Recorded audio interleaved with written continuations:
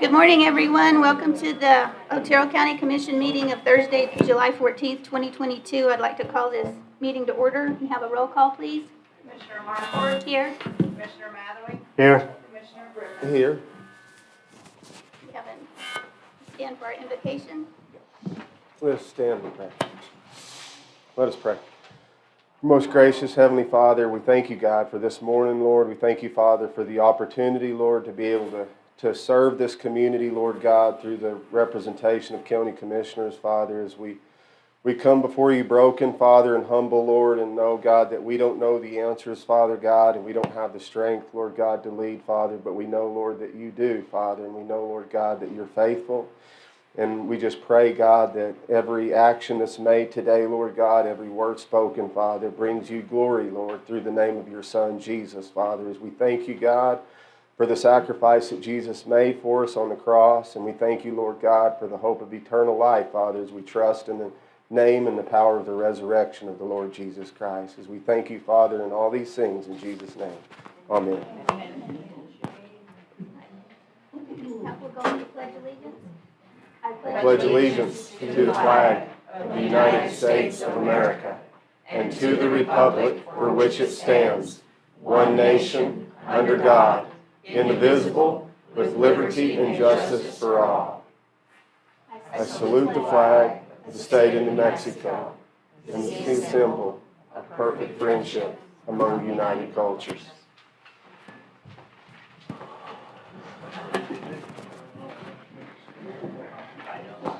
I'd like to make a motion to approve the agenda. Can I get a second? I'll second. All in favor? Aye. Aye.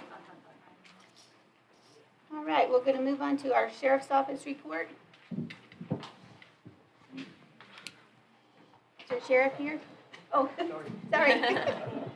You've already been working hard this morning.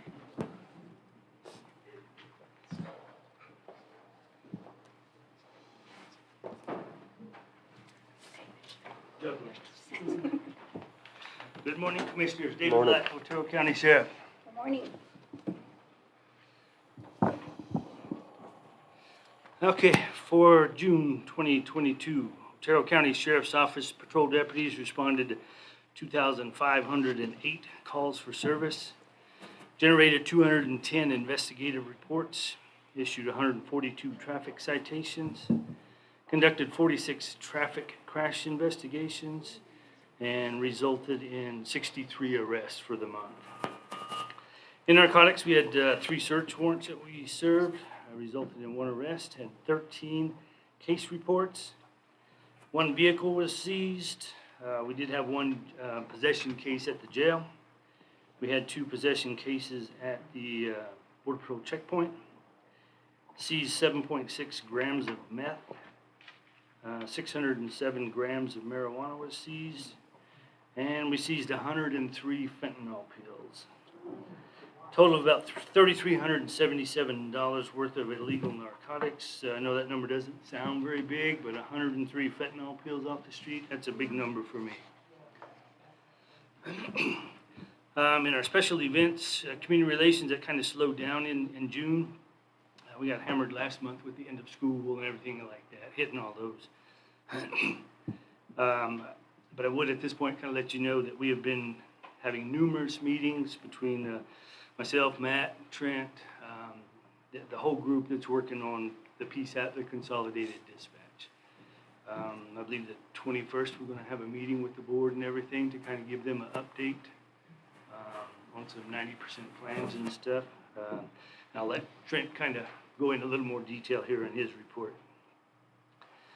Training for the month of June consisted of an update for all Sheriff's Office instructors.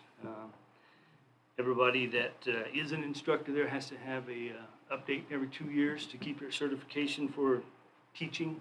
So we got them all through their update, their 2-year update.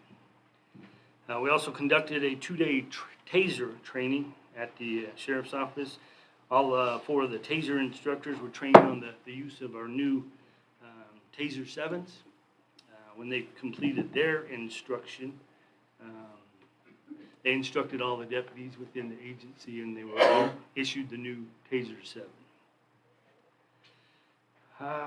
In June, I did have 2 deputies, David Kirkwood and Andres Perez.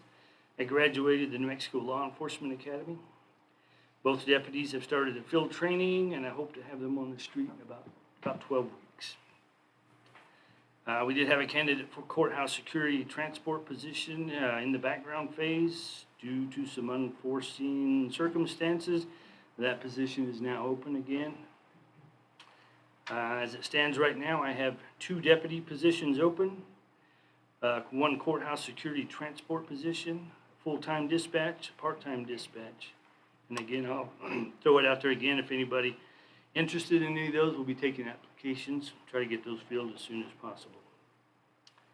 Last on our vehicles, we made a trip to Albuquerque and picked up 6 new vehicles. They're in the process now. We've kind of started the upfitting, getting those striped and get the emergency equipment and everything, getting that started on them. So that's about all I have. Got any questions? No, I think I've got any questions.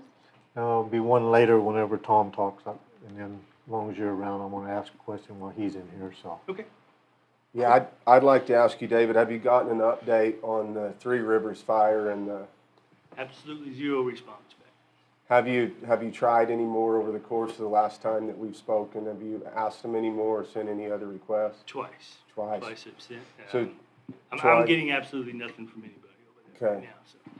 For the public that doesn't know, we've been trying now, what, Matt, for the last year to get a response back from the United States Forest Service on the cause of the Three Rivers fire. We know that this fire was human-caused because there wasn't any lightning or there wasn't anything that caused it naturally at that time. But we have tried over and over and over to get an update on where the Forest Service might be in an investigation, or just a simple response back if this fire was intentionally caused or an accident, which is very important to us in the county. And for our county sheriff to request this information and to not even have the respect of the Forest Service to get back to our county sheriff, I believe is just a disgrace in every way.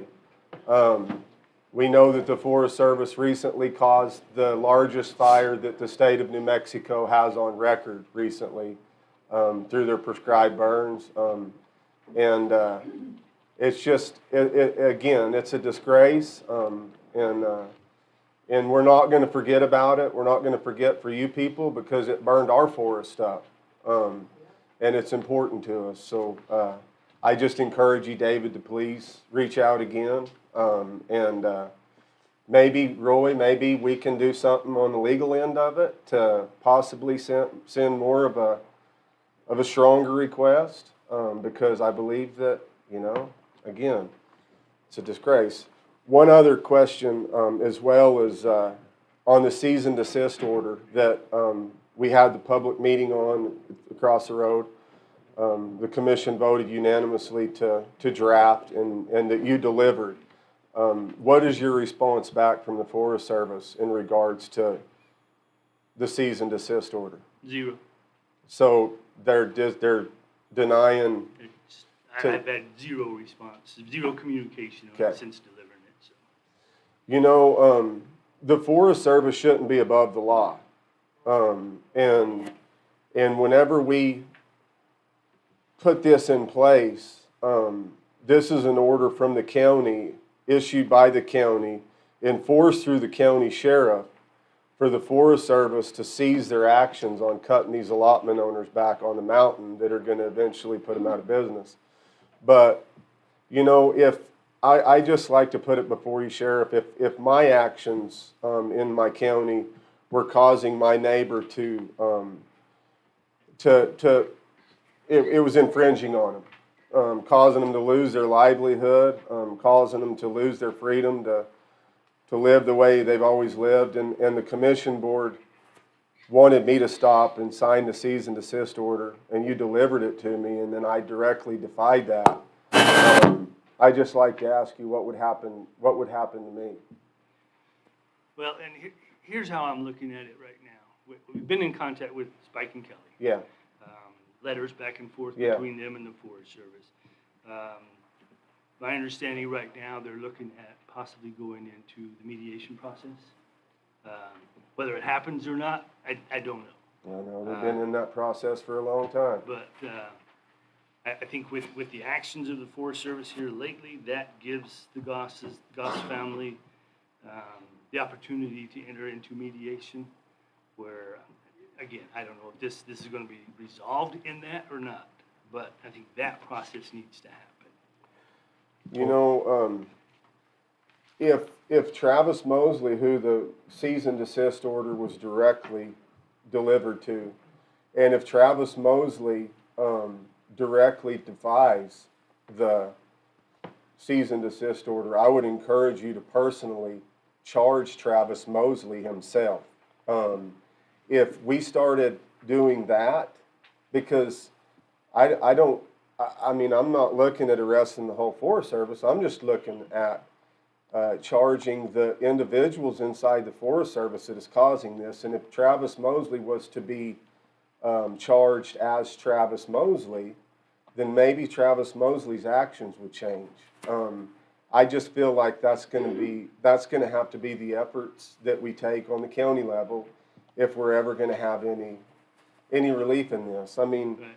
we look at what the Goss family's been through, and it's been going on for how many years, and how much mediation, and how much court, and how many good judgments have they received Right. through the courts. But yet the Forest Service directly ignores those and just keeps doing things the way they've always done. I think we need to get more heavy-handed on the county level, and I think that heavy-handedness needs to be pointed directly at whoever the supervisor is that's enforcing these measures that is devastating this family, and in this particular case, it's Travis Mosley. So I would encourage you. Well, and I'll tell you right now, as far as violations of the cease and desist order, Yeah. nothing has Okay. happened. Okay. Nothing has happened. No violations that Okay. I've seen. Again, I think this next process, this mediation process, they can get through that. If they can come up with some kind of agreement, cool. If it moves on to where they start moving cattle or something like that, then the ballgame changes. Yeah. Well, David, my understanding from the email I read, that process of the removal of the cattle is already implemented and in effect right now. Not that I'm aware of. It was a letter from Kelly. Let me see if I can find it real quick. Yeah, I read through the same letter that Gerald's referencing, and they've cut them back. In Kelly and Spike. I know on paper they've cut them Yeah, back. As but far as actions. actually moving cattle, Yeah. that, to my Yeah. knowledge, that has Yeah. not happened. And I And- don't anticipate that happening Yeah. until this next process Okay. is completed. And that would be the rubber meeting the road. You know, if they went up there and tried doing the same thing that they did to the Bundys out in Nevada, whenever they ran half of Cliven's cattle to death out of a helicopter, you know, and that would be when you know, the line needs to be drawn in the sand, and we need to do all we can from the county standpoint Right. to keep that from happening.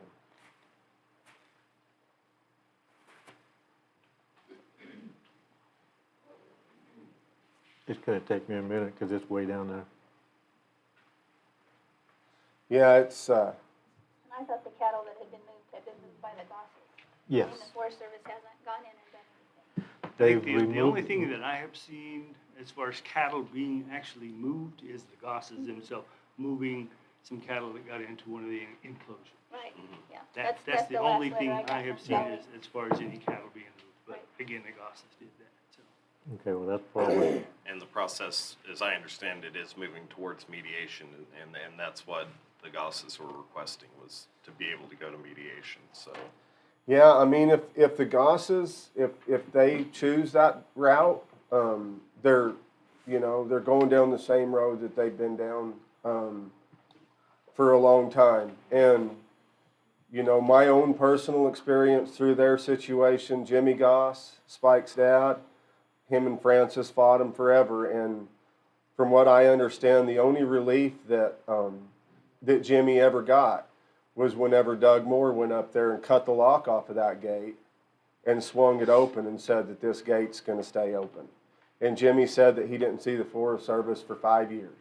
But what it took is it took the county, a county commissioner with the support of the county sheriff to go up there and take action on the ground. Now, if Doug would have went to the county attorney and said, what do you think about me cutting this lock off the gate? The county attorney would have went, oh, no, you can't do that. You're going to get in trouble, you're going to get us sued.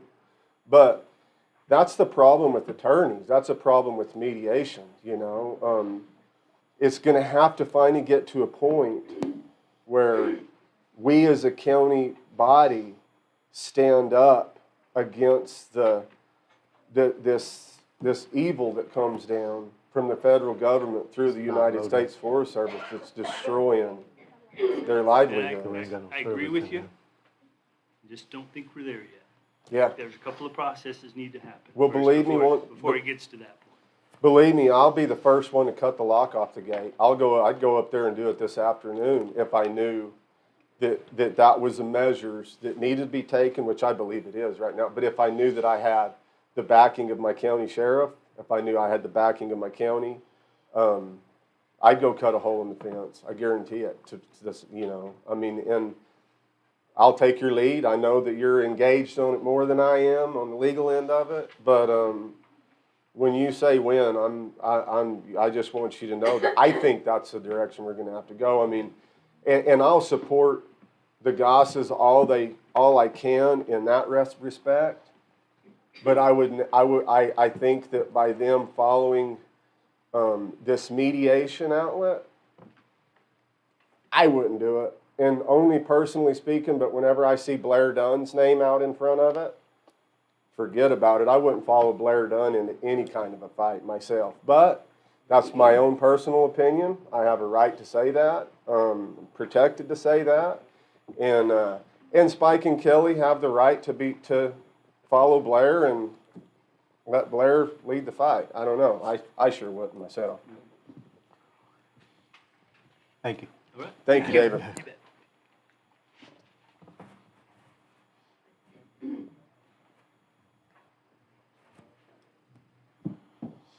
Morning, Commissioners. Morning, Park Matt. Emergency Services Director.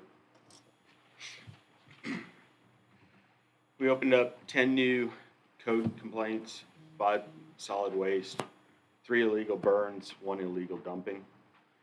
We completed 13 fire inspections. A lot of those were the fireworks stands, making sure they were in compliance.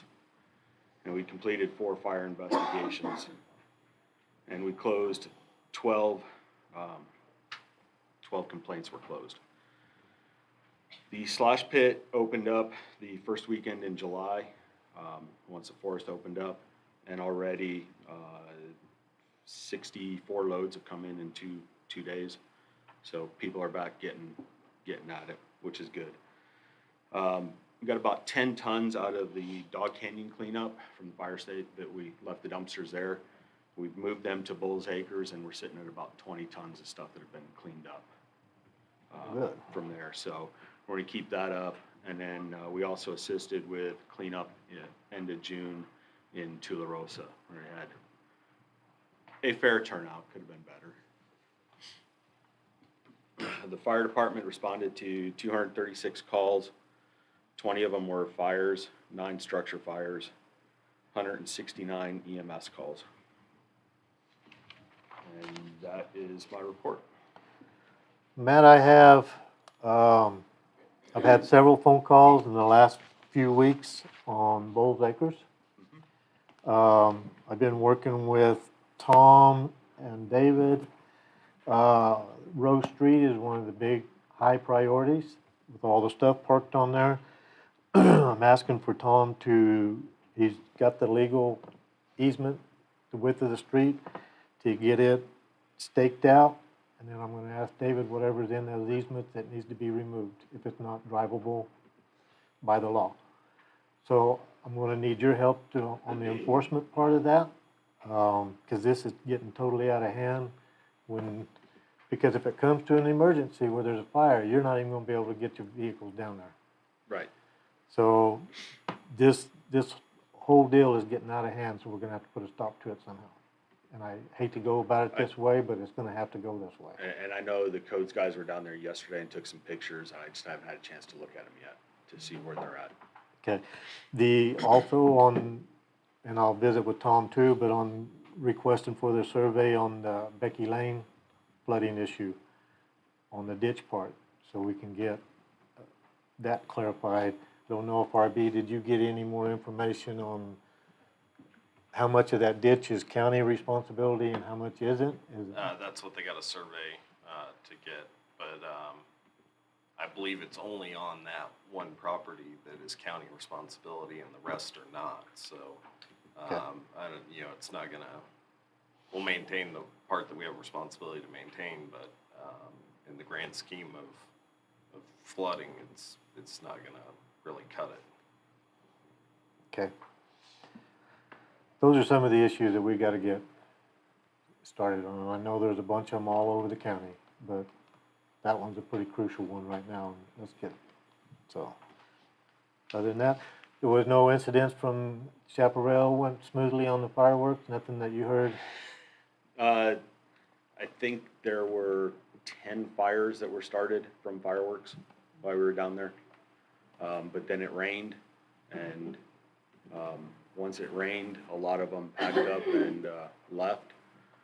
So it went from about a mile and a half down to about a quarter mile of 54 being used. Okay. Did the dumpsters, did they work good did anybody throw their trash in them? The dumpster that I saw was on Angelina and 54, and it was filled on Saturday, even before the 4th. Oh. And it looked like it was a lot of some construction and a lot of household.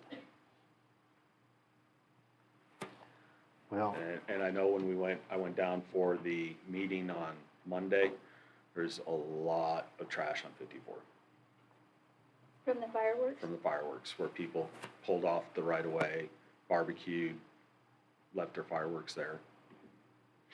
With the prison right there in Chaparral, is there ever any effort to reach out to maybe any worker programs out of the prison facility to go clean up some of the trash and stuff after the 4th of July? I have not reached out with them on that. I can definitely look into it. Maybe something next year, they've got a whole prison full of inmates right there that, maybe if there's trash left after the 4th of July, that'd be a great job for our inmates. Commissioner Griffin, I've asked that in the past, Uh-huh. and their answer was because of COVID. So now that that's different, Sure. it maybe it'll loosen up, and I'll ask again. Because I visit with them at the prison, so I'll ask again. See if that's a possibility. Okay. Thank you, Matt. Thanks, Matt. Think, Matt.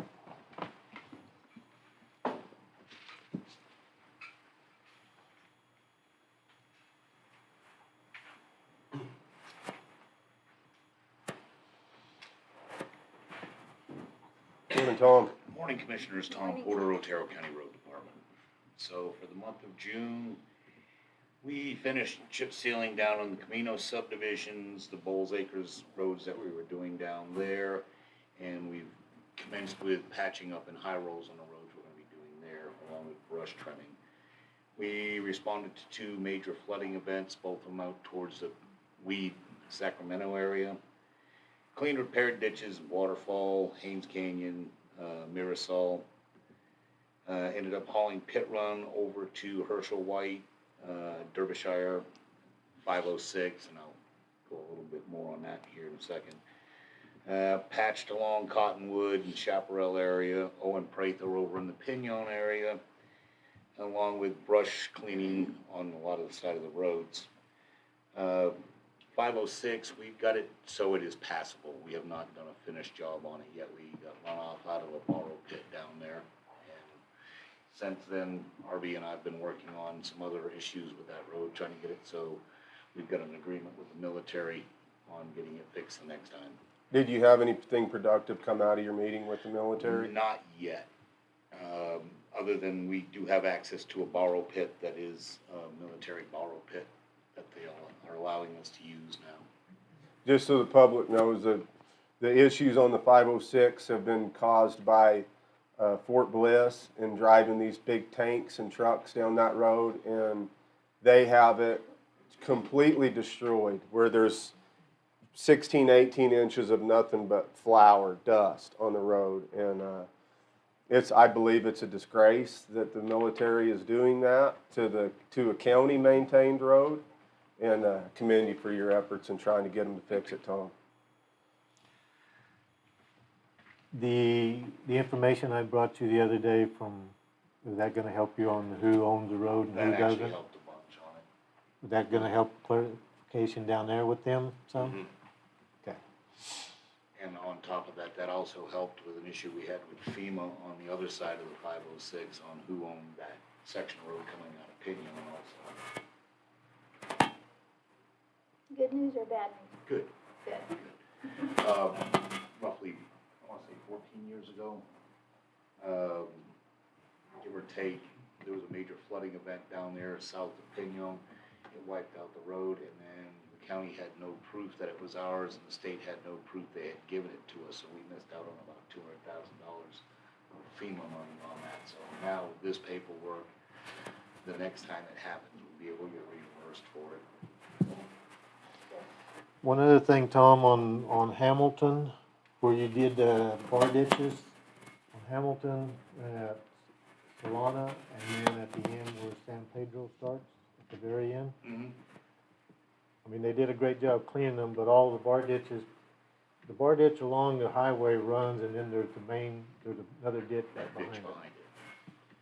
Well, all the water runs there with that fresh dirt that they did, and now it's blowing out and just covering up the road at San Pedro and Solana.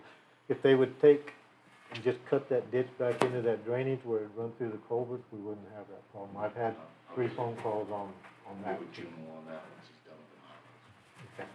So maybe if we can address that. And then the other deal I talked with Matt was the Rose Street deal. I still want all of us in that involvement.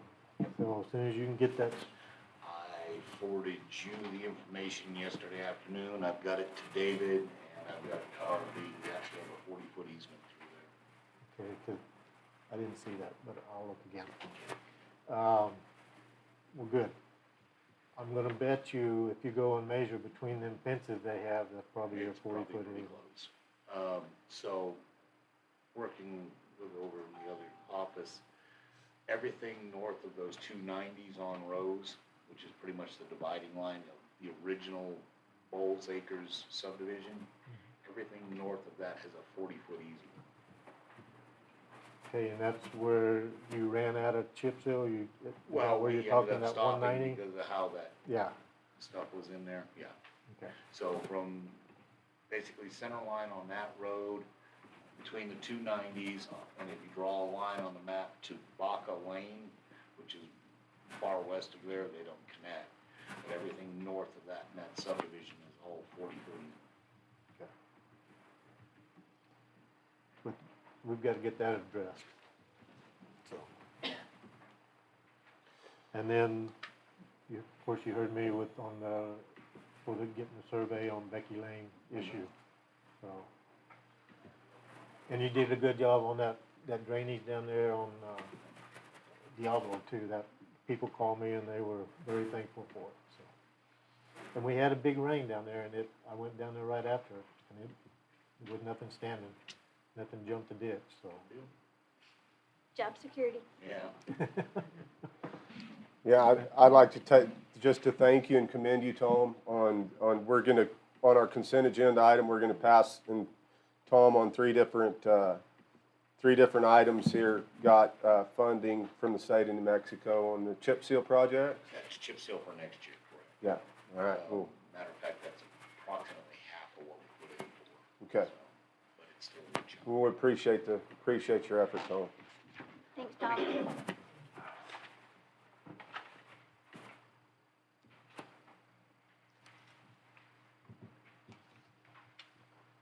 Is Trent around here somewhere?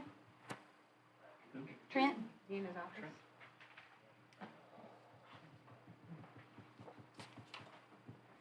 Welcome to the party. Good morning, Commissioners. Morning, Morning. Trent. Trent Parker, Project Manager. We've been really busy. The detention center, I'll start with it. Work in progress this past month is they got all the CMU walls up in the booking renovation area. And they've been primed, painted. We've got casework set. They're moving on along with the MEP, getting all of that stuff finished up. And so we'll be starting finishes real soon in that area. The existing rec yard, which was an outdoor, has now been covered and everything. That's all complete, and they're wanting to turn that over in the next couple days to us. So we'll have use of that area now.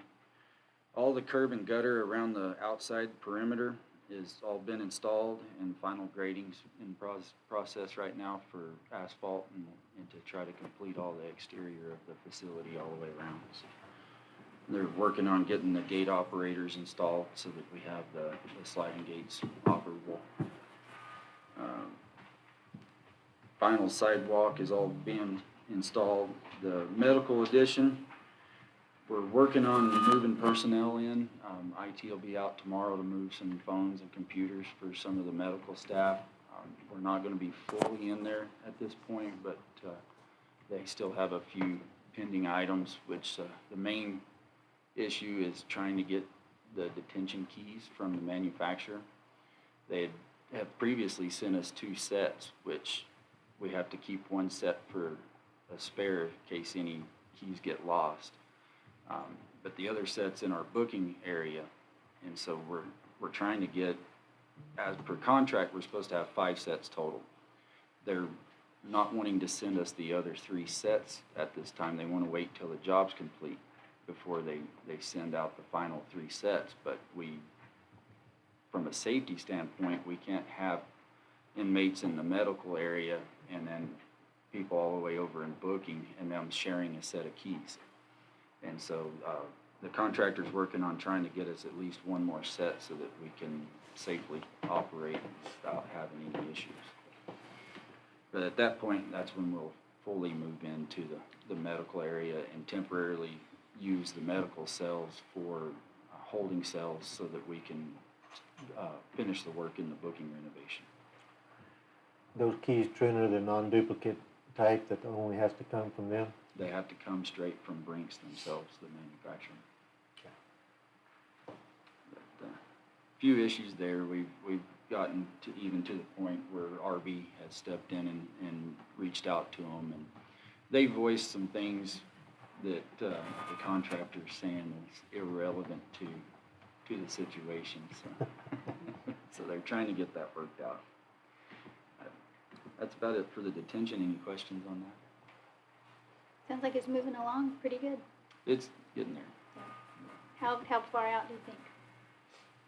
The current end date is August. I think we're going to be a little bit past that just because of this holdup with the keys. We've been a little over a month of not being able to get into the medical areas, so that's holding them up in other areas that we can't move out of. So I think we'll fall into probably September. They're not interchangeable keys, each one is different, Yeah, each one's different. of course. Now, the regular office doors and stuff like that's not an issue. It's the actual cells themselves and the controlled doors, everything that's controlled from master and stuff. So you have to have those backup keys in case of an emergency. All right, the Tiburon Fire Station, we finally got the overhead doors installed, and that job's complete. Next week we have a scheduled final walk of that project, and it'll be turned over to the department for use. That was a good one. Good stuff. What are they gonna do with the old fire station? Are they keeping it, or is it gonna get demoed? I think that, I have to ask Matt, I think that's still up for debate. Parts of it, and that was the whole reason for the new station, is parts of it's condemned and not supposed to be used at all. So there's been talks of demoing that. The chief up there wants to salvage the usable part of the building and kind of redo it to use for maintaining his vehicles, but I don't think that's in agreement with everybody. So we'll start looking into that soon and see what we can do, but we've got to get them moved across the street into the new station.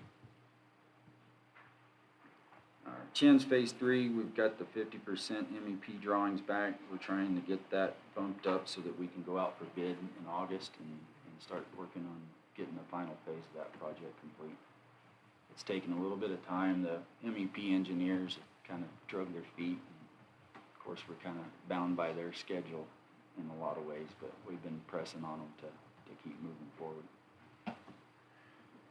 The EOC, we were on hold temporarily on it. We did some changing to add a backup PSAP area to that building that's in conjunction with the PSAP project that we have going on.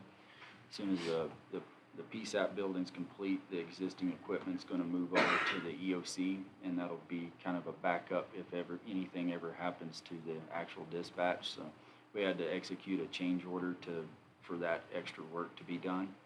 But they do have their roofing material and insulation on site, so they're fixing to start re-roofing that whole building, and that project will be back on schedule within the next week. That brings up the PSAP project. We have a real rapid pace going with our schedule for it. We're going to be receiving the 90% drawings by tomorrow. Next week they have a board meeting set up where we're going to present the design, the completed design to the board. Once it's approved, we can start working on the contract documents and get it ready to go out for bid. So that one's moving along good. I do want to say thank you to everybody that's been helping me, Sheriff and Sergeant Emery and everybody, Matt Clark, all of them. They've done a lot of help of we're trying to get all the groundwork done now so that we don't have any issues with the project. So they've been real helpful getting all the information I need on equipment and all that stuff so that we can get all of that drawn into the project. I know the dispatch supervisor's very happy. I said the dispatch supervisor's very happy. And then the last one is we went down this week, Eric, the Buildings and Grounds Superintendent and I, we went down and met with the manufacturer that supplied the product for the re-roof on the Otero County Prison. And we went down to do a 12-month warranty walk on that project. In review of that, there was a few items that had been suggested that we've suggested to the staff at the prison that when they're on the roof, we want them to, they've kind of beat it up a little bit around everything, all the units that they maintain on a regular basis. So we've urged them to use some mats and stuff to lay down to try to protect that roof so that we don't beat up our brand new roof. But, along with that, we had done, before that project was completed, we had Garland Company, the manufacturer, do a review of the rest of the roofs on the facility. On the east pod areas and west pod areas is the TPO roofing. At that time, the roofing was in pretty bad shape. Just 1 year later, while we were there, we went ahead and reevaluated that, and I've got a full report from them. But it's in really bad shape, the east side especially. That roof has really reached its life expectancy. Two of the corners from the last storm that came through has ripped the corners loose and has exposed the insulation and everything underneath it, which can cause us a lot of problems if we don't do something to address it. So we did provide them with some temporary fixes to patch it and to try to keep any moisture from getting where it shouldn't, but that's only going to last temporarily. Part of this report, Garland Company did produce some possible, three different fixes to try to repair these roofs without having to do a full tear off and replace. On the east end, they were suggesting an overlayment of a product on top just to go over the TPO, which is a lot easier than having to tear everything completely off, and that would come with a 25-year warranty. So we'd get quite a bit of life out of that existing roof. The other end is in a lot better shape, but they suggested a coating system on it, and that comes with a 15-year warranty. So we spoke with the warden while we were there, and they're pretty concerned about it. They do have some leaks on that east end. So we've got with them to try to fix those current issues, but it will be something that we'll have to address pretty soon. If not, it'll end up costing us a whole lot more money if we let it go. Did they give a cost estimate on that, on their options? Yes, and doing the overlayment on one end and the coating on the other end, we're looking at in the ballpark of right at $1 million to 1.1 million. But that's also encompassing in 70,000 square feet, so it's a lot of roof. I think that's about all I have.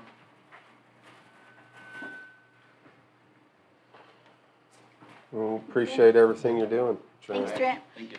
Thank you.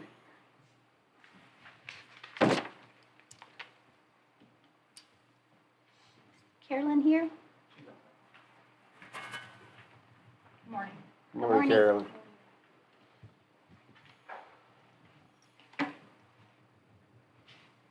Carolyn Barella, Correctional Services Director.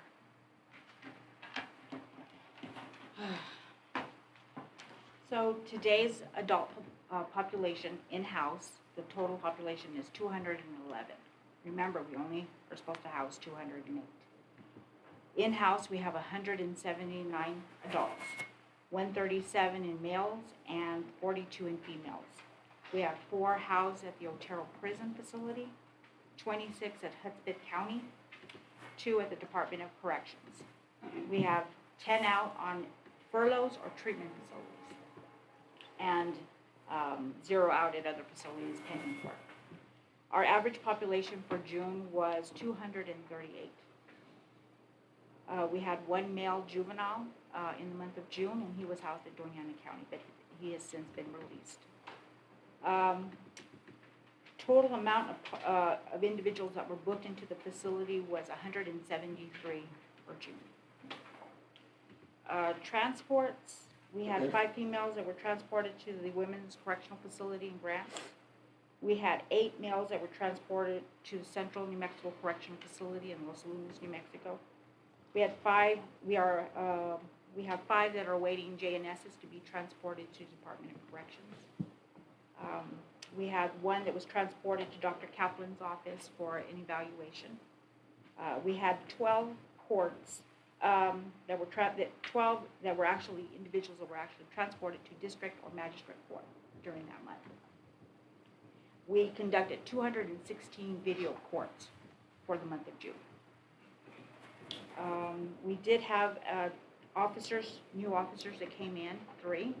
There was 2 of them went through the orientation the week of July 5th, and they completed that, so they are on the floor. However, we are still in crisis. We still don't have, every time we get new employees, we have some that leave. Right now, I have a total amount of employees, and this is counting administration, our front office, our maintenance. We have 35 total for that entire facility. I have 27 full-time detention officers, 1 part-time detention officer, and 25 vacancies. We had 1 retire, our booking sergeant, Anderson. She retired at the end of last month of June. We have 1 retiring this Monday. He is my transport corporal. We have 2 that are resigning and will be leaving next Saturday, is their last day. Can I ask you why they're resigning? Why they're resigning, I think that people are scared because they're so short-staffed, and they want to just get out. I think my personal opinion is that they just want to find something else where they're not maybe the only person on the floor. Because you don't know if everybody's going to come in on the shift.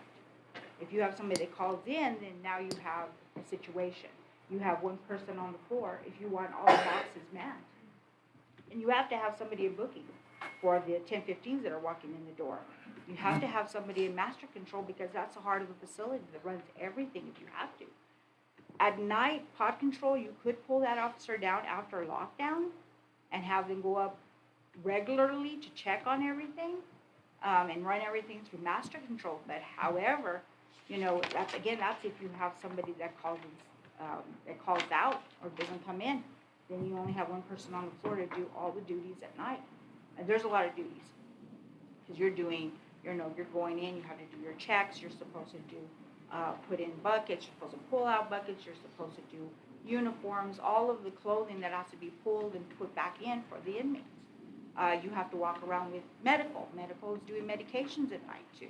There's a lot. You have attorneys that can come out till 8 o'clock at night and visit. So there is a lot. And then you have the 15s walking in the back door. So there's a lot that goes on, and it's hard to do with just 2 people on the floor. And this is, all the time. So right now we only have 5 people on a shift. If we're lucky and we have that part-timer, but he can't work very, very many hours, you get that extra one, you're lucky. Then you can actually get a few more things done. But, and I'll go through this here in a little bit, but, you lack in what you can do and what we can provide to the inmates because we don't have the staff. Pamela, we one time talked about trying to ask the National Guard, did that? RB actually spoke to someone and they basically stated that's not their job. I did tell them that I didn't think being school teachers was their job either, but there they are. So he didn't like that. But Good point. at least right now until this, because it's not just an Otero County situation, it's a statewide issue. Until it gets high enough on the governor's radar that she tells the adjutant general, you're going to man these detention centers while he still has, I don't know if it's he, while the adjutant general has the discretion, he's the individual in charge there is saying no. But if the governor gets involved, then she can direct them to do it. But we're not there yet, I guess. Can we send a letter to the governor asking her to get involved and requesting some help? We can, and what I was going to do is reach out to the manager's affiliate and see if everybody wanted, those that have detention facilities wanted to do a resolution, voted on by the board, and send to the governor as a group effort. We need to do something. During in June, we had an OCJCC meeting that consists of the magistrate, district judges, the public defender, adult probation and parole, sheriff's office, detention, public defender, other attorneys. And I did state in there that, our population was increasing and we have no place to move them to. We were starting to get really full. And I had reached out to Otero Prison and to the county wardens, but they're maxed. They can't take anybody. So we are, we would appreciate them reviewing their cases and looking at to see, if there's people that can be released or possibly released, because we just don't have any place to put them. So at that point, we were like at 199 in the facility. Dana Jones from the public defender did attempt to reach me, so we were playing phone tag. We're still playing phone tag to this day, to be able to sit down or at least talk about, our situation. And I know that she did speak with her staff and advised them to put in requests to the judges for releases on certain individuals. They needed to review their cases and see what they could do. Our numbers have gone down. There are, like I said, we were at 179. So that's better. It's better. It gives us more room, places to put people, because we have to look at everything. We have to look at affiliations. We have to look at if they're co-defendants, if they're enemies, their classification. You can't put a misdemeanor in with someone that's killed somebody or that is alleged to have killed somebody. So those are all the things that we have to take into consideration. Our numbers are a little down, so we're hoping we can stay at that point. I'll still plan on trying to reach Ms. Jones as soon as I get a chance, or she can reach me so that we can just talk a little bit, see what we can do. But, so I did explain over the population, the increase in population. I did explain to her that, to the whole meeting, the council, that we are understaffed as well.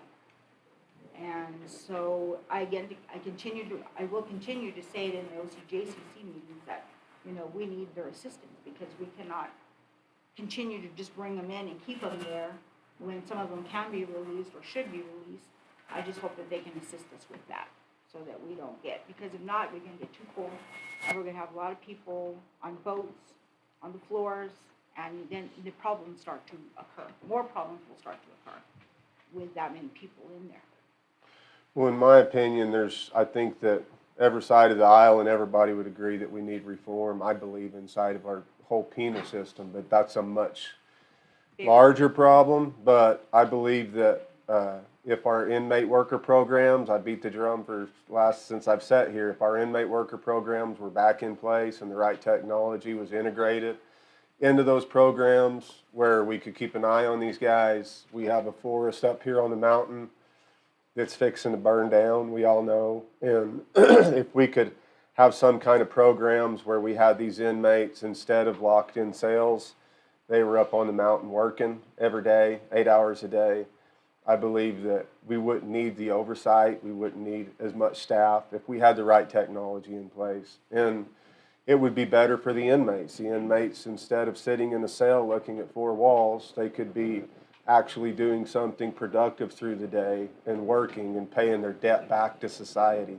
But again, that's a big program, and it's overreaching, as Pamela said, or you said, that every county is strapped right now. But if we had a governor that would look more down that road and how to integrate inmate worker programs to pay the debt back and curate our national forests, I believe we could accomplish what Trump was wanting to accomplish. But that just hadn't happened yet. Hopefully it will soon. So, just so that the commission knows, when we're short-staffed, everything is affected within the facility. Not only that we're short, but you have things that you can't get done. So you have the one thing, electronic monitoring. I'm not going to have a supervisor, because I'm not going to have any staff in transports anymore.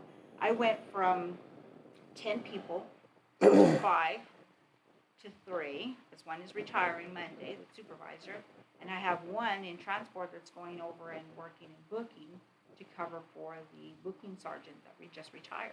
So now I'm going to have 2 transport officers. So there's no way to go out for them to go and do checks on these people if they're on the electronic monitor. I can't have them do checks on the people that are out on work release to make sure that they're at their sites, and be able to UA these people to make sure that they are staying on the right path. We can provide services within the facility, such as GED. The pastors can come out and visit during pastor days, but it is through glass.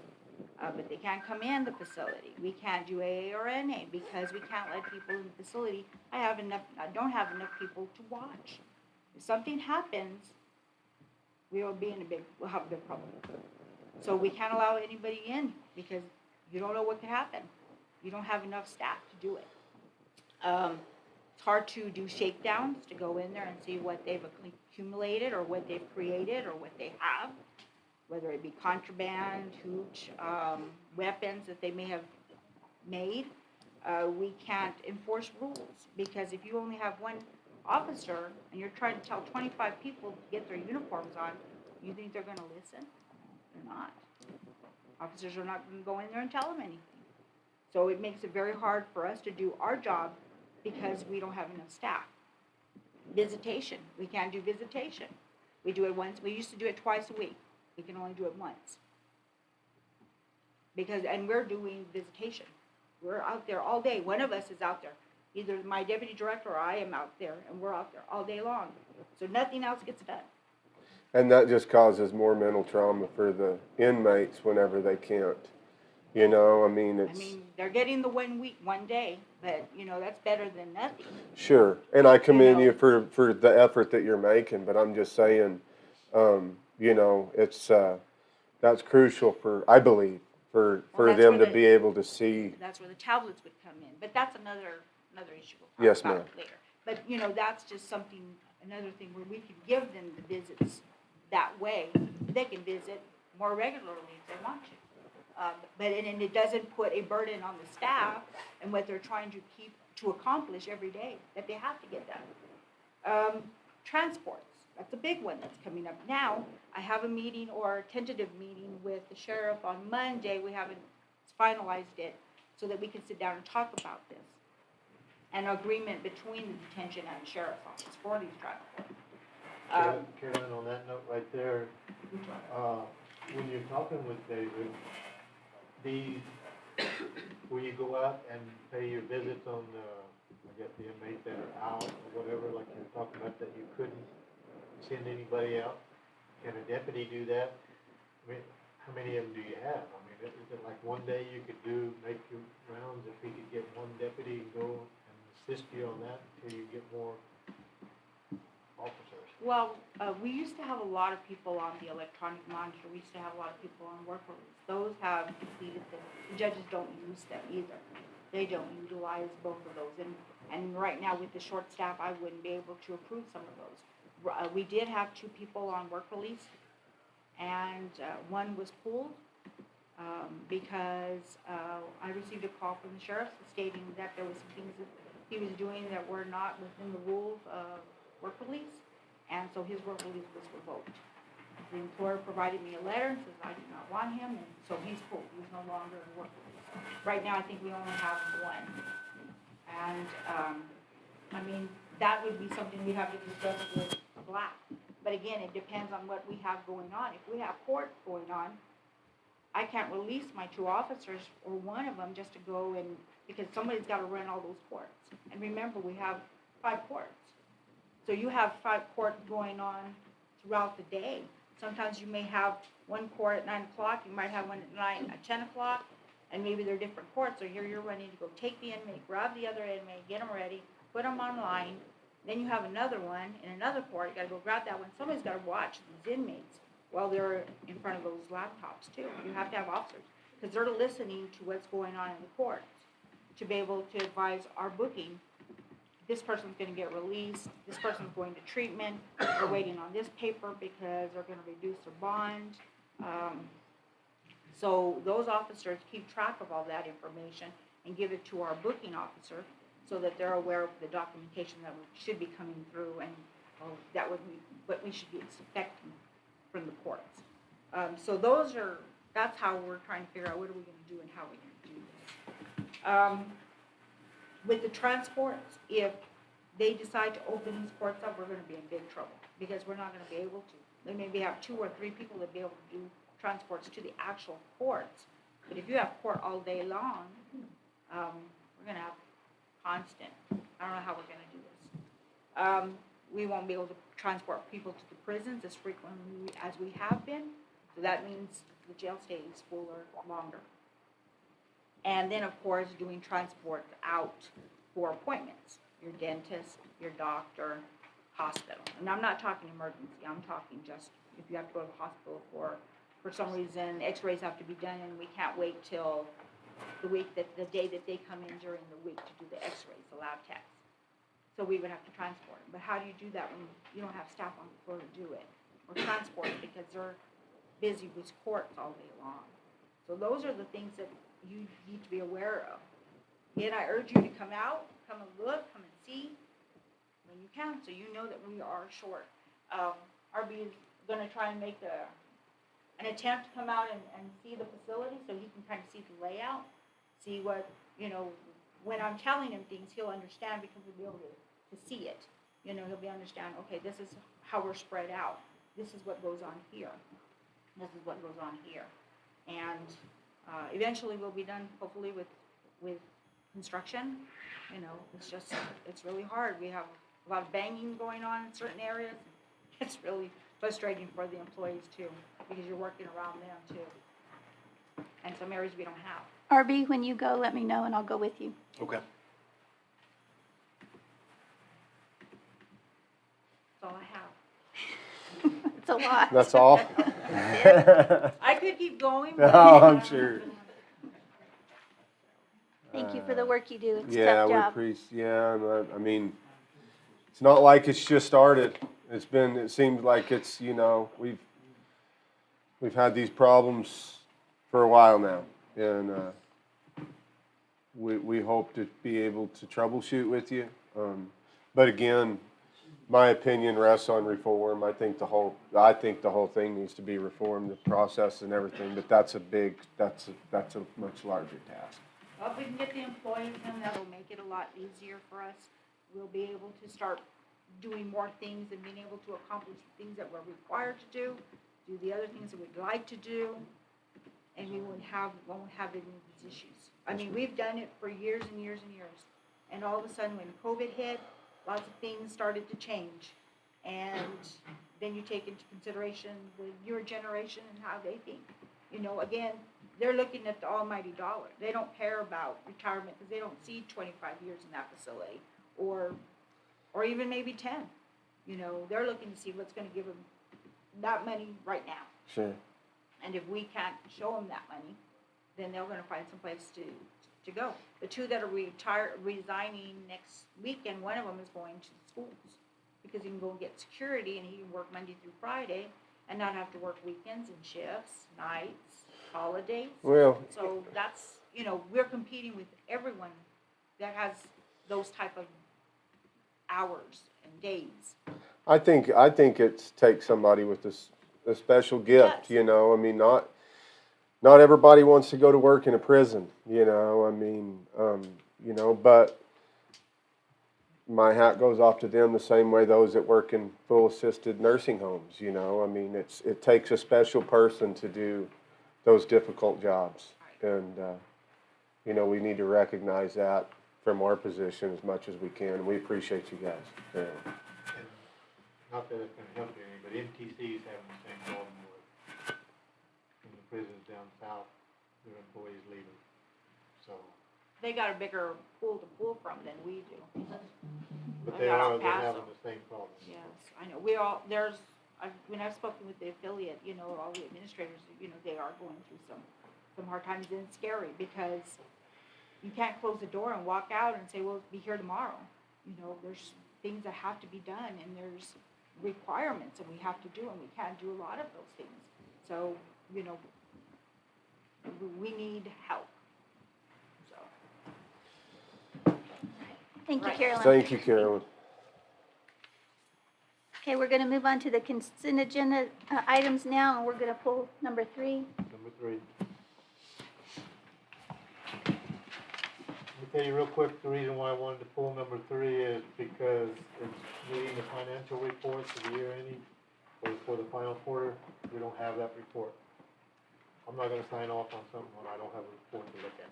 So Julianne and I thought this is also gonna pertain to item, new business item 18. Yes. We can pull both of those. We'll pull both of those. And then have a meeting on the 28th. We could have a meeting that morning. She'd have it all put together, and then we could approve it, look at it, and then it'd be good. Because that has to be done by the 30th, 31st.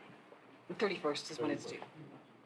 So that would give a couple days for any kind of a correction. Okay. All right. Okay, here we go. Consent agenda item number 1, request approval of the account payable bills number 48, 49, 50. There's 2 49s in there. 50, 51, and 52. Number 2, request approval of healthcare assistance claims and disposition claims for July 2022. Number 3, we're skipping that one. Number 4, request approval of resolution number 04-14-22/110-54, fiscal year 2021-2022 final budget adjustments. Number 5, request approval of resolution number 07-14-22/111-02 for the road fund program, L200587 for $74,173 for the school bus program. Number 6, request approval of resolution number 07-14-22/111-03 for the road fund program, L200587, cooperative agreement between Otero County and New Mexico Department of Transportation in the amount of $160,000. Number 7, request approval of resolution number 07-14-22/111-04, Road Fund Program L200581, cooperative agreement between Otero County and New Mexico Department of Transportation in the amount of $388,579. Number 8, request approval of June 9th, 2022 regular meeting minutes. Number 9, request approval of June 9th, 2022 special meeting minutes. Number 10, request approval of June 13th, 2022 special meeting minutes. Number 11, request approval of June 17th, 2022 emergency meeting minutes. Number 12, request approval to award sealed bid 22-026 inmate supplies to Charm Techs, Bob Barker, and Victory Supply LLC. This is a 1-year contract with the option to renew for an additional 3 years, not to exceed a total of 4 years. Number 13, request approval to award RFP 22-009 lease management of the Tularosa Historical Museum to the Tularosa Basin Historical Society for the amount of $71,150. This is a 1-year contract with the option to renew for an additional 3 years, not to exceed a total of 4 years.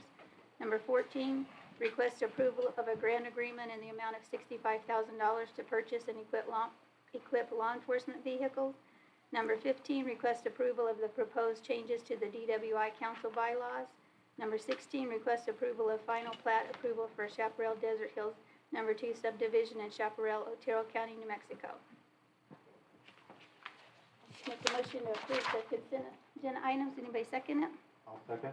All in favor? Aye. Aye. So moved. And I think we needed to sign some paperwork on these. Number 16, do we have that? Marvin McGee. We can all catch you at lunch or break or whenever, Okay. You don't want to split, Thanks, because we can do it whenever right now? you want. You're the boss. Well, if you want us to do it now, we'll zip through it and you can adios unless you want to stay. I'll do that too. Okay.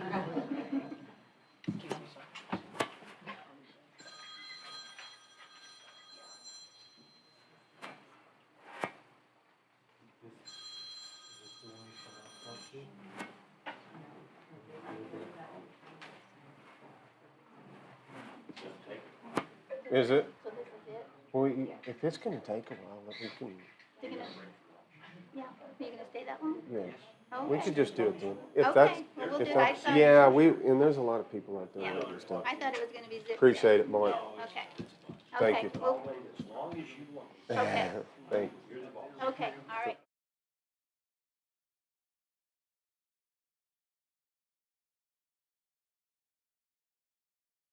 We're limiting this to 3 minutes because we've got a long list and we're not gonna comment on this. We're gonna let you guys have your time to speak and so that everybody can have their ideas heard. And we wanna keep this respectful. Everybody's very passionate about a lot of things going on in the country right now, so let's just be good to each other and be kind and let's just be nice.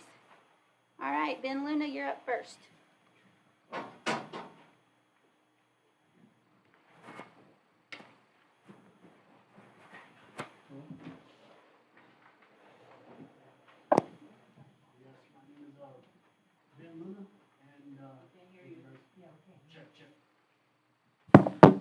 Okay, check. So, let me start my timer over. Yeah. RB's timing it, so we're. Oh, okay. All right, so I just want to kind of talk about some laws in our history. And so, before the Revolution, Great Britain had some laws. And one of those laws, or some of those laws, was you could sell your children.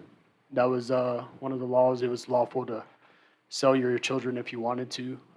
Nobody had ownership, so we know about that. You were all subjects under the king. And so everybody that was, whether you were a slave subject or a child being sold, you were all property to the king. Okay, nobody had ownership. And so those were some of the laws that we separated from. Okay, and so just because it was the law of the land then, it does not make it okay moving forward. And so the revolution obviously happened. We separated from a lot of different things. There was a writ of assistance. It was a blank search warrant. There was an argument of 1761 by James Otis. And pretty much he said that if your home is not your castle, then you're not free. Okay, so there were some bad laws in pre-revolution, but there was also some other laws. Sorry, I got to take a few deep breaths. Okay, so the First, Second, and Third Reich had some laws as well, and they were first beliefs, but they were turned into laws. So the First Reich, they established a state and church relationship. And so that was the church being dominated by the state. Okay, that was a form of government, and what the state said happened within the church as well. And so we have that as well. You know, separation of church and state was twisted, and it's not constitutional, but it was used, and it still is used, to where the state has power over the church to dictate their religious liberties. Okay, so this was in the First Reich. That was a law of the First Reich. The Second Reich was morality had to be a private issue, no longer in the public square. And they called it the doctrine of two spheres. And so in America, we removed the Ten Commandments from political buildings. We removed prayer and Bibles from schools. No longer could you speak about God in public assemblies. And so the Third Reich, we all know that one. And so Hitler had a stage. He had a nation that was prepared to receive him. And there was a lot of calamity. Jobs were very few. And so he started changing the Constitution to where he became the law. But then he started deeming religious liberties and everything against Mein Kampf against the law. But then he also changed the law to change a human race, no longer calling them humans, and that was the Jews. And so, Time. all right, Thanks, Ben. that's fine. Thank you. Thank you, Ben. Ken Payne?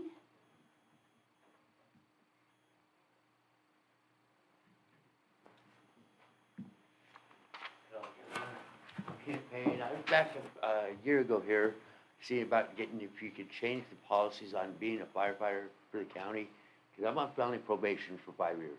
I told the judge, and I admitted I did get this officer person some drugs. They called it. I panicked for emergency for my brother for his health.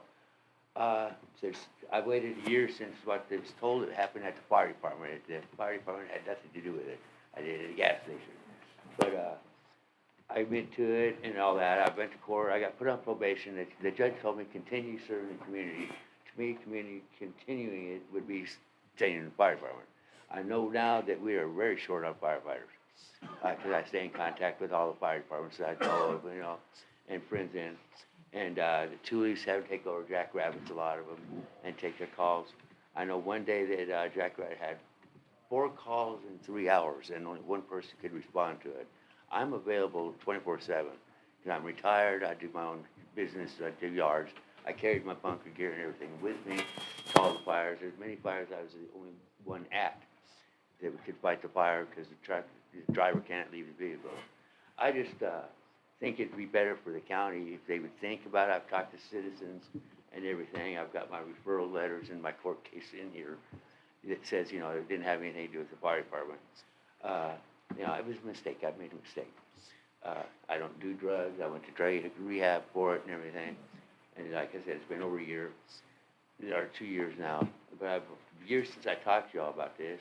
And I would just like you to consider changing the policy or going, each person wanting to be in the fire department, look at their case personally and see about, you know, I would see murders or something going on.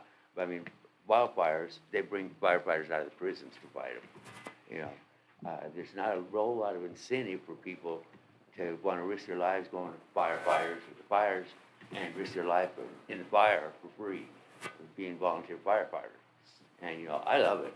I love it. And the way I felt about it is I know all the stuff I did when I was young and stupid, and I felt like I was paying my community back by doing it, you know, by doing volunteering for it. And like I said, I love doing it. So if I just wanted to bring it up to you all, and hopefully you would reconsider thinking about that. And if you wanted to look at my case and everything, I've got it all here, my reference letters. I've got them from fire chiefs, ex-officers, police officers. my customers, my yard business around the community out there. And if you want to talk to me about it more, let me know. But I just wanted to bring it up one more time and see about it, because I know we're in bad shape for firefighters right now. And that's all I have. Thank you. Thanks, Ken. Dick Williford?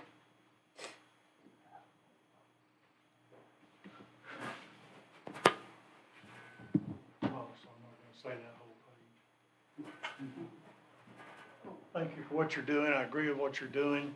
I do want to say very quickly that this is not a political issue. It's not a governmental issue. It's not a judicial issue. This issue, and I don't expect to change anybody's mind, I'm just speaking my piece. This issue goes back to biblical times. 73 times the Bible compares life and the womb as God's ordained way of sanctifying life. Over 20 times, over 24 times, God very plainly declares judgment on anybody who sheds innocent blood. There is no more innocent blood than an unborn child. I want to summation with one of the 73 verses. David said in Psalm 139:13, "You formed and wove me in my mother's womb. I give thanks unto you, for I am fearfully and wonderfully made." That's never changed. Life is God's gift. And in the earliest days, it's already been referred to, in 1771, one of the highest legal minds and most respected judges who had a great influence on the forming of our Constitution said this, and I quote, "Life is the immediate gift of God. It is inherent to every person, and it begins in the mother's womb. If a woman is with child and anyone kills that child in her womb, it is by the law homicide." And then a few years later, in 1804, one of the very first justices of the first U.S. Supreme Court, appointed by George Washington himself, a man named James Wilson. James Wilson signed both the Declaration of Independence and the Constitution.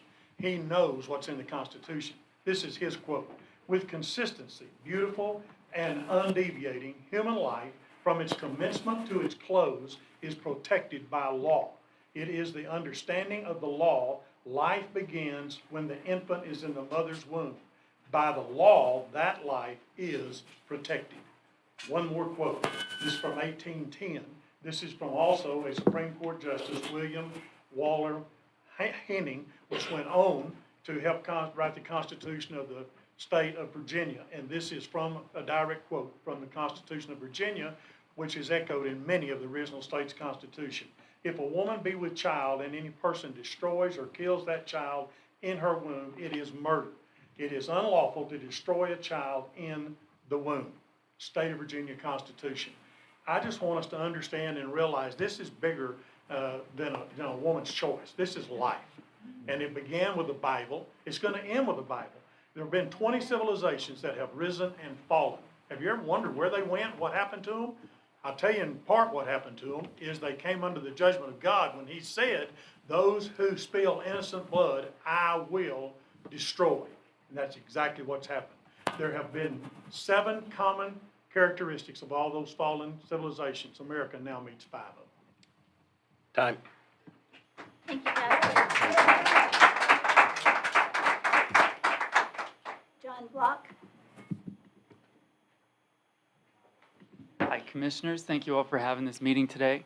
I just first of all wanted to thank you for items 20 and 21 about election integrity. I think it's so important what you're talking about. We need fair elections. In 2020, the election was stolen from the people of the United States. And President Trump, who rightly won that election, that was stolen.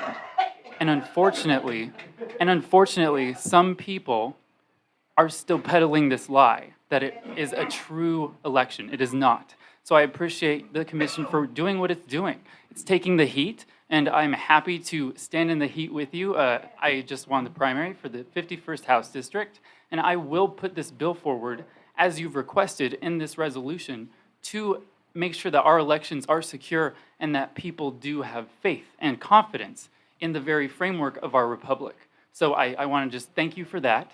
And then secondly, I just want to talk about item number 23, a sanctuary for the unborn. As you know, I am a pro-life advocate. I believe that life is precious at all stages. And as Ben Luna was talking about earlier, this is really a genocide against a certain class of individuals. Because if you look at Nazi Germany, for instance, they started dehumanizing people, and that's how they started killing them. And in this country, there's over 64 million babies who have been murdered in the womb since Roe v. Wade. And praise the Lord that the Supreme Court just was smart enough to do what they had to do in order to reverse that horrific decision that had the blood of millions of humans on them. So I'm sure today you will hear some things from radical left-wing pro-abortion extremists talking about how they need the right to choose. But it's never a right to choose if that baby doesn't have the choice. That child is sacred. We were all at a certain stage that is being killed today. And from conception to natural death, I truly believe that us Americans, we need that protection. So I think that this is a great first step. I am so proud to live here in Otero County. I'm so proud of all my commissioners and all the good work that they're doing to fight and make sure that the voice of our people is heard. And I will do whatever I can in my capacity to make sure that that voice here in Otero County is represented in Santa Fe and across the nation, because life is very precious and we need to protect it at every single stage. So thank you all so much.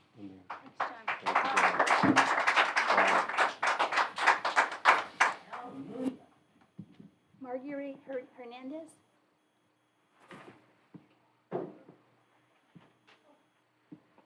Marjorie Hernandez. Marguerite Hernandez. Oh, I'm sorry.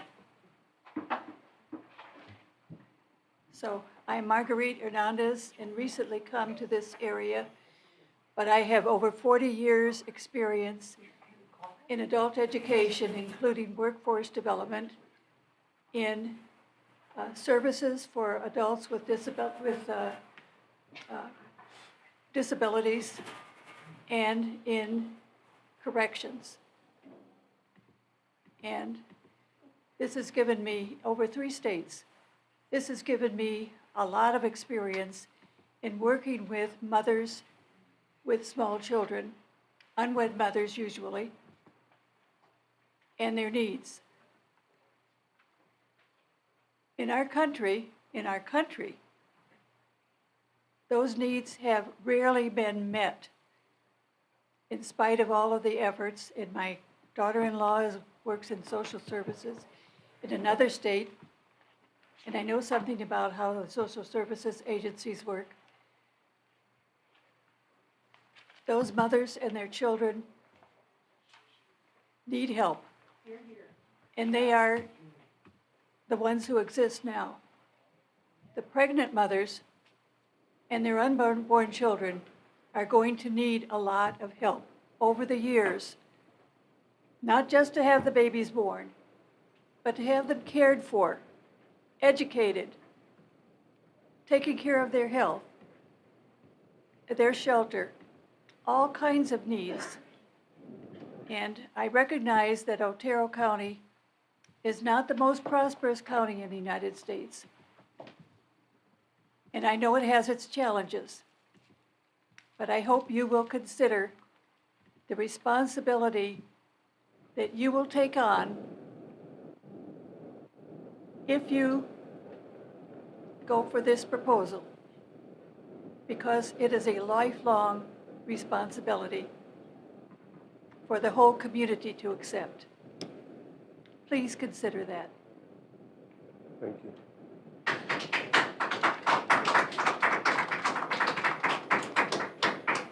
Michael Drinkwater? Good morning, Commissioners. Good morning. I'd like to speak to resolution number 71422, 11109. I think that it's a disingenuous and misguided political stunt. Religiously, I think that it misrepresents the faith of Jesus Christ and the people and culture he was born into while he was alive. The Old Testament very carefully outlines capital offenses. There are dozens of them. You can get stoned for talking back to your parents. You cannot get stoned for causing a woman to miscarry. Abortion is outlined as a civil offense according to Exodus 20. The commissioner for District 2, who ironically put forward this resolution, has violated more commandments with capital offenses while on camera than a woman seeking to make the right decision for her own body. But the real grounds for my objection is a moral one. This commission does not deserve to pass this resolution, particularly when it states that the BOCCC affirms the sanctity of life and dignity of every human being from before birth until a natural death. I've seen no evidence that this commission believes this and affirms these things. And in fact, I was surprised to hear this, as this commission has repeatedly chosen to spend county resources on personal vendettas, political agendas, trips out of state, and personal legal expenses, rather than the needs of our citizens. They leave that to organizations, poor ones like mine, who clothe, house, and feed those in our community who fall through the cracks. If the BOCC did affirm these things, why haven't we seen more initiatives which reflect these values? And if they do not affirm these things and yet still pass this resolution, then they are more guilty of denying Jesus by their actions than any poor woman considering the termination of a pregnancy to make the best decision for her family or herself. Amen. Amen.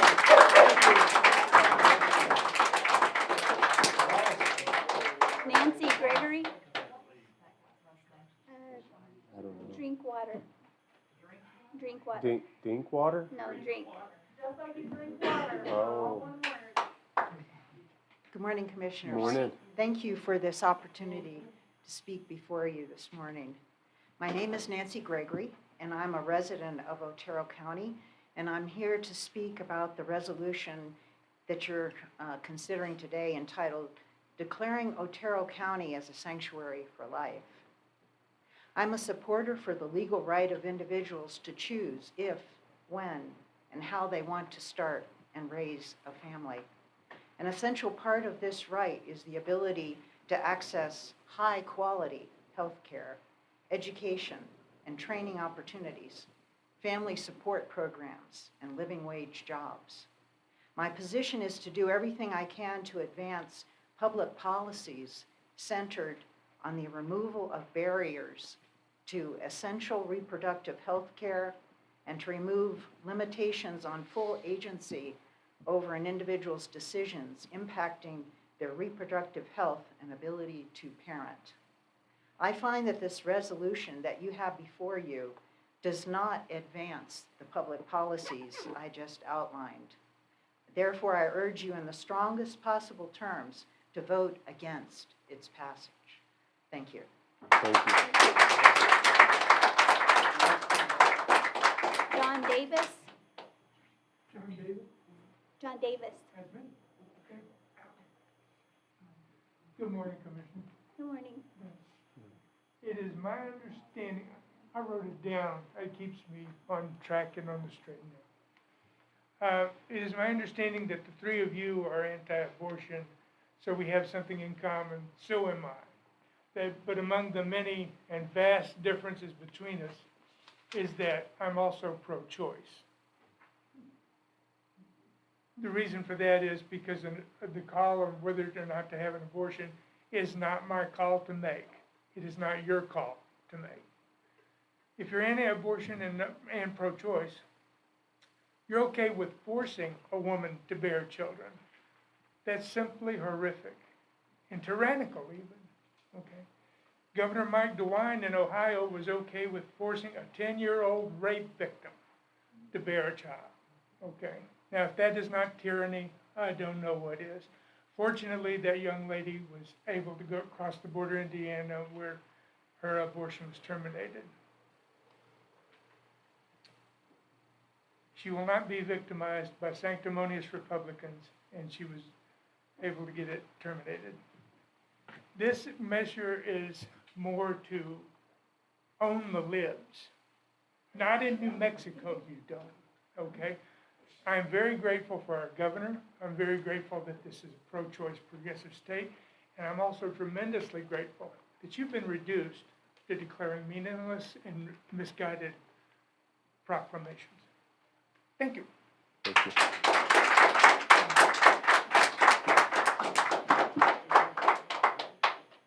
Is it Shayna Young?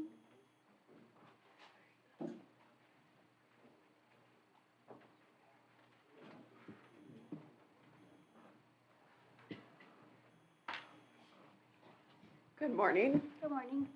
My name is Shayna Young. I'm here to speak on the abortion issue. There's this concept that I'm sure everyone is aware of here. We're all adults, we're all smart, called bodily autonomy. That means, like, you cannot take anything from my body without my permission. Even if someone was dying beside me and they needed, like, a blood transfusion, they cannot take my blood without my permission, even though it's an uninvasive procedure. Telling people that they must sacrifice their bodily autonomy for 9 months to say what you view as another human life is unethical. You can't even ask people to sacrifice bodily autonomy to give up organs they are not using anymore after they have died. You need to be a registered organ donor in order to take those organs from them. You are asking pregnant people to accept less bodily autonomy than we grant to dead bodies. Additionally, this law is extremely one-sided towards Christianity. It makes Jews, Muslims, Hindus, Mormons, among others, unable to practice their own religion. Specifically speaking on Jewish culture, it does state that a fetus is part of the mother's body. The mother has every right to terminate anything within her body. They do not consider life to begin at conception. They consider life to begin at birth. So having this proposal put in place will infringe upon the religious rights of other groups and focuses solely on Christian rights. I am not Christian. I am atheist. I don't prescribe to any religion. You cannot force me to prescribe to your religion's rules. I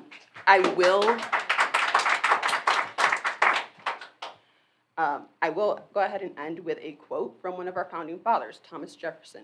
Christianity neither is nor ever was a part of the common law. Thank you.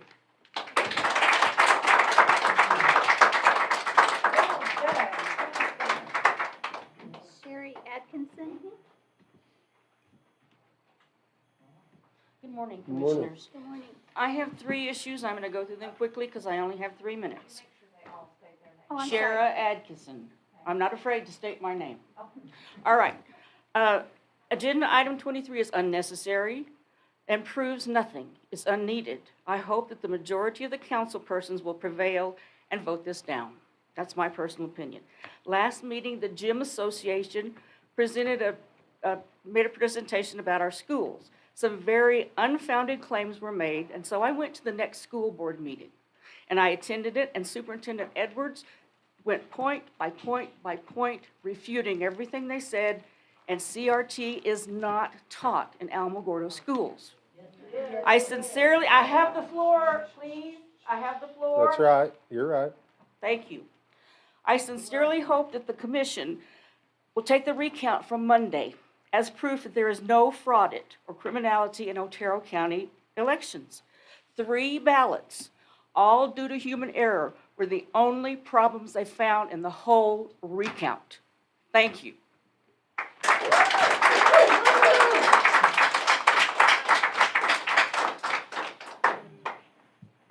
Maddox Ridge.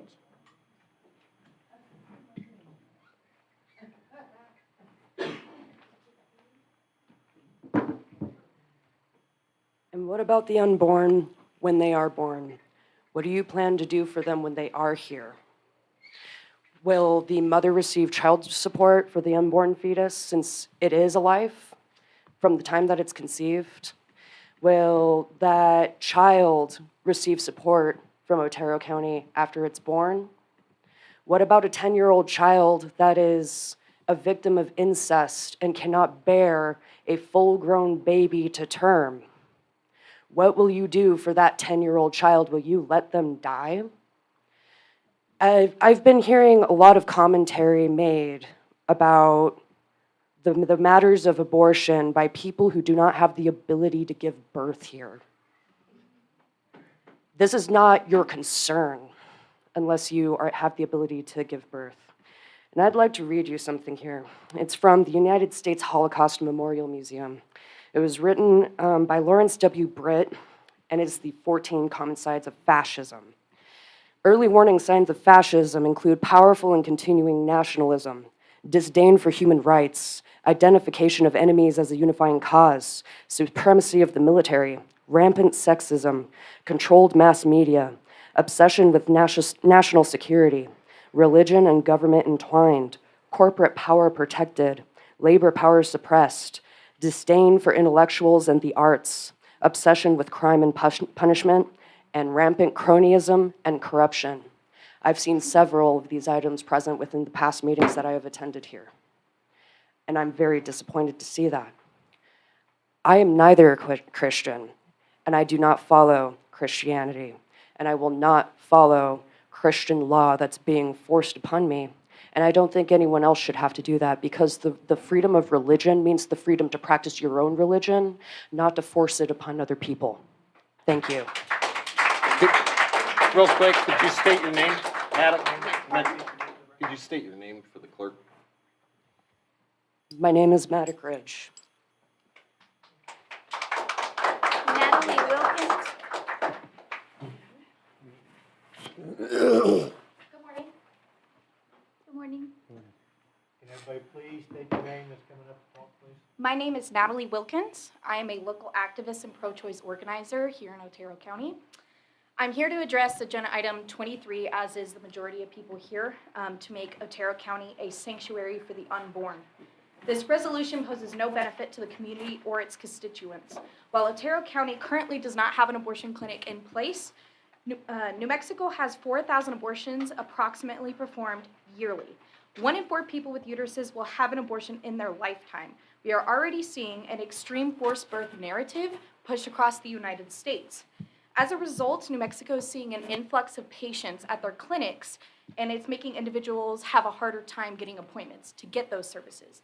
This isn't only scary for those traveling across state lines, it's difficult for people in the state to get appointments as well. This is dangerous. So this is going to extremely affect our community, especially people of color and individuals who have a low-income background. They'll have even more restricted access to abortion care. Supporting abortion bans shows the lack of support for people who are capable of pregnancy in your community. Passing this resolution is dangerous. A study found that pregnancy-related deaths will skyrocket by 21% after Roe v. Wade was overturned and abortion bans are implemented across the United States. That is not pro-life. Declaring Otero County a sanctuary for the unborn does not provide any benefit for our community, nor does it represent our values. Passing such proposal will suggest your lack of support for your community. Part of the proposal reads, "We stand in full agreement as a body of commissioners. We will protect and sustain life at every stage."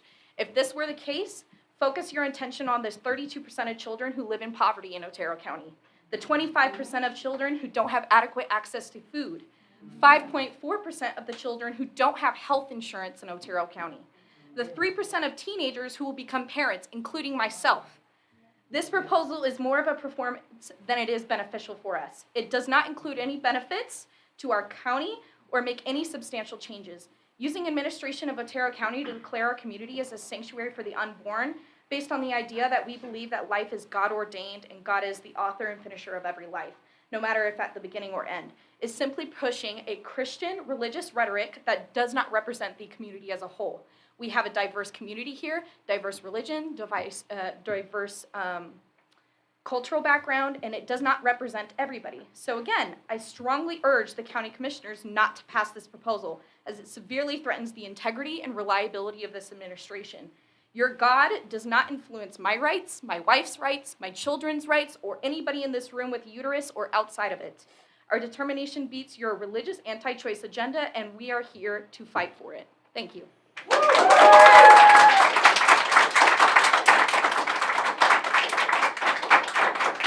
Stan Hernandez. Stan Hernandez? Dan Hernandez? No, Stan. Oh, Stan. Yeah, Stan. Hi, Stan. Commissioners? State your name for the record, please. Just in the mic. Sure, Stan Hernandez here in Otero, resident, retired. And basically, I'm going to echo some of the things that we've been talking about, the item 23 on the resolution for the sanctity for unborn life. It's a very divisive issue, and it's a horrendous responsibility that the county is sort of endorsing. But again, the people who've had experience in social services and in education, they're in health and providing dental and on and on and on. There's a lot that follows that. I mean, once you commit to unborn life and you're going to protect it, that's nice, but then there's all these budget issues, and as we keep hearing in commission meeting after commission meeting and coming through the reports, all the departments are strapped for money, for personnel, for expertise, for trying to compete with everybody else that's out there hiring. And that's coming also to healthcare, and that's coming also to insurance and dental and everything else that goes with women, infants and children, food stamps, temporary assistance to needy families, and on and on and on. So when you sign up for some of these issues, you're buying a lot more than you might think you are. And the only thing I would echo is that you really need to think very carefully what the follow-through, what the add-ons are when you make these kinds of open-ended commitments. That's all. Thank you very much. Thank you. Marlo Bennett.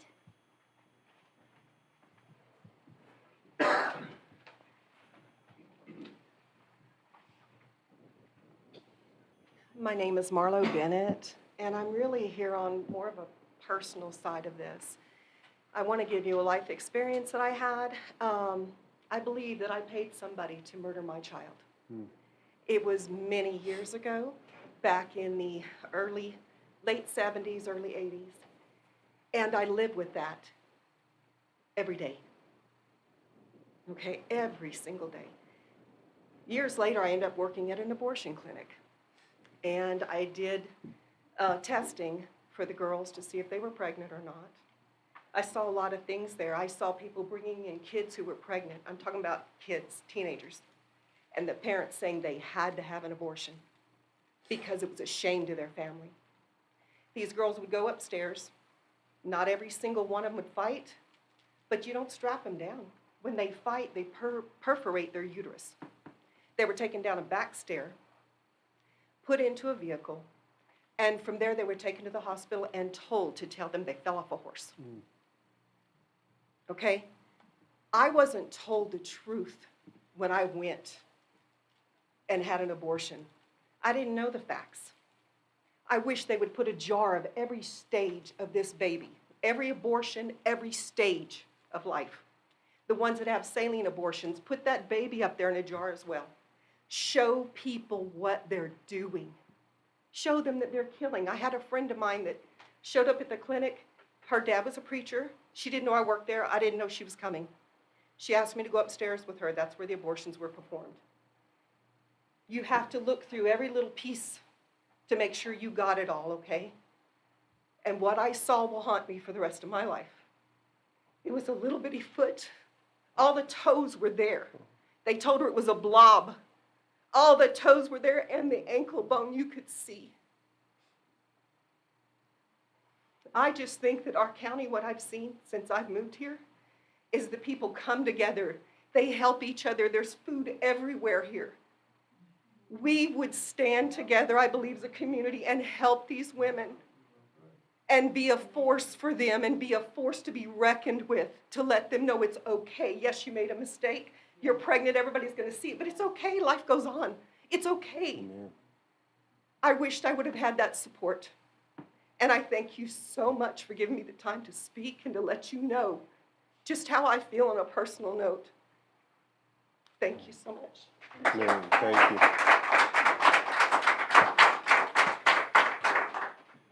Sarah Drinkwater?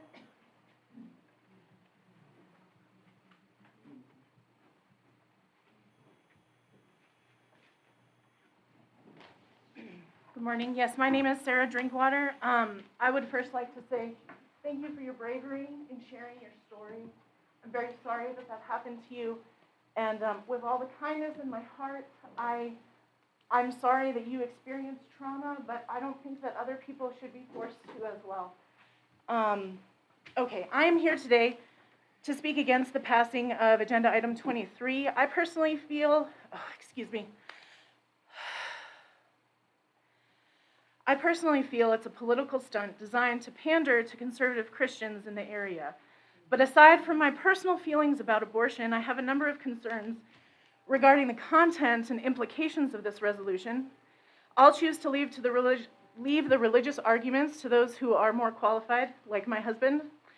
But I know in my heart of hearts that this is not what Jesus would want. Jesus would respect the right of every human to have autonomy over their body and their life, but I will share my concerns with some of the verbiage in your proposed resolution. There are multiple paragraphs referencing the Constitution, but much like the tendency of conservative Christians to cherry-pick Bible verses that they claim support their argument against abortion, the referenced constitutional amendments are certainly not the only ones applicable to the issue, and your interpretation of them is biased towards your preferred conclusion. Certainly the same is true of me, but I'm not the elected official here, okay? Your duty is to remain unbiased and to follow the law and the Constitution. Setting aside the fact that certain members of this body empirically struggle with this already, I'd like to address some issues with the constitutional approach to this argument. Please note, I am not a constitutional scholar, just a citizen.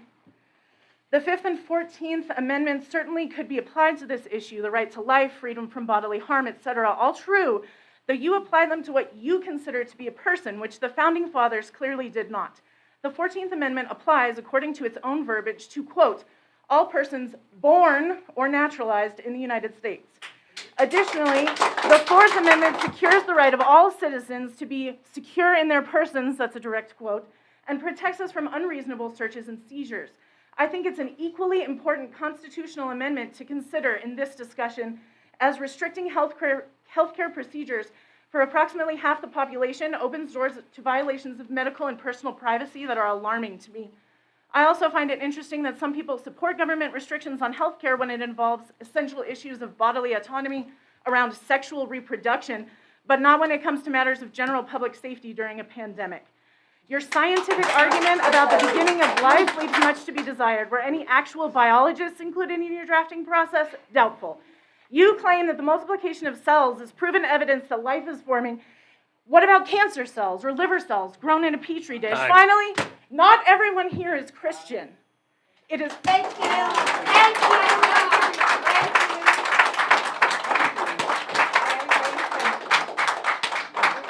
Saul Harris? Yes, I'm sure he will. You as well. Saul Harris?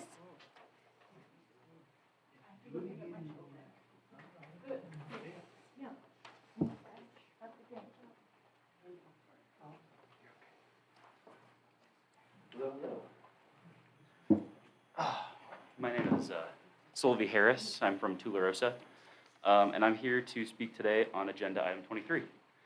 So the commissioner who wrote this proposal cites direction from God frequently for his reasoning to enact this proposal. So question to you guys. You guys all respect the words of our founding fathers and the way they wanted our country to be run and operated, right? Right? Okay. All right, I'm going to read some quotes by them. Some of the greatest philosophers of all time.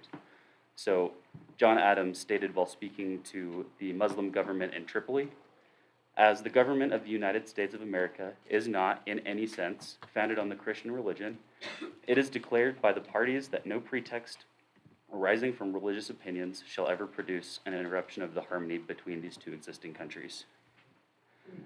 One of my favorite philosophers, Thomas Paine, said, "One good school teacher is worth 100 priests." in a letter objecting to the conflation of government and religion, James Madison stated, "The purpose of separation of church and state is to keep forever from these shores the ceaseless strife that has soaked the soil of Europe in blood for centuries." Thomas Paine again states in the Book of Reasons, "Persecution is not an original feature in any religion, but it is always the strongly marked feature of all religions established by law." Thomas Jefferson, in one of his private letters, wrote, "I contemplate with sovereign reverence that act of the whole American people, which declared that their legislators should make no law respecting an establishment of religion or prohibiting the free exercise thereof, thus building a wall of separation between church and state." Finally, Jefferson's metaphor of a wall of separation has been cited repeatedly by the U.S. Supreme Court. In Reynolds versus the United States in 1879, the court wrote that Jefferson's comments may be accepted almost as an authoritative declaration of the scope and the effect of the First Amendment. In Everson versus Board of Education in 1947, Justice Hugo Black wrote, in the words of Thomas Jefferson, "The clause against establishment of religion by law was intended to erect a wall of separation between church and state." You can all personally be opposed to abortion for religious reasons. That is your right. That is the right of everyone in this room. You have the right not to get an abortion. You spoke earlier about being worried that you were infringing upon the rights of your neighbors. Well, given the precedent our founders and the Supreme Court has set, you bringing your religion into legislating anti-abortion measures is infringing upon your neighbors. You have the freedom to practice your religion, but not governed by it. Also, I'll tack on the end here that Numbers chapter 5, verses 19 through 22 outlines both when and how abortions should be performed. Thank you.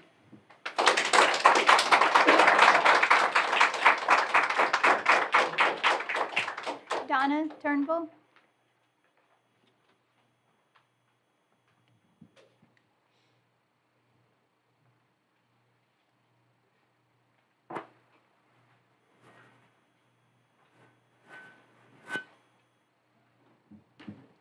My name is Donna Turnbull. I'm here in reference to 21 and 23, and I know that there are a lot of voices here, and I know there are even more voices that are not here that would have loved to have been in the room.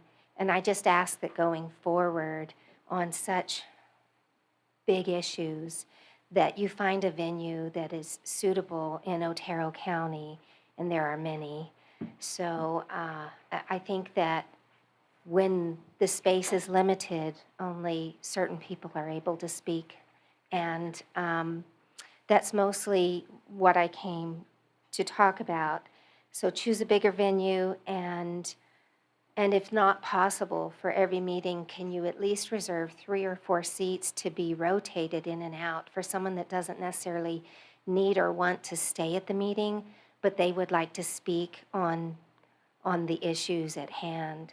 And then lastly, I appreciate all of the deputies out front, and I wish they could keep a list of those that leave. Not a list of those that leave, but a list of those that would like to come in, so when someone leaves, they can just simply call a number. They can't be sitting in the sun, they could be in their cars, and then they could come in and speak and then leave. So there should be room for those 3 or 4 people could be rotating out, and maybe that's in place, but it's not in place today. And lastly,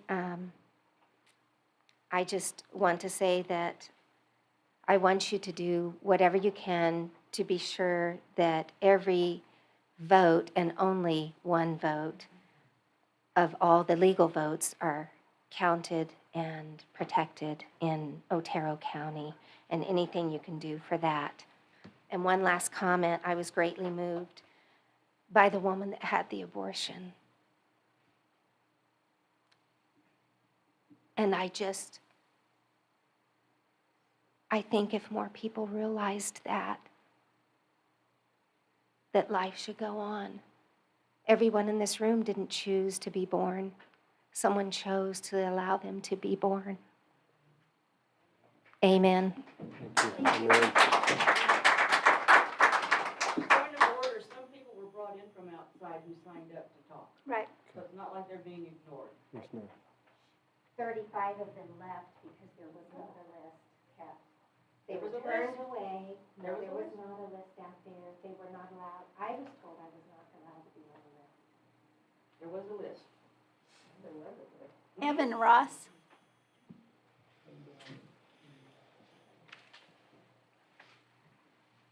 Howdy, y'all. My name's Evan. I actually moved out here about 2 years ago from Bakersfield, California. It's really good to be around a lot of people that I consider parts of my community. Namely, everybody behind me and everybody at home and at work today. I'd like to thank the kid in the green shirt for referencing how othering people often leads to revoking their rights, how that leads to, what was it, genocide from Nazis that you're talking about? Yeah. So, yeah. I didn't have a speech plan or anything. I'm just kind of pissed off, honestly. I can't speak on behalf of birthing people. I can't do it. But I am a queer in this community, and I've been watching these videos of the live streams and stuff, and I've seen you go on tirades about how we shouldn't be seen in the education system, how books regarding us should be taken out of the library. What about those kids? And if you're going to be up here trying to raise money for your personal defense, how dare you do that simultaneously while there are kids hungry? What about those kids, Coy? And y'all would know better because you sit up there with them. You don't say anything. You let him disparage members of our community. You guys get up there and you try and control members of our community. You posture, you ramble, and a lot of it's hateful. Now, a lot of these things came out of his mouth, and I know you're going to be gone soon. But if you sit up there and don't disagree with it, don't voice it, then you might as well have said it yourself. Thank you.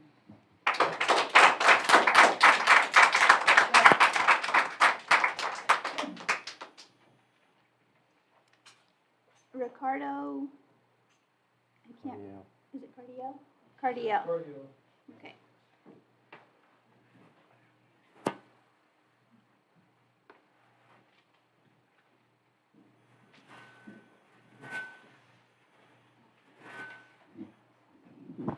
For the record, my name is Ricardo Cardiel. And I'm not a philosopher. I am not a priest or a rabbi.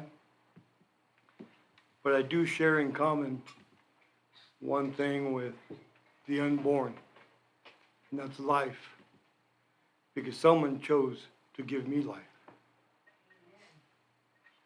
Now, there was a situation when I was young where that almost did not happen with one of my siblings. The doctor had told my mother and my father that either my mother was going to die or my sister was going to die, or both. My father tried to convince my mother that he couldn't raise the other 7 children without her help, so they needed to abort. Well, my mother's answer to that was, again in Christianity, which most of you aren't, obviously, but my father kept telling my mother, let's have this abortion that the doctor is recommending, because I can't raise these other children without you. My mother's answer to that was, God will decide when it's the time. Neither you nor I have the right to take this life and discard it like it was trash, like it was never meant to be. Well, thank God for my mother's decision, because my sister now is a working member of society, has done great things for her family and for others. Had my mother gone through with what the doctor, as a professional, had decided, then my sister and the siblings that followed would not be here today. So, as a member of the Living Society, I thank God and I thank you for the decision of proposing such a venue. Thank you.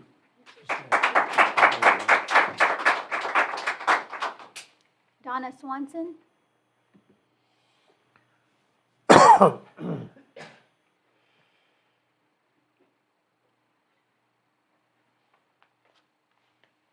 Hello there. I'm Morning. Donna Swanson. I want to say that I'm here for agendas numbers 20, 21, and 23. I think we're wasting a lot of time on things we could be doing otherwise, just to vote against things that really have not much impact on Otero County, but are posturing.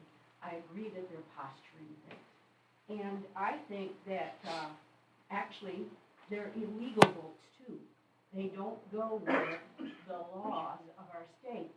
And so I wonder why we're focused on illegal votes in this particular chamber so much. I think that maybe our focus should shift toward the health and well-being of the people of Otero County. I've said to you that I don't think I'm being listened to. I said that at another time. I told you that at least 3 of my ancestors signed some of the founding documents. And I've been here a long time too. And I think that we should also be a part of who is listened to in Otero County. We do live here. I know what the Otero County Comprehensive Guide says, and it does say that you need to be focused on the safety and well-being of the community. And I'm not certain that you're doing that. Now, as far as elections, for 4 days, my votes did not count. Neither did anybody in Otero County's votes count. That's shameful to have this back on the agenda. Shameful. As far as agenda item number 23, I need to tell you my personal story. When I was a young woman, I had 2 children already. My husband was in seminary. I am a Christian. I've heard a lot about Christians and what we should be thinking and believing, but there's other sides to the story, and I'm well aware of it. Well, I'm running out of time. Well, what happened was I had a child with anencephaly. I was poor. My husband was in seminary. If I had the opportunity, I would have had an abortion. Reason being, I watched my kindergarten child walk backwards and sit against the wall in shock. I watched my 11-year-old tell me, when I grow up, I'm going to raise monkeys. And I think there's a lot to this issue that you're not thinking about. A child with anencephaly cannot live. And there's no way the child could live. The child was born, I was poor, I didn't have the sonogram. I know, I'm out of time. And the reason was I was poor. There's a lot you're not thinking about when you vote on this issue. My name again is Donna Swanson. Please be a part of our county and think about all the people, not the few. Please focus on your comprehensive guide where it says over and over again, health and well-being of our citizens.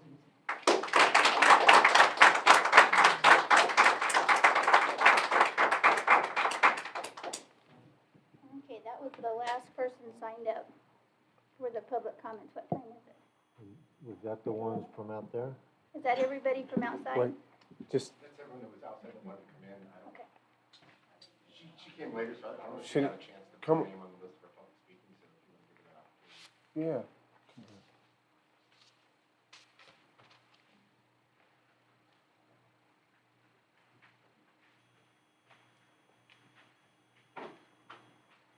Hello. Hello. My name's Jane Richardson, and I'm the director of the Pregnancy Help Center. I have been working with young women and unplanned pregnancies since 1990. Been in the trenches with these young women, It is a tough thing. It's a very scary situation for women to face. You can see there's a lot of emotions surrounding this issue today. And I just want to say that the center that I work with, Pregnancy Help Center, has been very well supported by the community here. There's a lot of resources for women. And our heart is that they would know that there is a future and a hope. It is a very difficult and complicated issue. And there are people that are poor, there are people that are on drugs, and we do need to be doing everything that we can to have answers and come alongside these girls that are facing these unwanted pregnancies. We have some services. We do free pregnancy testing. We offer an ultrasound. We want girls to know, approximately how far they are in their pregnancy, that it is a viable pregnancy. We provide a caring place for them. We're not there to judge. We just want them to know that there are resources. We do a service called Building Blocks Exchange, so that moms and dads can come in and feel empowered if they are struggling with, I don't feel like I can do this. If they're struggling with, I feel like I need support, I need people I could talk to. If they feel like they don't know how they're going to provide, we're not a long-term answer, but there are baby items and stuff that they can get through the Building Blocks Exchange. So I know a lot of people here maybe aren't Christians, and that is a whole group of our citizens here. I do encourage you, though, to think about, when does life begin? And this is a scientific study that life begins when cells begin to divide. There is scientific evidence about that, and I think we have to decide, do we want to be a culture of life, or do we want to be a culture of death? And can we come alongside these women and help them know that there's answers? I had a gal come into our center one time, and she was 8 months pregnant and had chosen to have an abortion because she was pregnant. Time. And she was struggling over her decision to have an abortion. I thought she would be struggling over, the rape, but she kept talking about that and how that was hard. Sorry, And, your time. I don't think you heard him. He said it was time. I'm sorry. Thank you.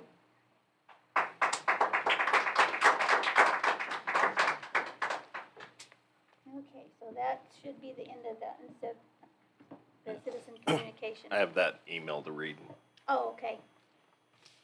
So this email is from David Dewey, and he sent this email requesting it become part of the record of the meeting today. It says, your decision to review and possible implement anti-abortion laws in Otero County is against the Constitution. Our U.S. Constitution and our New Mexico Constitution expressly state there will be a separation of church and state, that no laws shall be based on religious standards. That is one of the main reasons why our forefathers left England and wrote our Declaration of Independence, and our Constitution was to get away from religious laws and persecution in England. We are backtracking in this country, and it is being caused by the religious right in this country. Whether you like it or not, you as elected commissioners are not allowed to pass any laws based on religious basis of why that law should be passed. If you do not abandon this unlawful passing of a law based on religious beliefs on the citizens of Otero County, I will make it one of my priorities with other like-minded people in Otero County to make sure you're not reelected in November, and should you be reelected, be one of a group of people that will have you recalled. I thought after the last fiasco of embarrassing Otero County and Alamogordo around the world and trying to refuse the election results in Otero County, you would have learned your lesson. You do not, and I repeat, you do not represent the majority of the people in Otero County, only a minority. I am not the only one in Otero County that has had enough of the right-wing evangelists in this county trying to pass laws to make us adhere to their religious beliefs. In addition, you're setting yourself to possibly be sued for such unlawful action you are taking in using religion to pass laws for all of the people. You simply cannot do that. There is separation of church and state. David Dewey.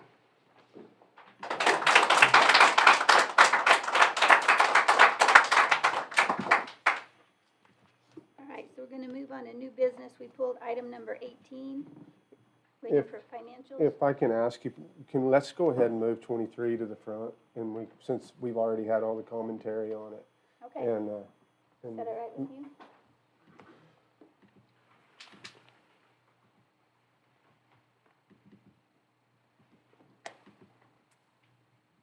All right, would you like to read the resolution? Sure. The agenda item reads a motion to request approval of resolution number 07-14-22/111-09, a resolution declaring Otero County as a sanctuary for unborn life. And I have the resolution before me. I'll read it. I felt it pertinent just to express the will, I believe, of the people of Otero County, the majority. We've heard a lot of opinions here today, and thank God for our democracy and our government, which allows everybody to be able to express their own opinions, their own views. And I believe that all those opinions and views have been considered today. But I'd like to take credit for coming up with the idea of this resolution, but I can't rightfully do that. This was brought to me before by Ashley Caraway. Some of y'all might know her from around the area here, but Ashley had written me an email where she was really expressing concern about New Mexico becoming a hub for abortion. We know that we have a governor in office right now, a progressive leadership in our legislative branches in our state house. In Senate that lean more towards accepting abortion, and so as a commissioner, as the first being on the ground level where I believe where the voice of the people is first expressed at, I worked with Roy. It took us quite a bit of back and forth, but we were able to get this resolution written, and I'd like to read it for you. It says, whereas the Board of County Commissioners of Otero County stands in agreement with the Supreme Court of the United States' recent decision to overturn Roe v. Wade and appreciate the court's decision to provide respect to state and local governments by allowing them to decide if the lives of our unborn will be protected. The functioning of the American Republic is truly respected and restored by the court's decision, and whereas the Declaration of Independence affirms that all men are created equal and have been endowed by the Creator with unalienable rights, chief among them the right to life, and the protection of these rights is an affirmative duty of federal, state, and local governments, and whereas the 5th and 14th Amendments to the United States Constitution provide for the protection of all human life and liberty, and whereas the Supreme Court of the United States in Polker versus Doe concluded that the Constitution does not forbid a state or county or city pursuant to democratic processes from expressing a preference for normal childbirth instead of abortion. And whereas the state police power derives from the 10th Amendment to the United States Constitution, which gives states the power not delegated to the United States, and whereas the power to establish and enforce laws protecting the welfare, safety, and health of the public is a core function of the state's 10th Amendment police power, which includes the local government. And whereas the Board of County Commissioners of Otero County, New Mexico, consider life to begin at conception, this is proven by the multiplication of cells, which is proven evidence that life is forming and a living human being is beginning to develop. And whereas the Board of County Commissioners of Otero County, New Mexico, desires to express its deep concern that all human life, beginning from life inside the womb, through every stage of development, up and until a natural death, in Otero County should be afforded protection by their government, including local government, from acts of cruelty, and should be treated humanely and with dignity. And whereas there are instances where medical intervention is necessary and difficult decisions are required, the Board of County Commissioners of Otero County, New Mexico believe the following. 1, emergency medical interventions performed to protect the life of the mother and or unborn are decisions only to be made and decided on by the doctor and mother without government intervention. Otero County takes a neutral position out of respect for those involved. And 2, instances of rape and incest are criminal matters, and those decisions are to be decided on by the doctor and victim without government intervention. In such cases, a full criminal investigation shall be conducted by the Otero County Sheriff's Department. Otero County takes a neutral position out of respect of those involved.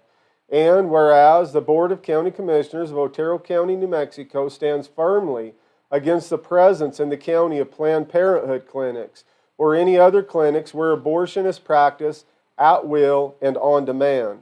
Any procedures that need to be performed in regards to protecting the health of a mother will take place in a local hospital under the care of a physician. And whereas the Board of County Commissioners of Otero County, New Mexico stands firmly against any medications which cause a miscarriage.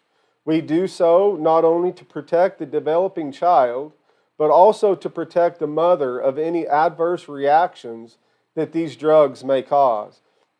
And whereas the Board of County Commissioners of Otero County, New Mexico condemns voluntary abortion practices used for any reason and believe that the intentional killing of an innocent human life is never acceptable. Now, therefore, be it resolved by the Board of County Commissioners of Otero County, New Mexico as follows, that the Board of County Commissioners of Otero County, New Mexico hereby recognizes and declares the full humanity of the preborn child through all stages of life up and until a natural death, and declares Otero County, New Mexico to be a sanctuary for life, where the dignity of every human being will be defended and promoted from life inside the womb through all stages of development in life up and until a natural death. That the Board of County Commissioners of Otero County, New Mexico hereby resolves to enforce this resolution by all means within its power and authority, in accordance with its responsibility as the people's elected local representatives. 3, that the Board of County Commissioners of Otero County, New Mexico hereby stand on this resolution to not only protect life, but also to honor God, who gives life. We believe that life is God ordained, and God is the author and finisher of every life, no matter if at the beginning or at the end. We stand in full agreement that, as a body of commissioners, we will protect and sustain life at every stage. As we ask God to bless America, we first have to honor and respect God. By protecting life and passing this resolution, we feel that we do both. I'm sorry, but no, I'm going to comment, please. But whenever I sent the meat of this resolution over to Roy, I'll call you in a minute, Sharon, if you'd like. Whenever I sent the meat of this resolution over to Roy, you know, there's instances that we've heard today and that we all are aware of where there could be conception from rape or incest, and which we've heard, and also where the pregnancy could jeopardize the health of the mother or the unborn. And I wanted it put in here that we as a body of commissioners want to take a neutral position in those cases. You know, those are hard decisions that are to be made inside of a doctor's room, only by the doctor and the mother, and should be fully guarded under all the HIPAA protection, where it's just their business. It's not the government's business. But in regards to life and where life begins, as the resolution states, you know, it begins in the multiplication of cells. That's how you can tell that something is growing. And I wear this pin right here, and it's a pair of feet from a 10-week-old fetus, and there's 10 little toes right there. You know, there's 2 little feet. This is a baby that is beginning to develop inside the womb, and And this baby needs to be protected. The children need to be protected even inside the womb. We have a governor candidate right now that is a Republican that says that he would support abortion up to 15 weeks. And for me, that doesn't sound like somebody that's a Republican or a conservative, my opinion. Because we should protect life. We should protect life at its conception. And I believe that through this resolution right here, I believe that we at least will show others that we stand in that manner, and we do so. And to touch on what Ben said earlier, and also John, which I appreciate his representation and his position in this. You know that Nazi Germany was mentioned, and you know I've thought about that a lot. Like you consider what happened during the Holocaust and the termination of Jewish lives, and during that time, the Nazi Germans, the only reason why they were morally able, if you can call them morally able, to do that, was that they had devalued those lives to the point that they didn't even consider those Jews to be human beings.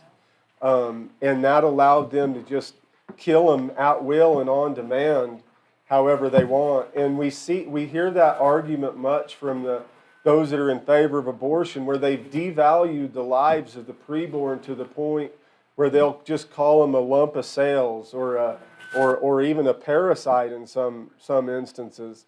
And we see in America today the abortion rate in our minority groups are at escalated rates, or abortion rates inside of communities that are what you might consider to be poor. And the reason why is because those lives are even devalued more, and we hear it in here where you hear the argument, well, Otero County's a poor county. So since we're a poor county, does that mean that we should just shed the blood of our innocent children because we don't feel like we have the resources to raise these children? Instead of having a focus where we want to terminate life, I wish that those that are in support of abortion would more focus on ways and means to support life and to support these young mothers that are in these positions, and support the great organizations inside of our county or inside of our town, as Miss Richardson just stated earlier, that reach out to these young mothers. I mean, but for the child to be terminated at will and on demand only for comfortability's sake is something that must stop. And as the resolution states, our great Supreme Court right now has now given those decisions back down to the local governments, where those decisions should be. If we're truly to be a republic, we're truly to have our voices heard on the local level. I believe that it's a great blessing for that to be taking place, and I'm honored to be able to have this resolution before our commissioners today.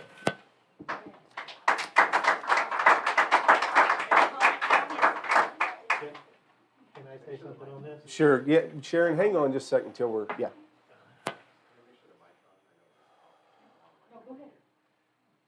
Well, most of y'all probably know 3 years ago that this came up in the first year that Commissioner Griffin and I were on the board.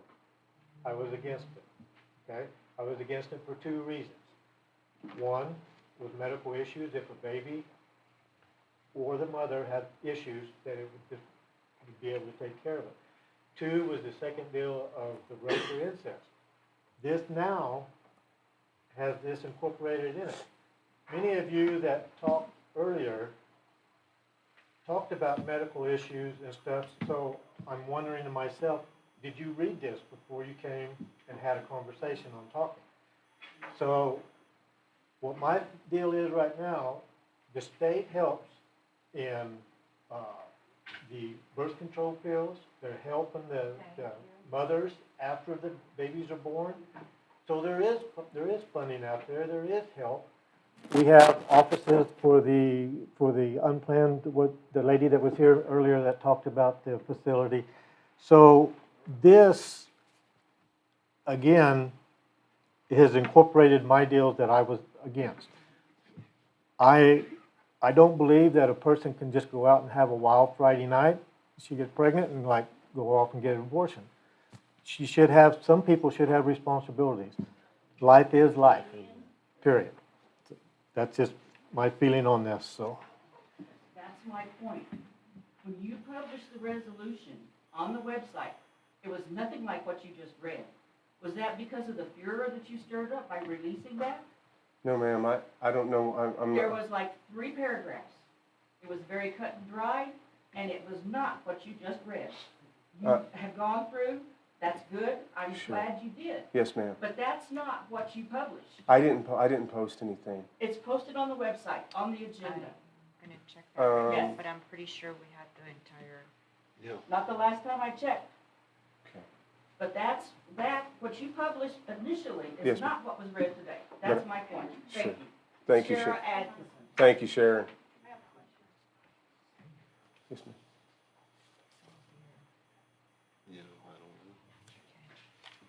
Don't forget that in the back. Thanks for giving us some time. My name is Christina Marzano. Speak up, please. My name is Christina Marzano, and I'm an Otero County resident, and I hadn't signed up to speak, but I have a question after hearing your proposal. So we already are seeing problems in states that have banned abortion. New Mexico is not one, but in states like Texas, we're seeing problems already where people with autoimmune diseases and cancer are not allowed to get certain medications.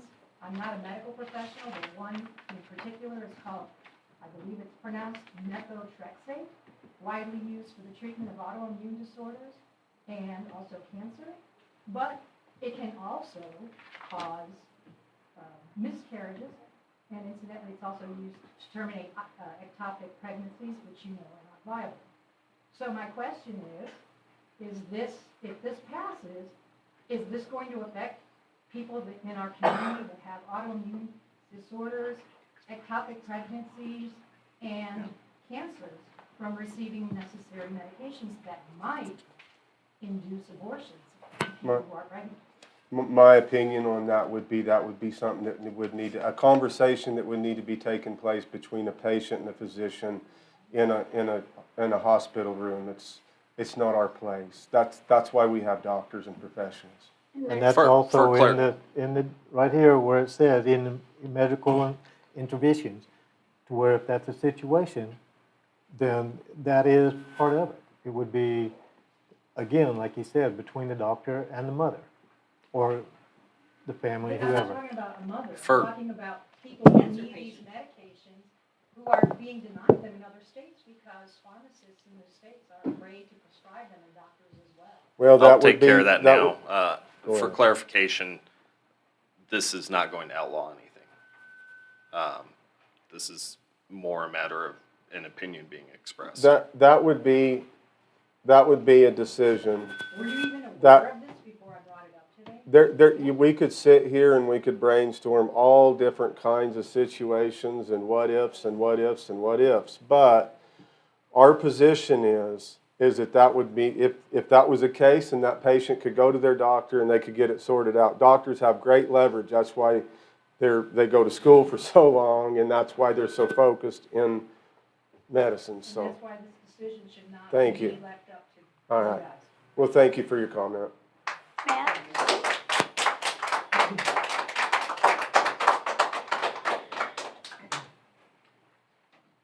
Hi, my name's Matt Casilius, you guys know me. One question, first of all, you guys are aware that if there is an abortion clinic here in Otero County or anywhere in the state of New Mexico, or anywhere in the United States, there's going to be licensed physicians there for the patients to confer with. So you're fine with that, right? Or is it just the hospital? No, we're not fine with an abortion clinic. Yeah, If anything takes place that is going to terminate a child's life inside of the womb, that is going to be taken care of right up here at the hospital between the physician and the patient. So it's fine if it happens to the physician, the patient at the hospital, but not in the clinic when the exact same situation. Yeah, exactly, it's fine. What's What's the legal difference, Yeah. Mr. Griffin? Can you articulate What's the that? legal definition? No, what's the legal difference in that? That's what I'm saying. You want to make a distinction there, then you should be able to articulate that. Okay. Otherwise, Well, there's no I don't feel like articulating. Okay, so you don't have anything. Yeah, you Okay. can My assume second what you question will. is, when you talk about dehumanizing people, can you compare and contrast that to your public comments about how the only good Democrat is a dead Democrat? Yeah. How can you sit there and say other human beings should die, but these human beings are fine? Sure. You're a hypocrite. Sure, and I'm glad that you brought that up because you're the hypocrite if you will, no, listen now. No, you made the statement, you called me that. If you will go back and you will watch that tape again, that video, it says, now I mean this only in the political sense, not in, You're calling for a human being's death, Corey. listen to me, You're a yes. terrorist. Listen to me, I said, whenever I said that statement, I said, now I only mean this in the political sense, I don't mean this in the physical. I can already, listen. You can't call for somebody's death and say, oh, I only meant it like this. I can already If I said something about that like you, wouldn't you call me a see how you operate? You won't let me talk. You won't let me talk because you know that I'm right and I'll clear it up. You interrupted me, Coy, like always. Okay, So so let me know when I can talk and you won't. About any of the commissioners here, right? If I said something like, the only good Otero County commissioner is a dead Otero County commissioner, that'd be totally inappropriate, correct? And wouldn't you guys be fully in your right mind to call the law enforcement, whatever appropriate agency had to investigate it for threats, right? Let me know when I can respond. You know what I mean? Because that's inappropriate. Let me know when I can I'm respond. just trying to understand what the difference is. Like, he's allowed to make bombastic statements like that. Let me explain it to you then. But he's not accountable. Let me explain it to you then. If you said the only good county commissioner is a dead county commissioner, now I mean that only in the political sense. I don't mean that in the physical. That would mean that you don't like county commissioners and you don't believe in county commissioners' politics. And that's what I said whenever I said that statement. I said, now I only mean this in the political sense. I don't mean it in the physical. I can already tell how people are going to make it look like I want to go out and murder all the Democrats. That's exactly what I said. And how many times in sports, no, now listen, let me talk. How many times in sports do you say, I hope my team kills the opposing team this weekend. I hope my team annihilates them. The only good Dallas Cowboy is a dead Dallas Cowboy. Would you go out and say, oh my gosh, he's wanting to go kill all the Dallas Cowboys? No. It was a figure of speech. It was just something off cuff. Well, you're trying to call me out and you can't. That's your problem. So now I would like Yeah. for the I think he's done, Vicky. County Sheriff to weigh in on that as far as whether All right. I'm This calling this to isn't order. tied to the matter that's at hand, so. Yeah. Well, this matter is Just call about it. resolution number, Yeah. item 23, so we need to Yeah. get back to that. Yeah. Okay, But thanks for bringing it up. okay, I'm gonna make a motion to request approval of resolution number 07-1422/111-09, a resolution declaring Otero County as a sanctuary for unborn life. All in favor, or do I get a second? I'll second it. All in favor? Aye. This motion passes. Thank God.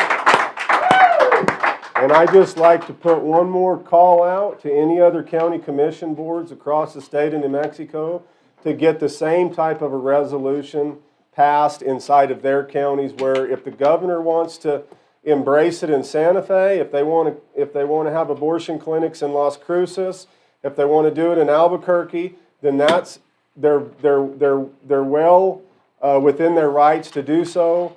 But if they don't want it in Carlsbad, if they don't want it in Roswell, if they don't want it in Farmington, then those county commission boards need to get this same kind of resolution passed on their county level. Thank you. Okay, we're gonna move on to item number 19. Request approval of resolution number 07-14-22/111-05. Submittal of grant application for construction services for the La Luz Gate Road Reconstruction Project in the amount of $16,905,668.37. Good morning, Commissioners. Yes. Thank you. I can't hear you. Can you hear me now? Can you hear me now? There you go. Okay, thank you. Suzanne Peralta, Contract Monitor Grant Writer, Otero County. How are you doing? Good. We're just requesting approval for the resolution for the grant, the Defense Community Infrastructure Pilot Program for funding for the La Luz Gate roadway and drainage improvements. Do you have any questions for me in regards to this? Yes. One, I would like to thank everybody involved in this, all the way from Wilson and Wilson to yourself, Susan, Tom Porter, everybody that's had anything to do with it. I think this is going to be a major money saver if we can get this pulled through. My understanding that this is supposed to be turned in tomorrow. Is that correct? Actually, our goal is tomorrow. The deadline is Monday, the 18th. Right. And we are finalizing the application right now. There's just a couple of, the application process is actually a two-step process. So we're going to submit our documents in a federal form called the SF-424, which outlines who we are, and the actual application, the drainage report, we have the map with the impacted areas, the environmental reports, the estimates, the project manual. That is pretty much all in place. We're going to get that submitted by the deadline. And then after those items are reviewed at grants.gov, we have a second process that we're going to go through if they have any questions, if we have any additional information that we're going to submit. But Wendy at Wilson and Company has been in contact with the our point of contact at grants.gov to make sure that she had all of her ducks in a row with these documents as the engineers, and he said, yes, we're looking good. So we should be able to get everything submitted timely. Well, I know that it would be a great asset to the community to have this road, and it would be great to have it'd be great to have the main gate going right through Thule Gate Road.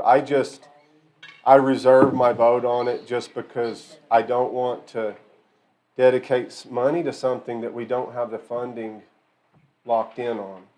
It's still, they want us to spend money. We already spent $360,000 on the engineering of the road.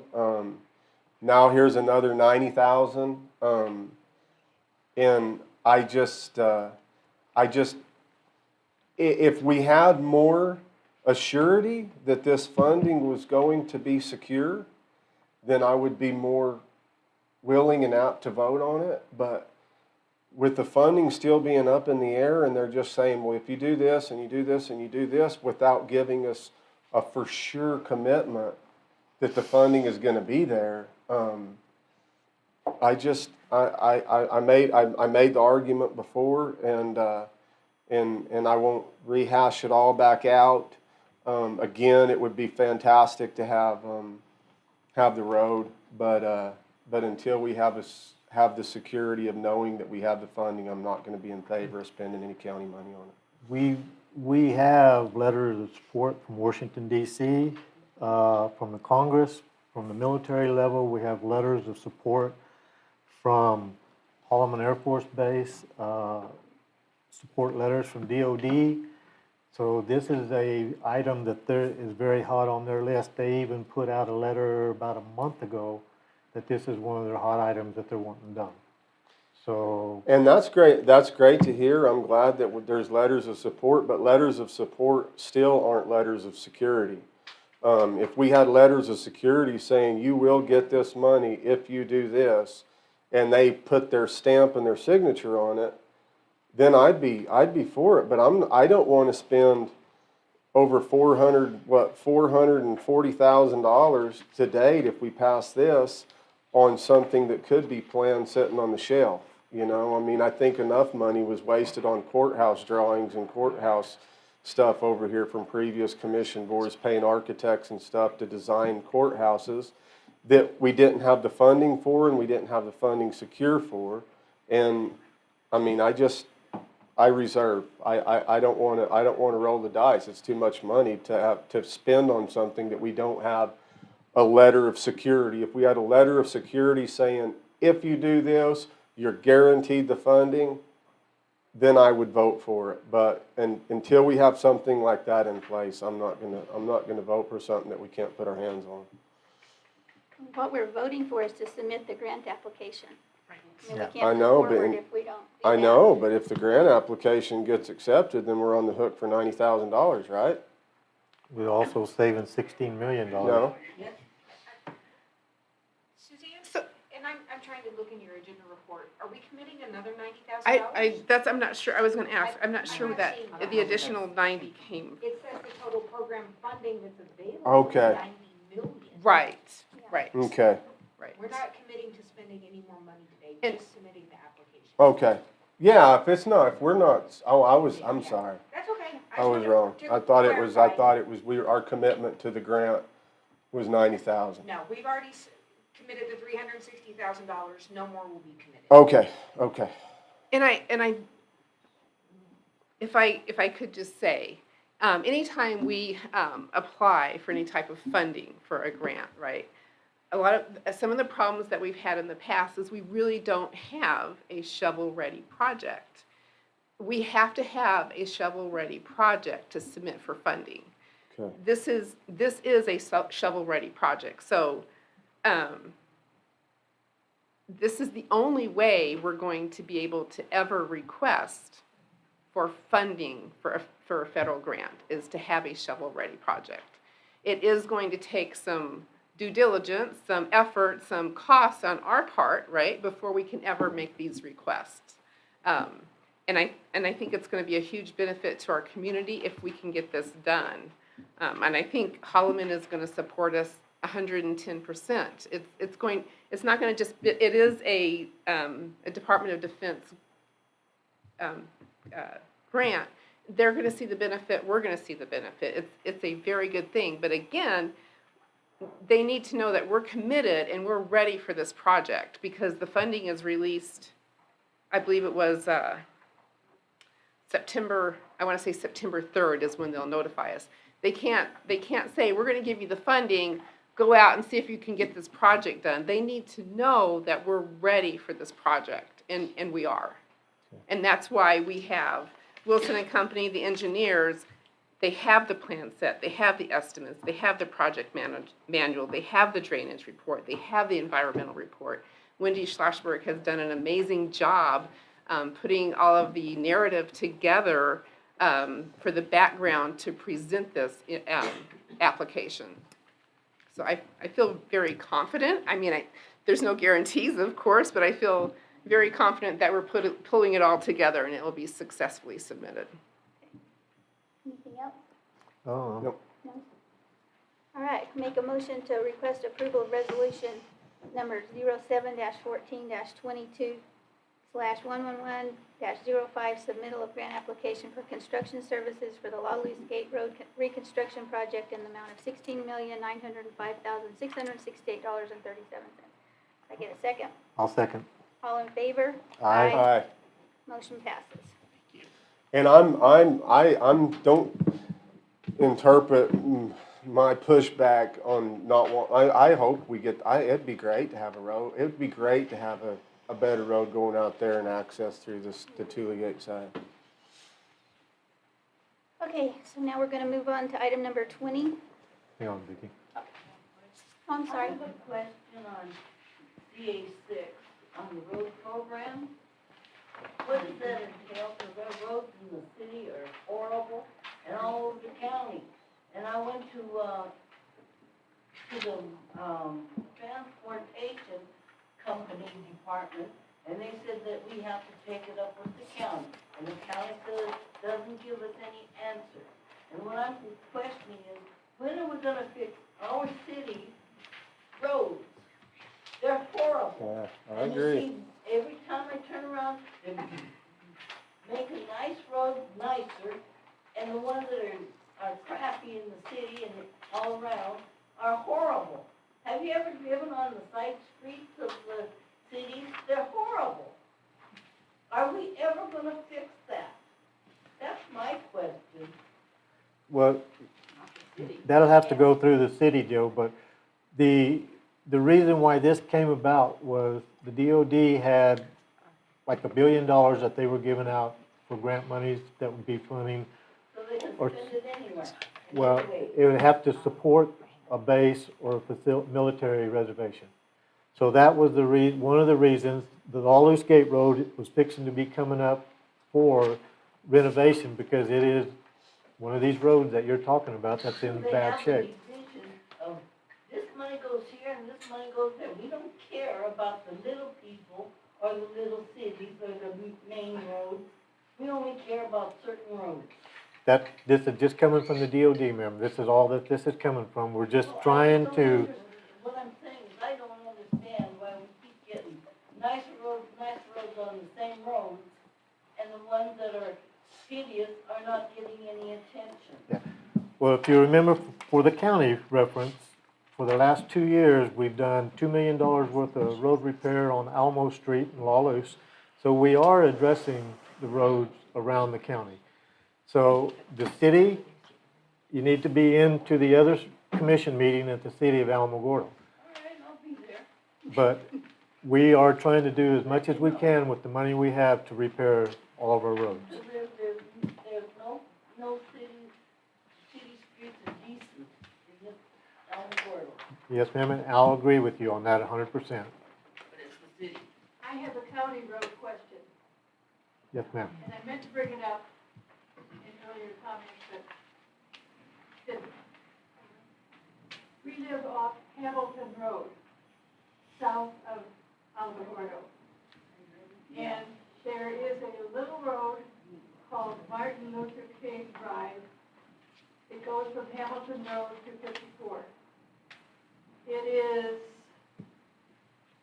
practically a path. It's sort of paved and has sort of been patched. But it isn't fully paved and it's hardly operable. I have heard that you are going to extend Martin Luther King Drive west off 54. And I am wondering if, when you do that, if you are going to pave that little stretch of Martin Luther King Drive. Ma'am, that's a city road. That's not a county road. It definitely is. You have to look at the signs. Yeah. It's still in the city. It's still in the city, yes, ma'am. All that, even when they extend it west to Florida, that's all city project. I have complained to my commissioner. I live on Hamilton. I gripe about that road all the time. It's terrible. So at least they patched it the other day. So that is the city road that, again, yeah. Okay, ready to move on? Okay, number 20, request approval of resolution number 07-14-22/111-06, a resolution on election certification. Yes. I had this put on the agenda as everybody in our country right now, I believe, is concerned or should be concerned about the integrity of our elections, the legality of our electorate. It shouldn't be a partisan issue. It should be bipartisan. It should be Democrats and Republicans alike. Should be concerned about our electorate being secure. And right now we know, I believe that it's not.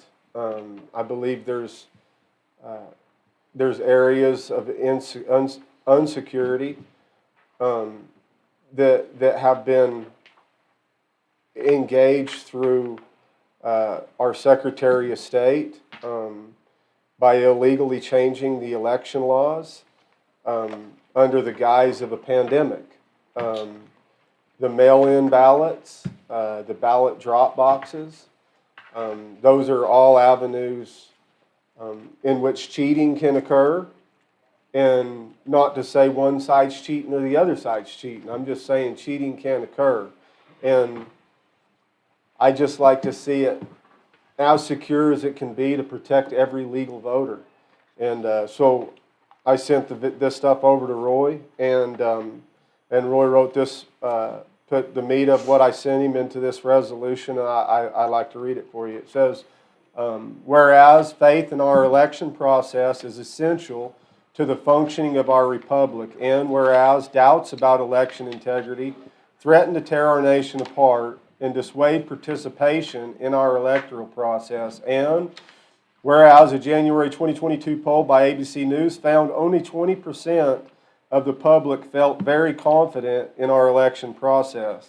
And whereas Rasmussen polling reported in May 2022 that 55% of voters believe cheating impacted the 2020 election, and a significant majority believe election integrity will play an important role in the upcoming midterm elections. And whereas election integrity is not a partisan issue, and whereas in 2019 Democratic Senators Amy Klobuchar and mail-in voting and drop boxes to fraud, forgery, coercion, and voter intimidation is well documented. In fact, the bipartisan 2005 report of the Commission on Federal Election Reform, chaired by former President Jimmy Carter and former Secretary of State James Baker, concluded that absentee ballots remain the largest source of potential voter fraud. And whereas New Mexico, in response to the COVID-19 pandemic, adopted policies and procedures that increase the potential risk of election fraud, and whereas the risk posed by the pandemic has passed, so has the need for policies that made our elections less secure. And whereas concerns about election integrity and security are at all-time highs, and whereas trust in election processes and procedures are at all-time lows, and whereas it is the desire of the Board of County Commissioners of Otero County to improve both the actual security of elections and the perceived security of elections in order to restore trust and confidence in our election system. Whereas the Board of County Commissioners of Otero County requests the following actions take place in order to secure and protect the vote of every legal voter in Otero County. This is a nonpartisan request which should be supported by every legal voter regardless of party affiliation. Every government official should support these measures because they are intended to strengthen the security of our elections and restore the trust of the electorate in the election process. The state of New Mexico and the Secretary of State, by this resolution, are on notice that the only way that the Board of County Commissioners of Otero County can vote in good conscience to certify the 2022 general election is if the following requests are fulfilled. If these simple requests cannot be fulfilled, the certification process should be changed so that the County Canvassing Board is not coerced by threat to certify unsecure elections under duress.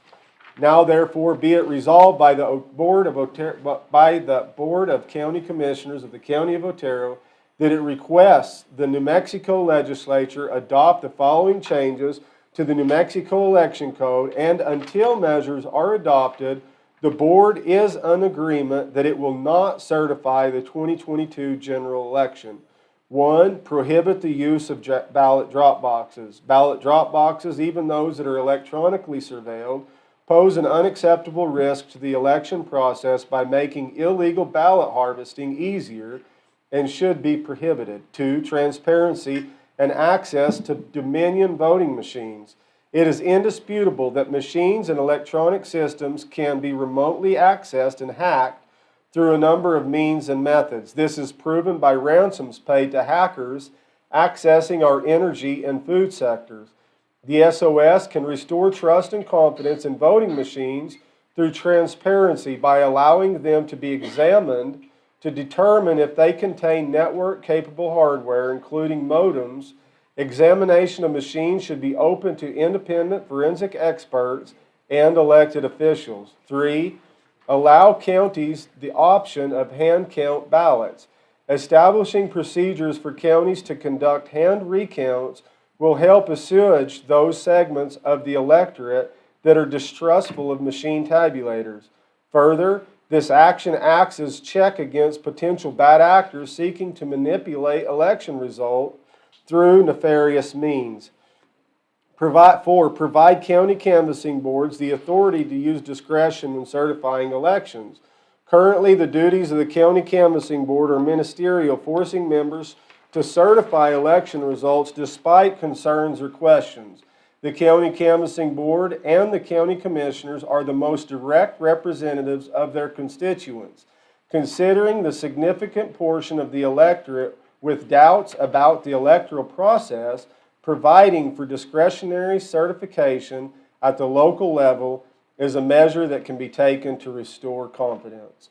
So this resolution right here points out that, you know, there are avenues that that need to be taken, I believe, to make sure our elections are more secure. And what happened this last go around, where you know, we were forced or bullied into voting yes on a yes/no vote, I think is a disgrace. Where they threatened us with felonies or removal from office unless we voted yes.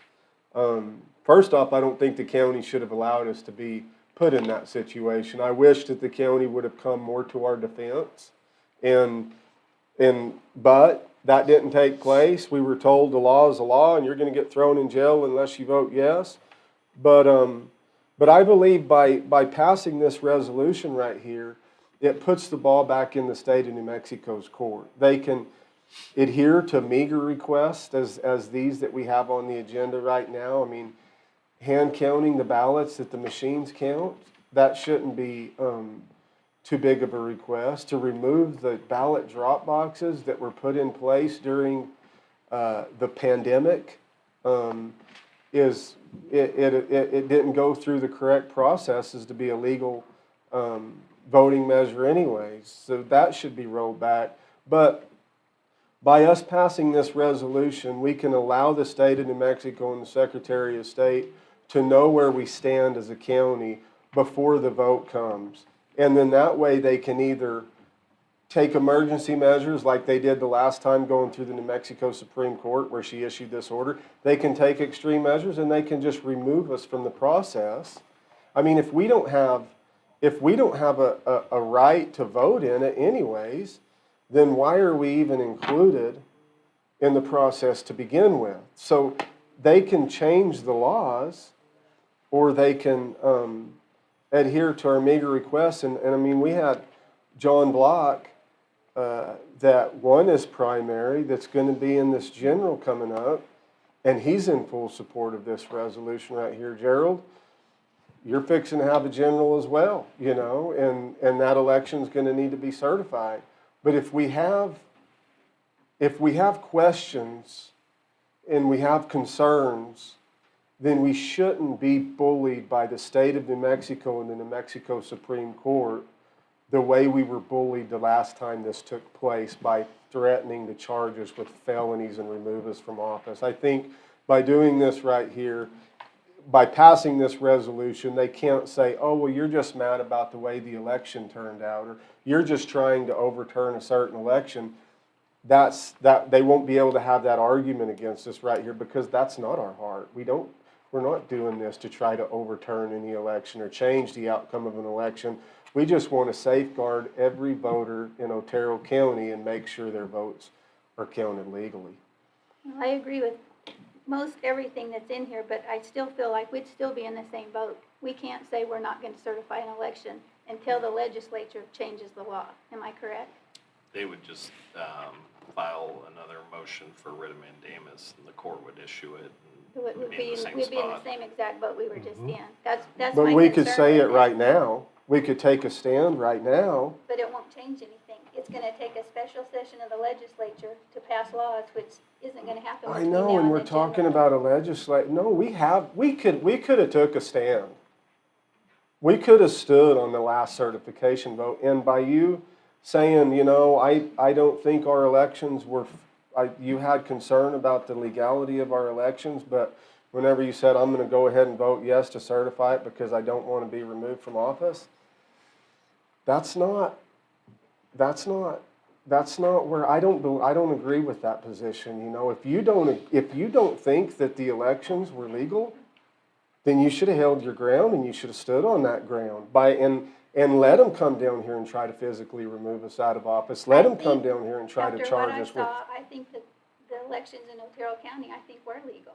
Yeah. What about the canvassing where y'all went out and knocked on doors and there was ghost voters? Was there not ghost voters? Was there not people that had said that? Well, the stuff that was brought to Robin, she answered. But what about the ghost voters though? What about the people that had voted from different? Is that not right, Marcia? I mean, were there no doors that you knocked on where there was people that your data said they voted from that residence and those people didn't live there? What's that? That's fraud. That's illegal.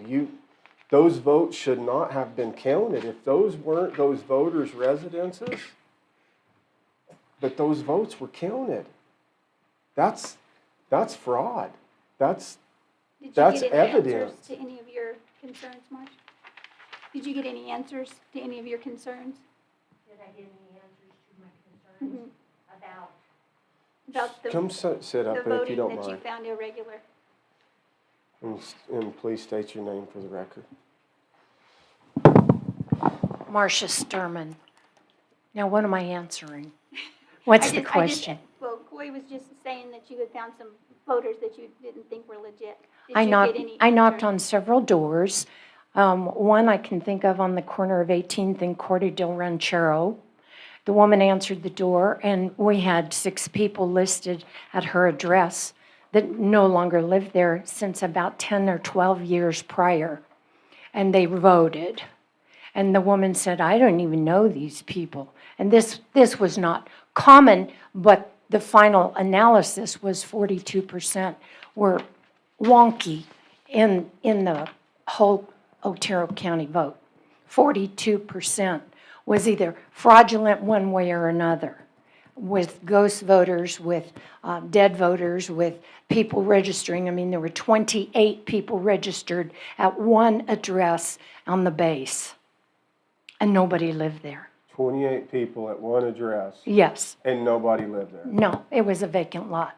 But those votes were all counted Yes. in the election.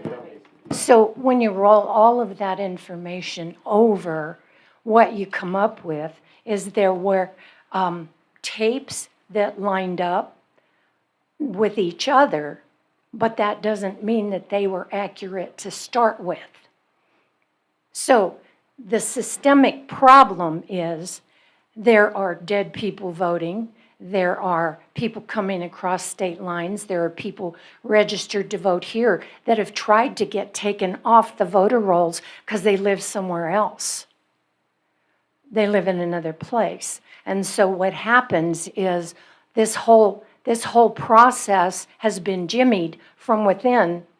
And when they try to balance the books, it looks balanced until you dig deeper into what the situation is. So when they have a machine tape that backs up with another machine tape, it's like presenting a photocopy next to the real copy. They look identical, but are they really kosher? That's the problem. And it happened here, and I know it did because I talked to the people myself. That's right. That's right. But no proof has been given to Robin to refute it. You have to dig so deep, and there has been no time to do this, nor has been the funding, I'm assuming. No, there hasn't been funding to pay for the time to dig this deep. This thing is so well orchestrated and so well done that it takes a long time to break it down and break it apart. And when you do that, you find out what happened. And a lot of these people are long gone or dead, so you can't go back and ask them what happened. But when you dig deep, you can find these things. There just hasn't been enough time or funding to do it. But the fact remains, just because nobody likes the outcome, the facts don't change. And, you know, whenever we had Dr. Shiva in Echo Mail contracted to do the forensics on this deal. As soon as we did, a congressional oversight committee was formed in Washington, D.C., with its direct focus on Otero County, and Dr. Shiva jumped ship halfway through the work that he was contracted to do. Well, to give him the benefit of the doubt, he was, but he was bullied into doing that. So he wanted to protect himself and his business, and so he threw y'all under the bus. Yeah. That's what happened. Yeah. But it's just, this is what we're up against. And people say, well, why do you want to audit Otero County? Otero County's a red county. I hope people can understand just how hard it is to perform an audit right here in Otero County with us of such a like mind. That's why if our electorate is ever to be legal again and fair again, we have to continue to dig into 2020 and the evidence that they left. And I believe, as you just testified, Marcia, the evidence of fraud is evident through the canvass that y'all did. But yeah, I mean, I reached out to Congresswoman Yvette Harrell's Campari yesterday, trying to get a statement from Yvette on this resolution right here. And Yvette won't even give us a statement on it. And there was nobody that cried foul any louder than Yvette Harrell did whenever she was running against Social Small in voter fraud. But yet, it's almost like once people win, they're okay with it and then they just leave. Or like whenever we voted not to certify the primary, we had all these Republicans that had been so up in arms about election fraud. As soon as they win their race, then they're all good, you know. And it's just, I hate it. I thank God for John Block. John's here. I mean, John's got a general coming up, and John's willing to keep standing the fight for election integrity. But, you know, the media is always saying unsubstantiated claims of voter fraud, or they have no evidence of voter fraud. That's because real investigations haven't taken place.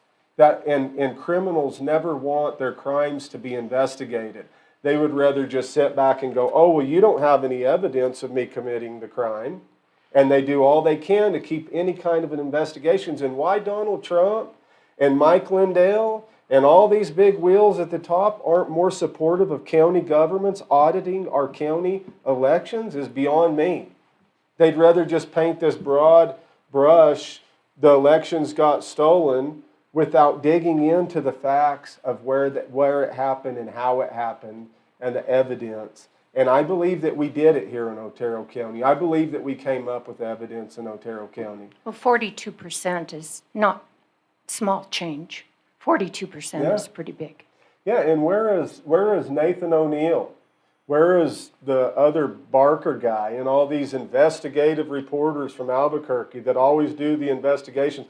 How many times have they come down and asked to go with you and your group and go around to investigate voter fraud? None. They would rather do their political garbage that KOB4 and these other news outlets do. The only time they want to investigate something is if it fits their agenda. They sure haven't been out to Epstein's ranch and investigated that criminal organization. But our elections, they could have come down, the media could come down and investigate what the findings were in Otero County, but they choose not to. And another thing, Roy, I would like to, next time a media organization says that Otero County claims unsubstantiated voter fraud or no evidence of voter fraud, I would like for Otero County to order a retraction and a correction of that statement. Because right here today, if it's just one vote, that's evidence. And we have evidence right here of people, 24 people you say? 28 people 28 registered people? at one address that nothing was there. It was a vacant lot It was a vacant lot. on base. So, there you go. I can account for one thing. If I own property in Otero County, I own a home. I moved to Texas and I rent it to 10 different people while I'm gone, those 10 people can vote there. I can still vote there because I have intent to come back. And as far as like saying people want to be taken off the rolls and we won't do it, well, that would be fraud. If you call in and say, hey, take my name off the rolls, I don't want to vote in Otero County anymore. Okay, well then I can remove anybody I want. There is a process. So I would encourage you all, if you do have questions or if you do say that there is all this fraud, at least please bring it and let us look at it and see what's going on. Now, could there be fraud? There can be fraud in anything. I agree. But there are processes. So I would like to know for myself that vacant lot. And I'd like, because if voter integrity is supposed to be our vote, is not, I can vote and it's not supposed to be for anybody to see, then I want to see the proof that that was done. And I can tell this because I've worked there and you think I'm biased, but I'm not. The 28th is my last date. But I still believe that Otero County does the best job possible. Well, I have no doubt that the people in there do. I mean, I don't know why I'm talking, but anyway, I believe you, and I believe that they work very hard to do the best they can. But I think the problem is way beyond their expertise because it's in the algorithm. Wants it to start at the local level. I get that. But until legislation changes, there's nothing that can be done. Yeah, but the certification vote starts at the local level. That's where we can make a stand. We could force the state of New Mexico to change the procedural election laws to remove us from even having a part in it. If they want to run, why are we even afforded a yes/no vote if we're going to be forced with felony charges and removal from office if we vote no? We vote yes, yes, yes, yes, and the state of New Mexico is fine with it. But as soon as we vote no, they say, we're going to press you felony charges and remove you from office? What kind of tyranny is that? It's tyranny. Are you through with me? I think so, unless you have anything else. Thank you, Marcia. I want to ask a question. Sure.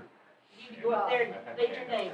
My name is Gwen Weiss. Gwenna, hang on just a second. He's had his hand up for quite a while. Let's let him. Well, he's had it up for 2 months. I know. Yeah, no I know. kidding. Absolutely. Go ahead. All right, just to give you guys a copy of the Homeland Security Bulletin, I believe it's 7th February of this year. Some of it's about you, Coy.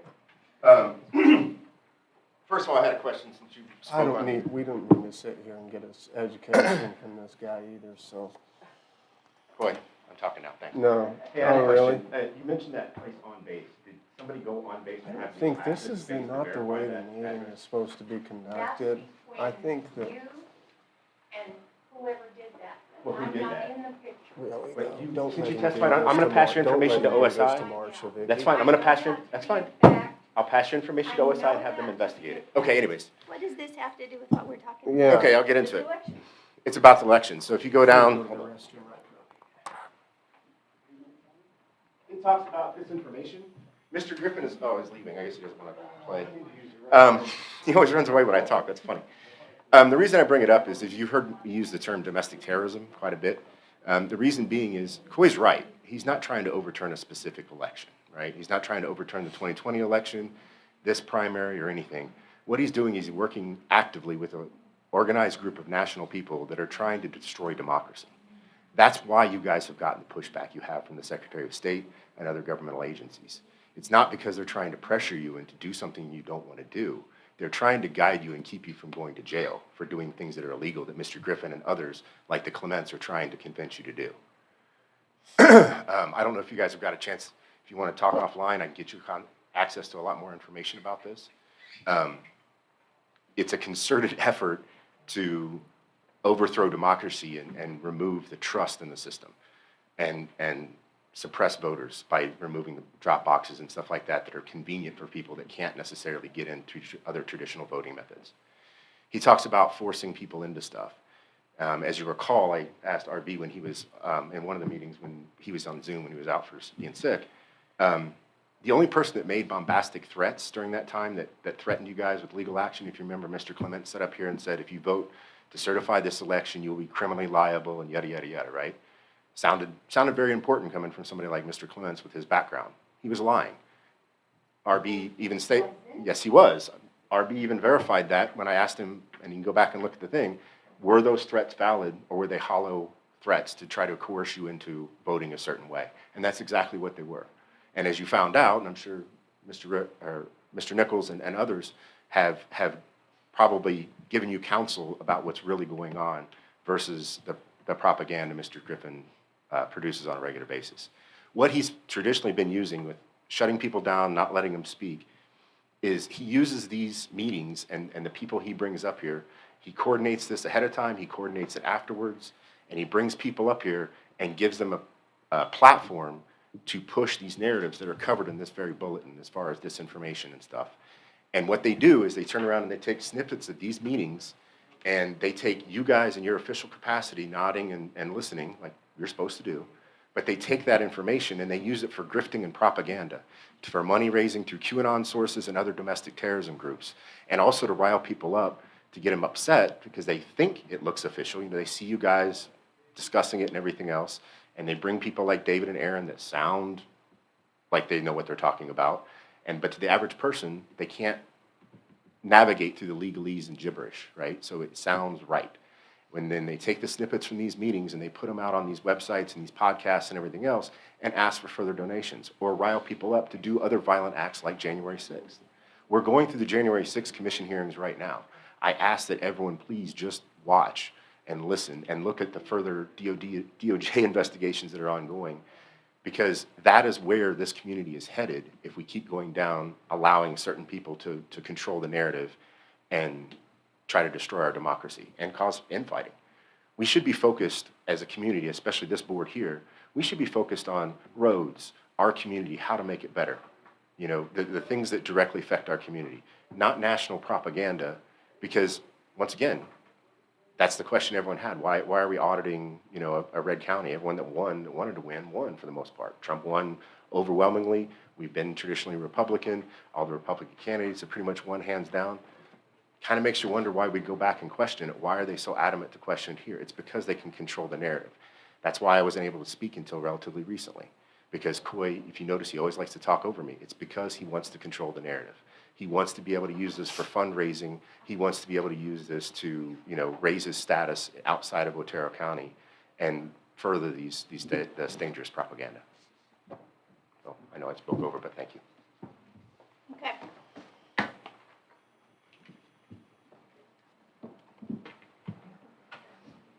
I just want to ask, my name's Gwen Reese.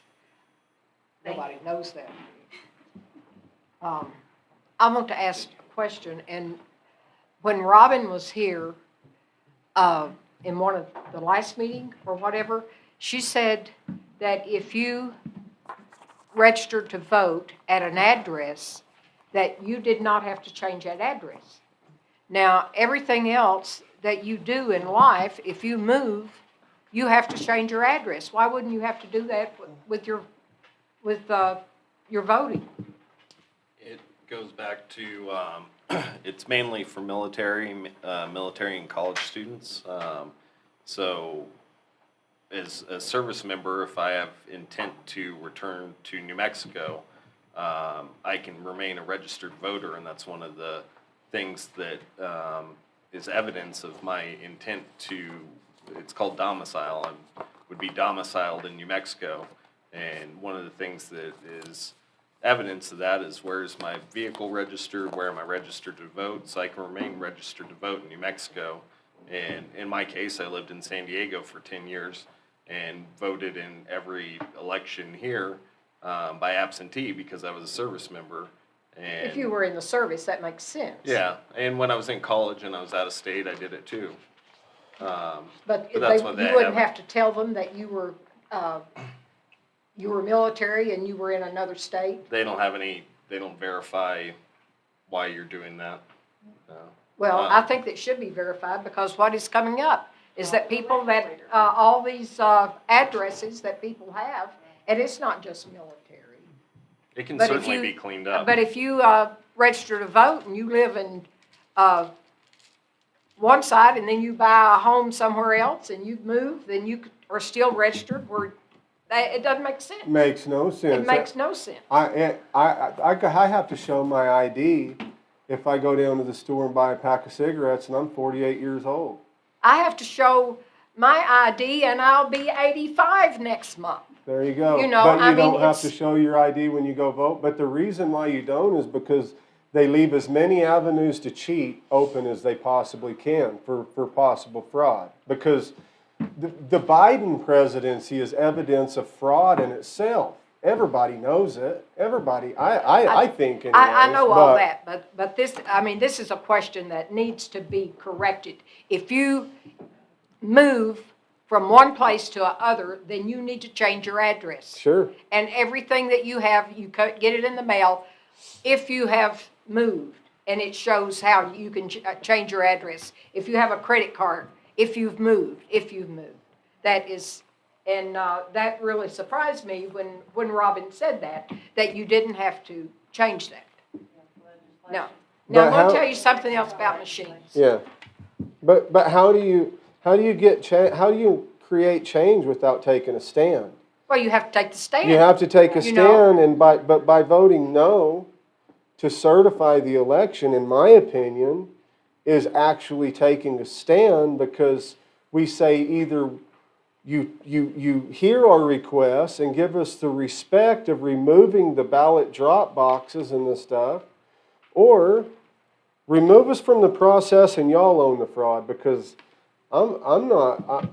my oath matters more to me than just going along with the flow because I'm afraid of the Secretary of State. Well, of and all people. it's true. Everything that comes here, you get on the agenda and you fight for it. I mean, I've fought for a bridge. One other thing that I said one. If you mail a letter and you're supposed to mail it a ballot, where does it go? Where does that go? It goes to Texas, and then it comes back. There is nothing that you can mail in this area but what it doesn't go to Texas, and then it comes back. And if it's in this, if I pay a bill that I have, that address is here, I go to that business and pay the bill. I don't put it in the mail now and send it, because it goes to El Paso, and then it comes back. And it has an El Paso stamp on it. Now, you tell me how stupid that is. That we can't mail something local and it just goes right to the local address. That, you know. Now, I'm going to tell you something else about machines. This machine thing, I wasn't too sure about it. Because Robin had said that they were not hooked up to an internet. Okay? I had a thing called a loop recorder in me, and I had that for 3 years.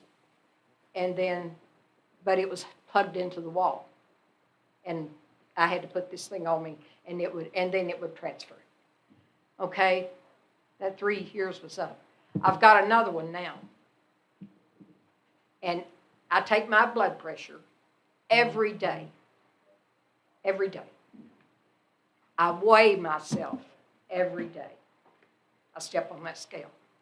It is not hooked up to a thing. It is, I get calls. I got one call that they were proud of me that I was doing all my blood pressure stuff from Washington, D.C. It goes, they were monitoring it. It goes to El Paso. My doctor's office is down there, and they read every day of what my blood pressure is and what my weight is. If my blood pressure gets out of whack, or if I should miss 2 days of not reporting this, I get a call. Now, you tell me about machines. Good point. All this, if you think that they can't tell what is going on in a machine, and I changed my mind immediately when I got this new system. And right along those same points right there, for the record, Dominion won't even let us examine the machines as a county. They won't let the county go in and physically look at the machines. But yet we're supposed to trust these machines and we're supposed to, you know, it's. Then something needs to be done. I mean, know, all absolutely. these things about the addresses and the voting and mailing to I El know. Paso and the machines. It And needs if to you take, think but it it's can't got to be take read, place on the county level. I'm standing here right now and telling you that my my blood pressure is every day, and my weight is every day. It goes to my doctor's office and it goes somewhere else. So. Yep. Well, me personally, I'm not against what's wrote in here. My problem is the wording saying that if they don't change this, we're not gonna certify. I'm not gonna get up to November when everybody's election again and go through this same stuff that we just did. Risk those people that on the ballot that won not being in there and this total bench being removed.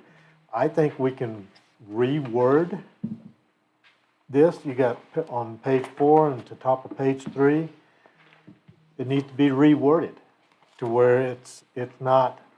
Where you're not taking a stand? Not taking a what? Taking a stand? Where you're not taking a stand right now? I'm not taking a stand. I I'm didn't telling say you right that. now, if this doesn't get reworded or voted for rewording, I am not gonna back this. I know, because it would actually mean you had to take a stand on it right now, and that's something that you can't do, Gerald. Well, You know? I've got the same concern that, with the wording. Did you read the other resolution? Yeah, the other resolution is lobbying the legislatures to please change the voting laws whenever we have, I don't trust the legislatures. I don't think it's futile. It's not gonna work. They're not gonna change it. Well, If we took a stand right now and said, we're not gonna certify the general election unless you change this stuff and let us look at the Dominion machines, or at least hand count the ballots to make sure that the two numbers match, which is a very, very meager request, or we're not going to certify so you can change the laws. This resolution actually takes a stand and says we're not going to vote to certify unless we're respected in our county seats right now. I understand what you're saying, and I agree with most of it, but I'm with Gerald. But you We're gonna can't be- take a stand either. Well, we'll be in the same boat, boy. They well, can remove us from office and replace us. I and know, but we have to finally get to the point where we're willing to make a sacrifice, you know, where we're willing to make a sacrifice and say, I don't care what you threaten me with. I believe that our elections could be rigged. And Gerald, you're saying, I don't want to take this away from the people. Well, if the elections are jicked, just like Gwen is saying, she's not hooked to the internet, but they know everything about what her little deal's doing. You don't think that computer hackers can? I mean, our government, as I stated in this resolution, our government has paid hackers not to hack into our food supply. They've paid ransoms for them not to hack into our energy sector. So we sit back so naive thinking that these same hackers can't hack into these Dominion machines. Why is just asking for an inspection of the machines too much? Okay, back on June 17th, there was a deal came in. Commissioner Mark Ward visited with Jim Townsend, Burke, Griggs. They were going to try to get the legislative people from Dominion to get together and try to work out a solution on this. If you go in here bulldogging in again, they're going to come right back, and I guarantee you, everybody that wins, we're going to be right back in the same position again, and that's a no-win situation. Forced into making a yes vote. We're going to be forced. We're going to go, oh, I don't want to, it's tyranny. It's tyranny. If they force us to vote yes on a vote that's a yes-no board decision, and they say, no, you have to vote yes, or we're going to remove you from office, that is the exact example of tyranny. I don't disagree, but it's got to be changed to the legislature. Because right now, we don't have the authority to do this. That's why the Supreme Court judged us. I know, but by passing this, then we put the ball back in their court, and they can either remove us from the process. I mean, why can't they just take away our right to vote? At least then you don't have, because right now, if you really do believe that the elections could have been compromised, and you're consciously, you believe that, but you voted yes to certify, you're in violation of your oath.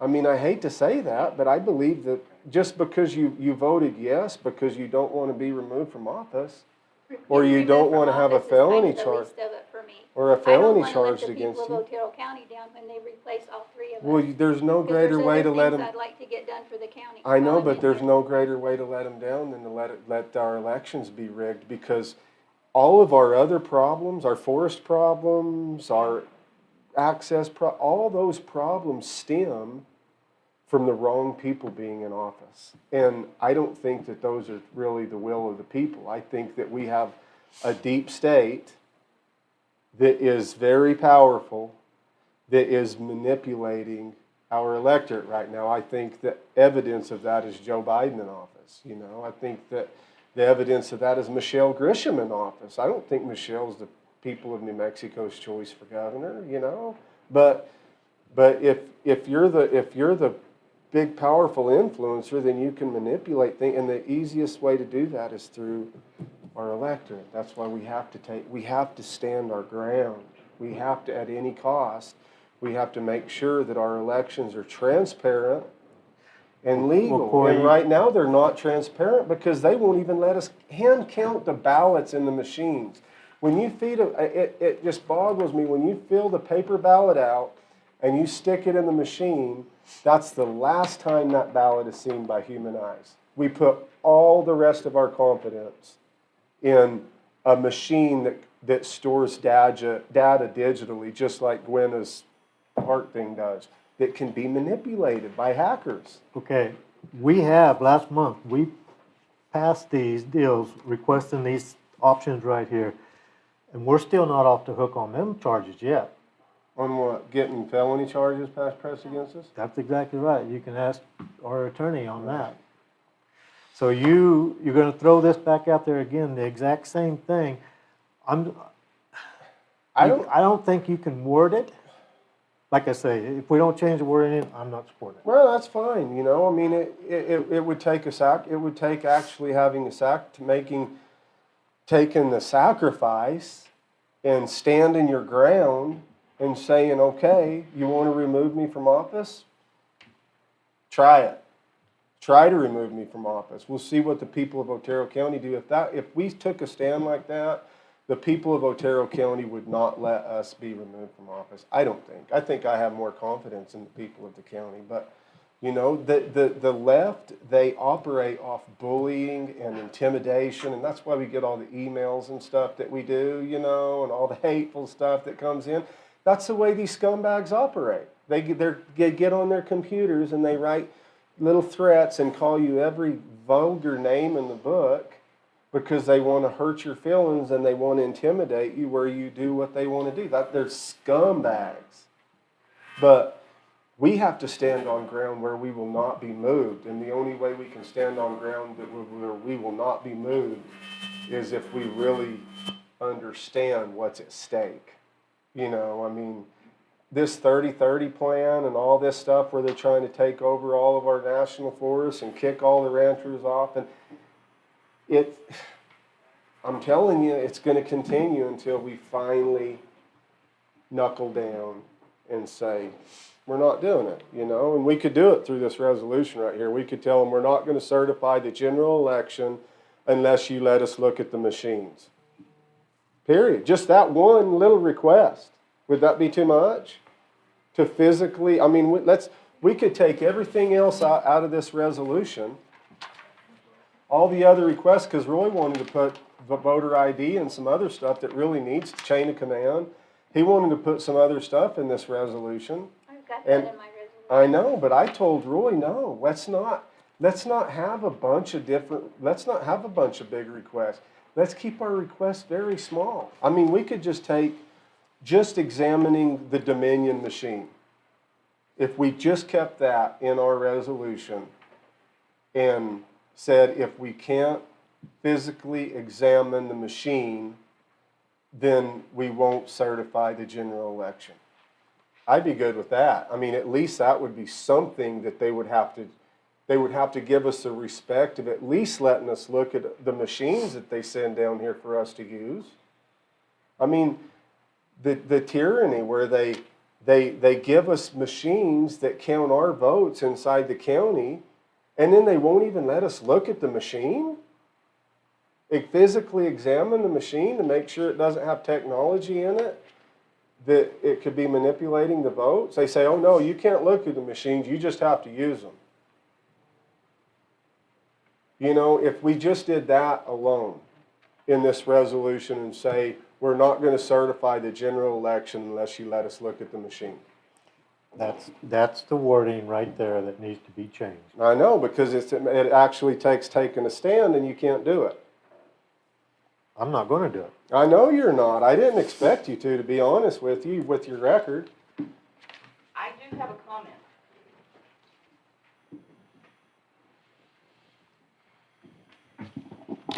Again, Shara Atkinson. Vicki, you were at that recount. I saw you there. There all day. They counted. They ran the ballots and then they hand counted. 3 ballots were bad due to human error. Did they hand Does count that, all the ballots? Yeah, the ones that were in the election? 30%. Don't they Yes. hand count 30% of them? No, they counted all of them for just that district, for District 2. Yes, They District counted 2. all of them. 3 ballots out of what, 1,800? But still. It shows, Coy, that there's no fraud. No, you can't say that, Sharon, because you just admitted that there was fraud. You just said there was 3 No. ballots. 3 ballots So due what? to human 3 error. I don't care where what they, it was due to. Well, but it wasn't it was accurate. resolved. But it wasn't accurate. It was resolved. It wasn't accurate, though. The It vote- was, how do you get it if they don't resolve it? So answer me this. If they wouldn't have recounted and found those 3 votes, would the vote have been correct? No, that's why you have the recount. I know, but I'm asking you before the recount. Mm-hmm. If they Matt, you need to keep your mouth shut. You're not being called on right now, or we're going to have you escorted out. You understand? So Sharon, I'm just going to ask you. It's Shara, not Sharon. Okay, Shara. Shara. Okay. Thank you. Sorry, Shara. That's okay. Miss Atkinson. Yes, that's Okay. fine. But if they wouldn't have done the recount, then those 3 errors would have still been accounted for, and that would have meant that vote wouldn't have been accurate, correct? It would not have affected the outcome. It was I know, 3 out of I'm not 1,800. asking you No, if you it can't would've- say that, Coy. But I'm not asking you if it would have affected the outcome. It was I'm asking you. It was human error. But I You know. know? Human error, computer error, whatever. It's not error. computer error, I'm it's just- human I know, error. but I'm just trying to get you to see my point that I'm making. I say the vote would not have been accurate. It wasn't an accurate vote. If it was human error, machine error, whatever it wasn't an accurate vote. It would not have changed the outcome. So no, thank you. You That's need to all I be have to quiet. say. All right, thank you, Miss Atkinson. Thank you. Yeah. Well, Matt's had his hand up for Oh, 30 he's minutes, talking. Good grief. Anyone's talking enough, that's you, Coy. I All know. right, so Whatever. observation. First of all, that's why just to cover that last incident, that's why the state has procedures that trigger a recount to make sure that doesn't happen. So that's the process, Coy. That's how they find out if there was errors or any problems with the vote. As you saw, you got a chance to see there all day. By the way, props to you for being there all day and taking the time. Going back to looking at the machines, guess what? Our county clerk has let me examine the machines on numerous occasions. They do it every year before the election. I've been there, never seen Mr. Griffin there, but I hear him complaining about how he's not allowed to, but I've been there. Mr. Luna was even there yesterday and got to see him. You got to see him up close and personal. So I'm kind of finding a hard time understanding where people aren't getting access to machines. It's sounding like Mr. Griffin is the only one that doesn't participate and then wants to complain about not getting access to the machines. And that sounds kind of weird. You know what I mean? Like if I was really You should concerned. know all about that. Yeah, because I show up, Griffin. You should know all about weird. So the thing is like, if he's really this concerned, why doesn't he take the time like you did? Didn't even have to do all day. You know, why wasn't he, Mr. Luna was there all day doing his part to make sure everything was there. I was there all day. I know you've come out in the past. I've been to the fairground once. Yeah. So, I mean, I think that would be a good place to start before you can talk on it, is at least participate. You know what I mean? And not even doing that kind of pokes a lot of holes in your argument right there. Mm-hmm. So, thank you. Go ahead, Ben. So Ben Luna. So I was at the recount, and they had one Republican, one Democrat do the count, but the spotlight is on that district, and the spotlight is on that recount. Okay, and so everything was done good. Everything was done good. But there was something brought up that even, I guess they have like a committee within the clerk's office that approves anything that's brought in, after the cutoff time. And so there was 12 votes that they didn't get to actually give the approval on, and it bypassed that actual committee within the clerk's office, and it just got approved and thrown in. And so, yeah, it didn't change the numbers, but there's things that are, obviously that was done. But I did talk to the Dominion rep. I just wanted to get her side of it. Like, has she done the research? She said she hadn't done the research. And I asked, I even told her, I was like, I don't care if the machines are legit. Let us see that they're legit. But that's kind of the issue is we're not being allowed to see anything. And she had a problem with that as well. Like, she's like, no, that is, I could see the problem with that. That's an issue. Like, and I told her, every time we ask or every time we want to verify, yeah, it costs money, but we could get the funding. Like, there was, you posted that we're going to do something like this, there will be funding that comes in. And, but she saw that issue. I let her know that we're being shut down at every avenue just to verify. And we verified one district of one election, and it panned out, and I'm happy for that. But there's a whole United States of America that is unverified, and they don't want us having access to verify. And why? And that's the common question for everybody. At least everybody that's concerned that their vote counted. And when you have, you have the stories. I probably should have been on the canvassing just so I could be a testimony as well. And so it didn't work out to where I could have done that. But when you hear so many stories of the evidence, and David did have a big binder, probably that big, full of evidence, but nobody wants to look at it. That's the problem. Nobody wants to look at it. Nobody that is able to bring the change to pass in the legislation. In this, the Secretary of State herself, she doesn't look at it as well. Nobody looks at it. And nobody hears the voice of, millions of Americans. And I think that's the biggest issue, is that we're being shut down. We're being told, no, you can't find out, or you can't dig into the way these machines operate. We're being told we can't access them. Why is that? And there's a lot of being told what to do. When you're told what to do, you're not free. And that's the way it is for the Gossers right now. That's the way it is for a lot of Americans. They're being told what to do or else. And I wanted to give my testimony of what that recount was, and it was a good recount.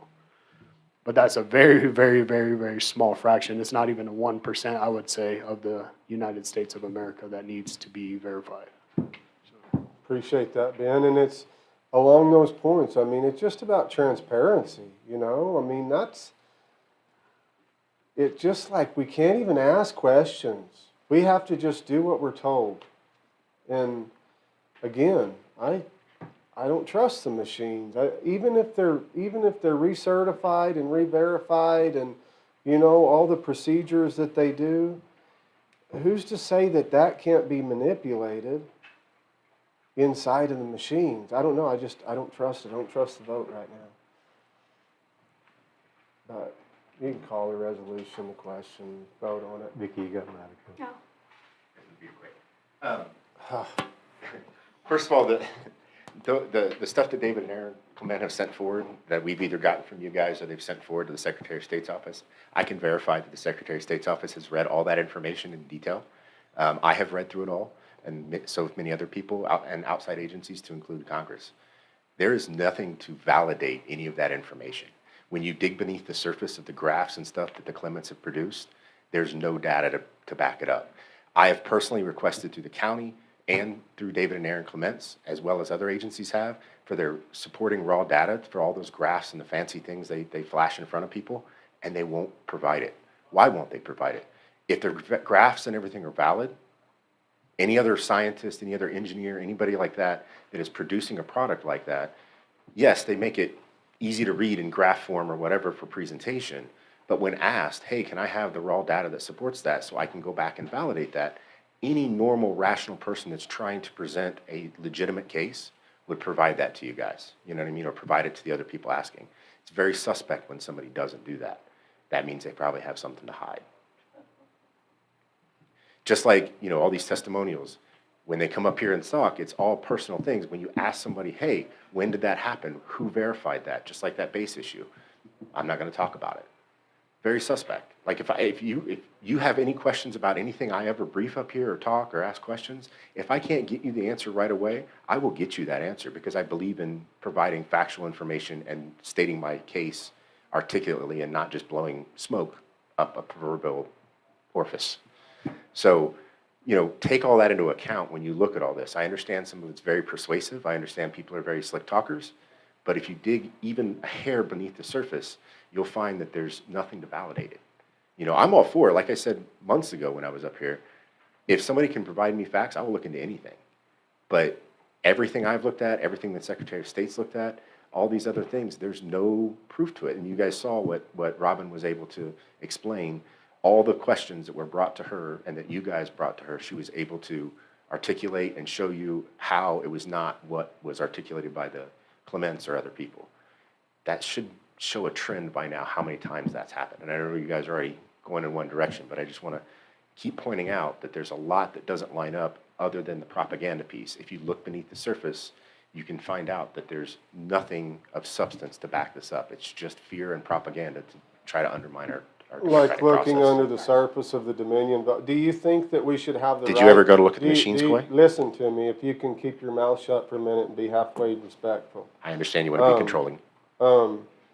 Do you think that we should be able to have the right to physically inspect the Dominion voting machine? Yes, and I did, Coy. You weren't there. Okay. Oh, you physically inspected it? I was right there with You Robin. physically Matter of fact, inspected the technology on the machine? yes, by looking at the machine. And you're a technology expert? No, neither are you, Coy. Okay, I know I'm not. That's why I would. But the experts have looked at it, But Coy. let me ask you. The experts have looked at Let me it. ask you, do you think that the Board of Commissioners should be able to have the right to contract an outside forensics expert? No. To physically examine the Dominion Because that's not how the machine? system works, Coy. No, I'm asking you. No, I don't. You don't think we should have that right? Because first of all, you should probably try to come down to the events. No, that I'm not. Okay, so then you Okay. really have nowhere to talk. Like you No, gotta. It's one thing. I'm it's asking cool, you a question Mr. that Griffin. you keep. And I just turning answered the around. question.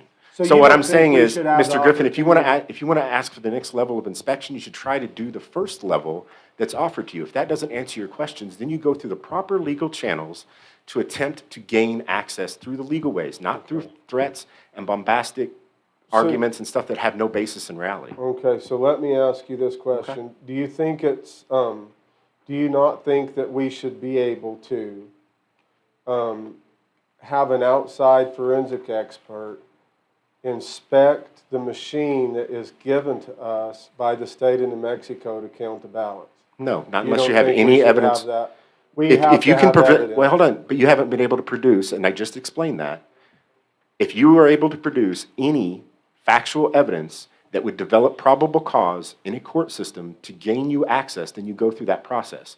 Just coming up here and throwing lies and innuendo, It's not and lies it and is, innuendos. unless you can back it up, Mr. Griffin, with facts, the raw data to back it up, what you're saying is not factual. I could say that unicorns exist. Does that make unicorns exist? No. I would have to prove that I found a unicorn, right, and present proof to you. All I'm asking is that if you're going to present information, you provide the fact. So right now, all you're saying is there's a unicorn, and everybody in this room and everyone else should be going like, okay, great, Mr. Griffin, show us proof of the unicorn, and no one has been able to do that. That's exactly what the state of New Mexico is doing, though, because No, they provided if, that. Listen to me, though. If I was to say yes, there's a unicorn, and you said no, there's not, and you said and you wanted to look to see if there was one, and I said no, you can't look, and so you just have to take my word for it. Is that transparency? Is it transparency if I accuse you of a crime, like say you're a No, but rapist? that's Hold on. If I say Coy Griffin is a rapist, and I don't have any physical evidence, and you just say no, does that make you a rapist?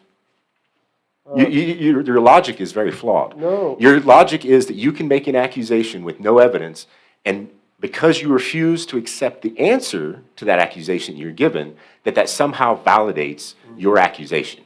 But That is extremely flawed logic, and an example of what somebody would use trying to push propaganda. But what I'm asking you, though, about, in the realm of transparency, if I have a concern about something and I want to look deeper at it, but yet I'm restricted of looking deeper at it, wouldn't that be a lack of transparency? No, because you're going about it through the wrong means.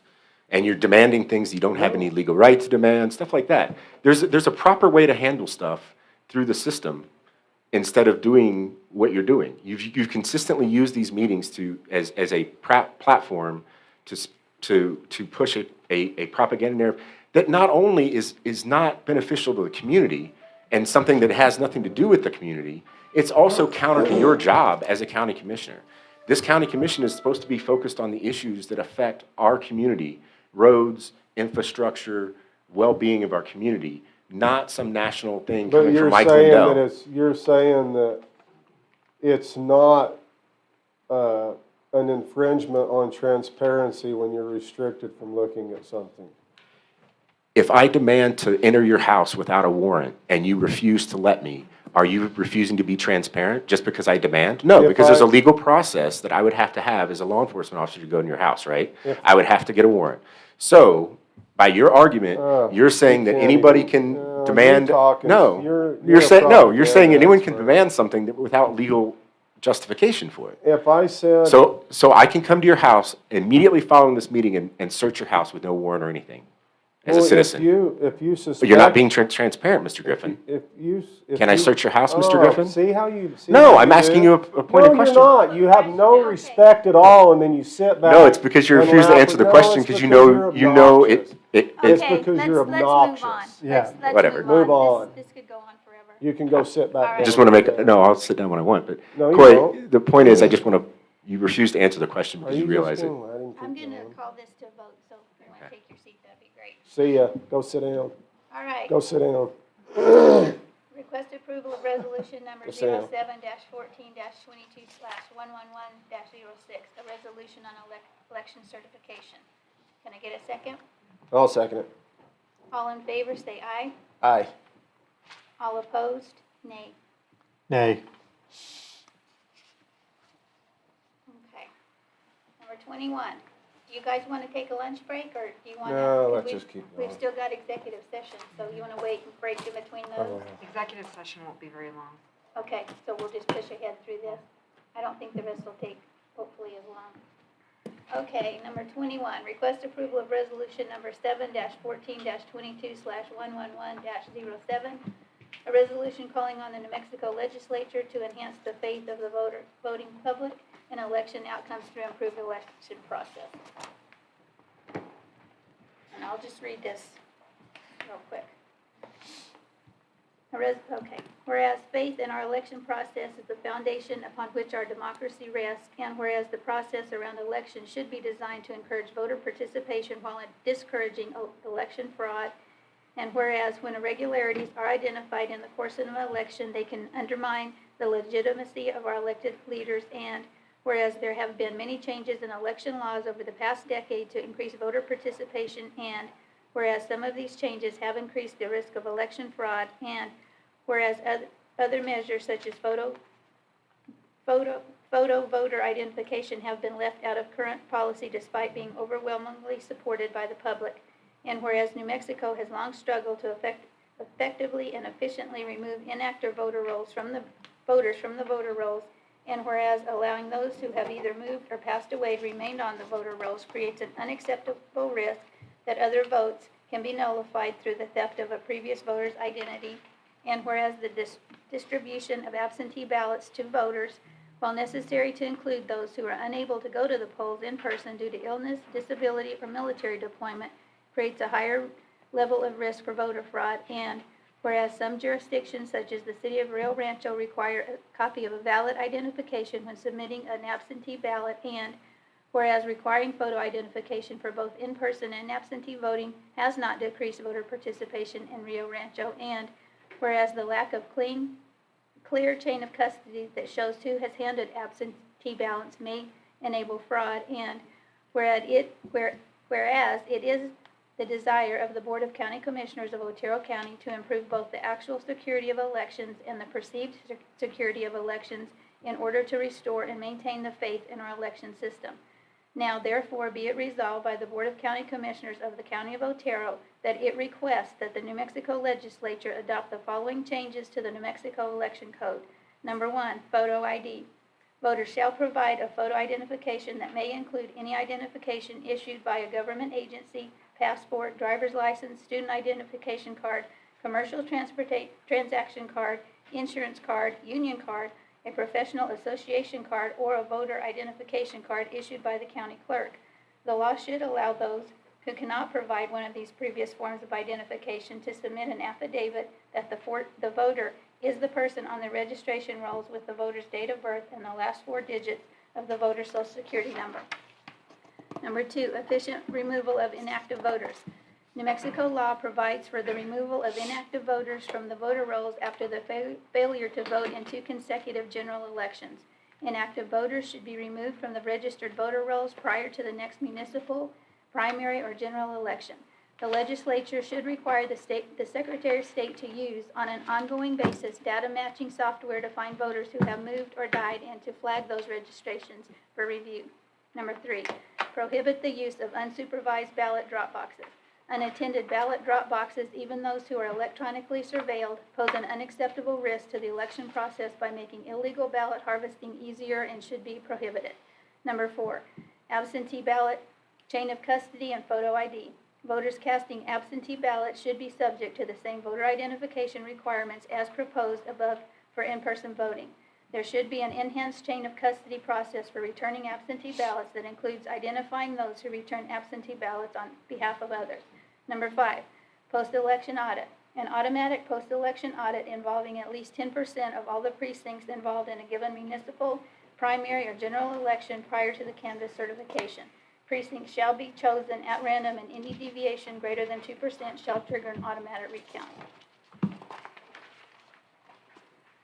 And I know of one other county that has done the same proposal. And my hope is that I can get several more counties to do the same resolution and send it up, because the legislature can get these and actually read them. And I'm very against the ballot drop boxes. I think they're unsecured. There's no clear chain of command there. And so I think if they will address some of these issues, it will help us have some more security in our elections. Do you agree? Is there anything in there that is ridiculous or absurd that couldn't be done? Okay. All right. Do you guys have any discussion? No, other than the fact that it's just, I don't know. It's all things that needs to happen, but I don't see it happening. I don't see it. Maybe. I mean, I'm support it. All right. So I make a motion to the request approval of resolution number 07-14-22/111-07, a resolution calling on the New Mexico Legislature to enhance the faith of the voting public in election outcomes through improved election processes. I get a second?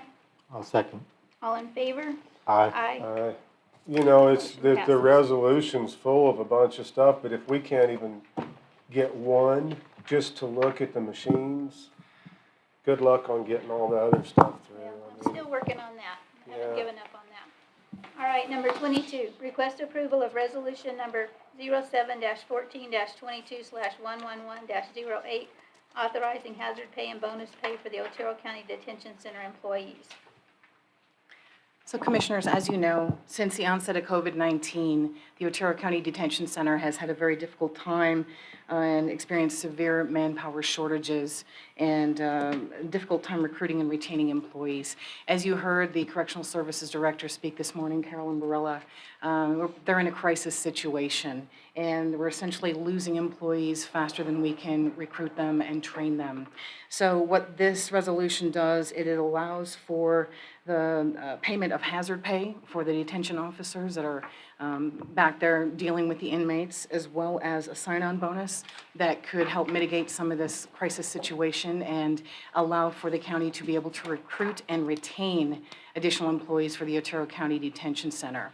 This would be funded through the use of the American Rescue Plan Act, and this is an authorized use of that funding, and it is something that the Board of County Commissioners did vote previously to set aside funds for this purpose. So we have set aside $100,000 for this purpose, and this resolution would allow for the payment of the hazard pay and the bonus starting August 1st through February 1st, so for a 6-month period.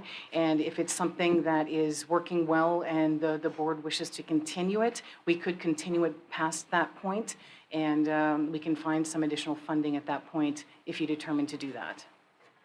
I think we definitely need it, because we need all the help we can get to get some employees out there. We're in crisis mode right now, so I definitely support this. Yeah, I support it. Do you have any comment on it? Nope, I'm good with it. Okay, all right.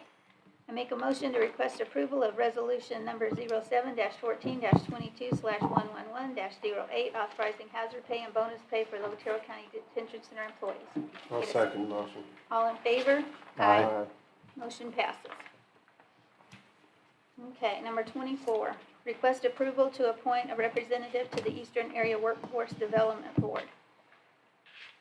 I talked to Pamela a little bit about that this morning, and it appears it has to be an elected official, correct? From what I've read, it does need to be an elected official. Otero County does not have anyone appointed to this board yet. I know that Commissioner Marquardt did participate in one of the initial meetings. There was a meeting this morning at 11. Of course, we weren't there. The next meeting will be August 4th. From what I've seen with them scheduling the meetings, it doesn't appear to be more than once a month. Okay. And Well, I I did would give be you some- willing to do that unless one of the other commissioners No, want that's to fine. do that. Okay. Yeah. I'll do that, Pamela. Okay. Do we need to vote on that? Yes, please. Okay, all right. I make a motion to approve the appointment, to appoint a representative to the Eastern Area Workforce Development Board. And I guess that's me. All in favor, or do I get a second? Yeah, second.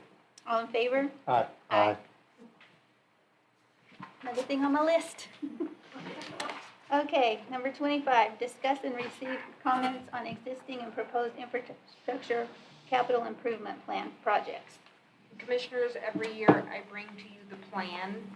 As you know, in order to apply for some funding sources, your project has to be listed on our ICIP. So we try to list all of our projects in anticipation that we may apply for something. All the projects you have in here are accurate except the courthouse. As you know, through an executive session with the attorney, we do have updated numbers. I still have to update that. I'm not asking for you to vote on anything today. We're just reviewing it. Next month, I will ask you to vote on it and prioritize your projects. Okay, so today we're really not doing We're just anything. reviewing We're just it in case you reviewing have any it. questions. Okay. I believe this public safety facility is the new facility in Chaparral for the. Yes. Yes. And that'll be the public, that'll house the deputies, and then a bay for the, well, no, for ambulance. Ambulance. Okay, so we don't really need to do anything on this today. Do you have any more questions on it, or? Okay.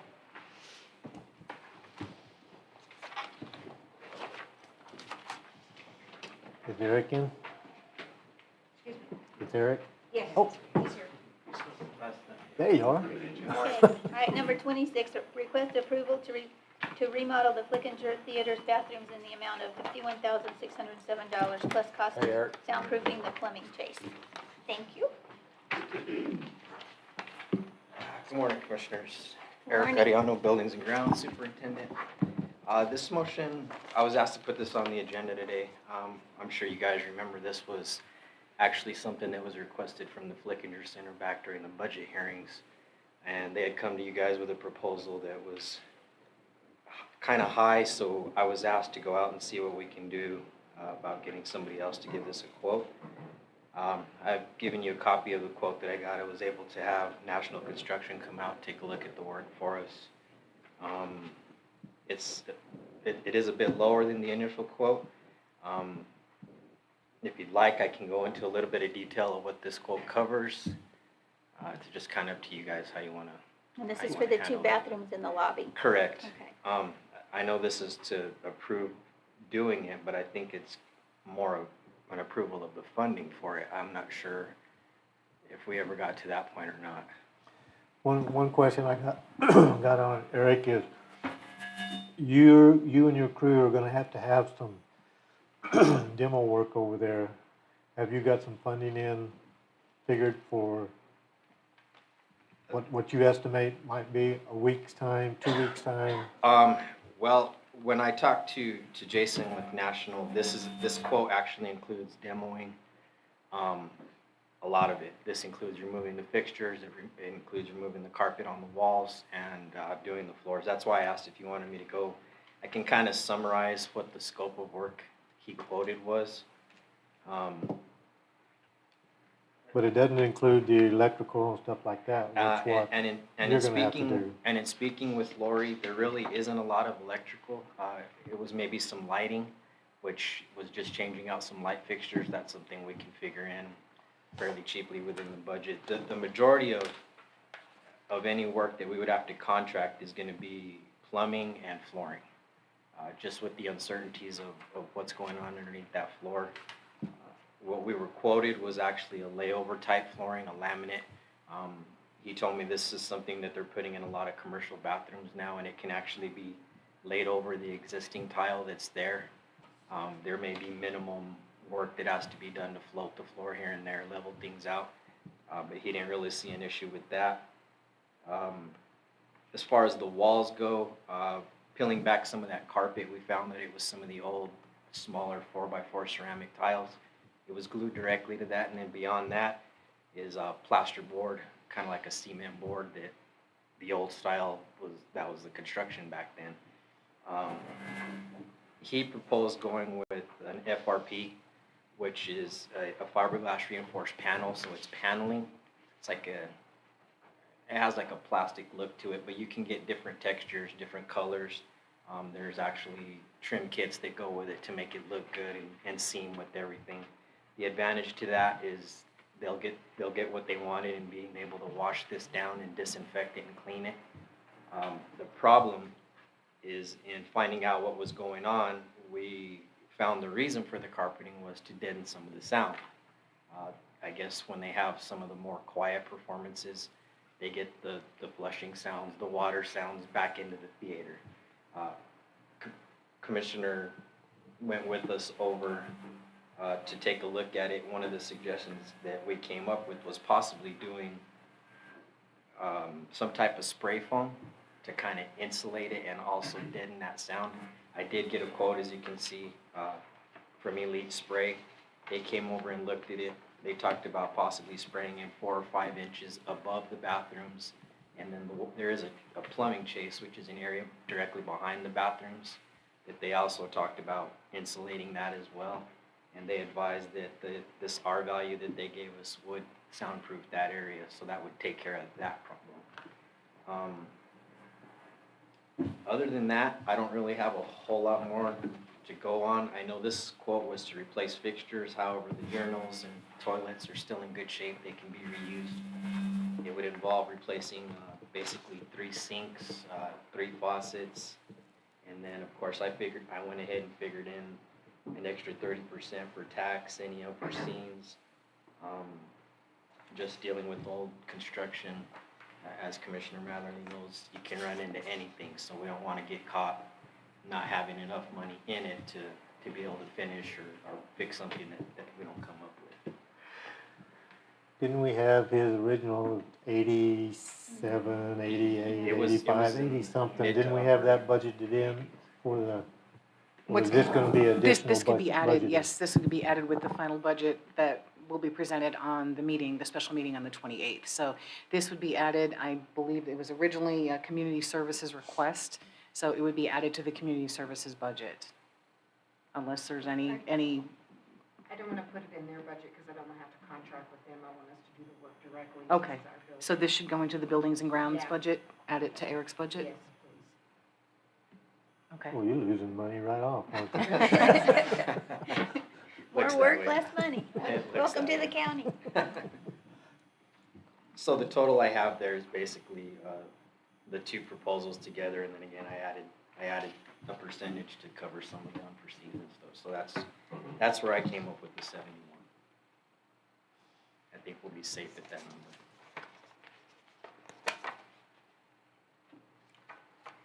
Well, that saved a little bit from the 80, so. Yeah. And my crew may be able to get in there and help them out. Again, because of the cost, this is something that obviously we're gonna have to put out to bid. And at that time, we can kind of discuss things that we can do to maybe lower the cost on that. Maybe doing some of the demo, maybe putting back in some of the fixtures. I would just have to work with the contractor on it and see where that comes out. All right. Got any more questions? The only other one, Pamela, we're not gonna be able to vote on this until you redo the number. Because if he's at 71, this is for the approval of 51. You can vote on it within the final budget on the 28th. Okay. You don't have to vote Perfect. on it today. Okay. Julian can add it in, and when you vote, it'll be included. Okay. Perfect. Thank you, Eric. Thank you, Eric. All right. So now we are down to the commissioner discussion. Do you have anything, Commissioner Matherly? Yeah, I got a few things.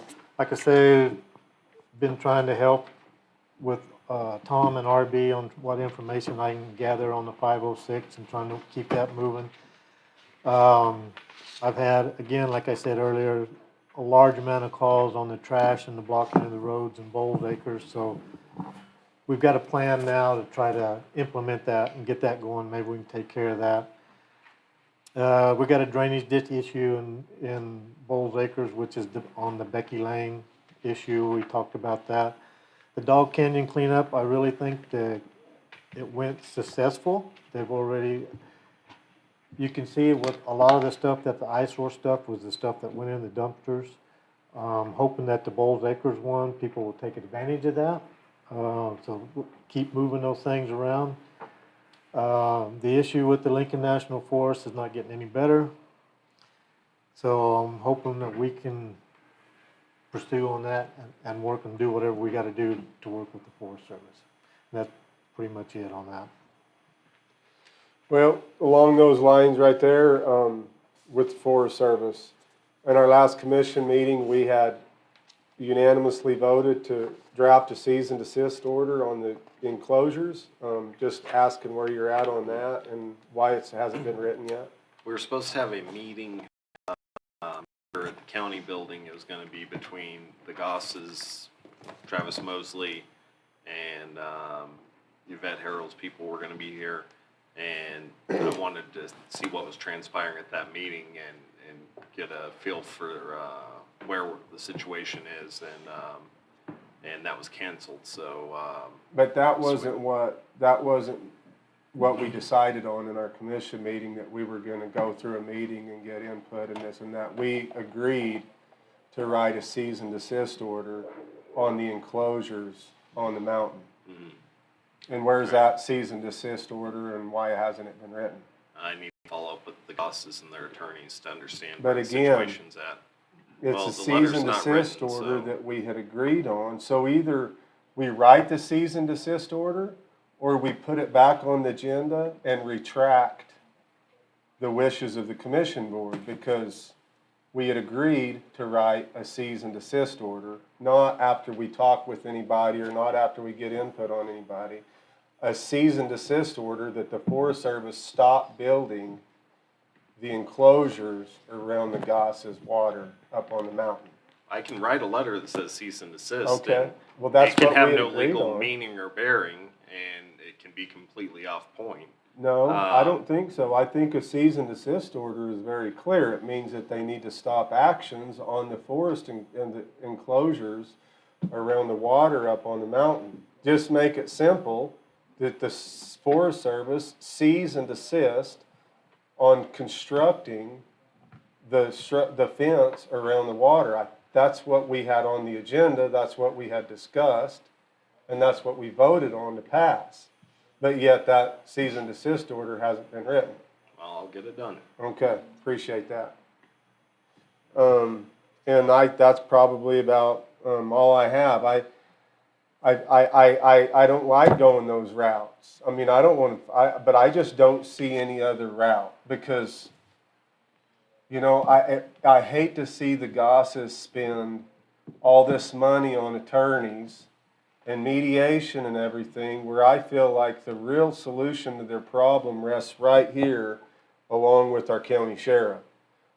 If we would step in the gap and prevent this from happening, then maybe they wouldn't have to go spend all this money on mediation. Maybe they wouldn't have to continue spending money on attorneys, but it's going to take strength from our elected officials. And the problem is so many elected officials are like water. They take the path of least resistance, and they're typically following some bar-certified attorney that leads them down a road where it's just that washes them of all of their money, and nothing ever gets settled in the long run. Look at the fight that the Gosses have been in for how many years, how many hundreds of thousands, if not millions of dollars has been spent on attorneys and in the courts, whenever really what they really need is just strong leadership right here, issue a cease and desist order, deliver it from the sheriff's platform, and then arrest anybody, including Travis Mosley, if he goes ahead and moves forward with this, criminally charge him and charge him personally, charge him. And, you know, I think that that's where, in my own opinion, I think that that's where the solution lies. And that's why I put a cease and desist order on there. If we have to take any actions up on the mountain to bring them any relief on the ground, we need to have these things in place on the county level where we can say this is the will of the county, this is our position as a county, this is the ground that we're willing to stand and fight off of, instead of just laying down for the government every chance we get and following the legal counsel of like what they have. I mean, I don't know. I think it's a bad direction to go. But again, that's my opinion. Those are my comments. And I feel like I'm still protected to have them. That's all I got. All right, since our June meeting, I was asked to judge the 4-H kids public speaking. It was held out at the Fairgrounds Extension Office, and it was great. Kids are great kids, and they're going to be the ones that are going to be feeding us in the future, so we need to support them.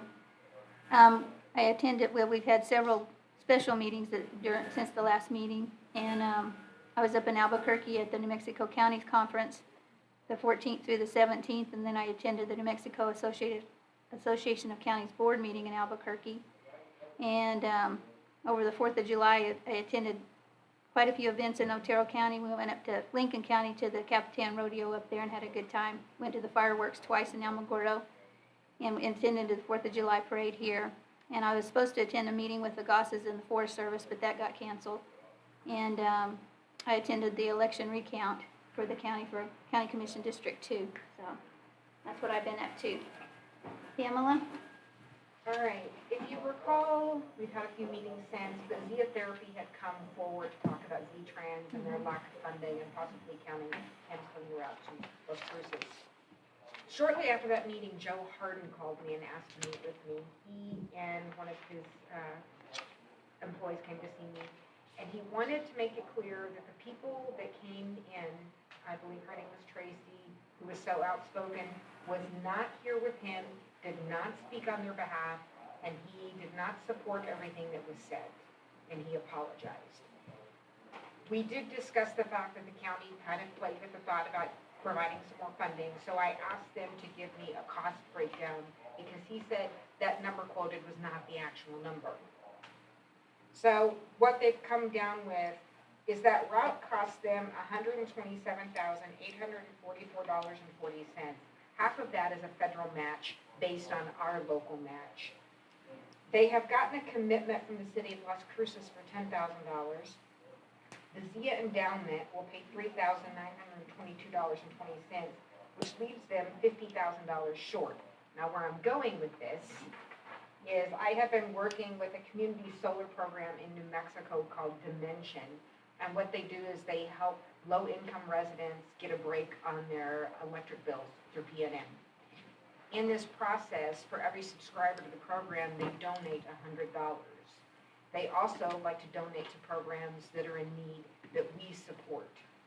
So I have a draft agreement, I just got it this morning, I haven't sent it to RB yet. They're going to be here next month to discuss this agreement and give you a presentation. But in this agreement, they state Dimension will make a one-time contribution to partner of $50,000 per project in recognition of partners' marketing and enrollment efforts. The donation will be provided to the partner for Z-Trans public transportation. So this will come to you next month to consider.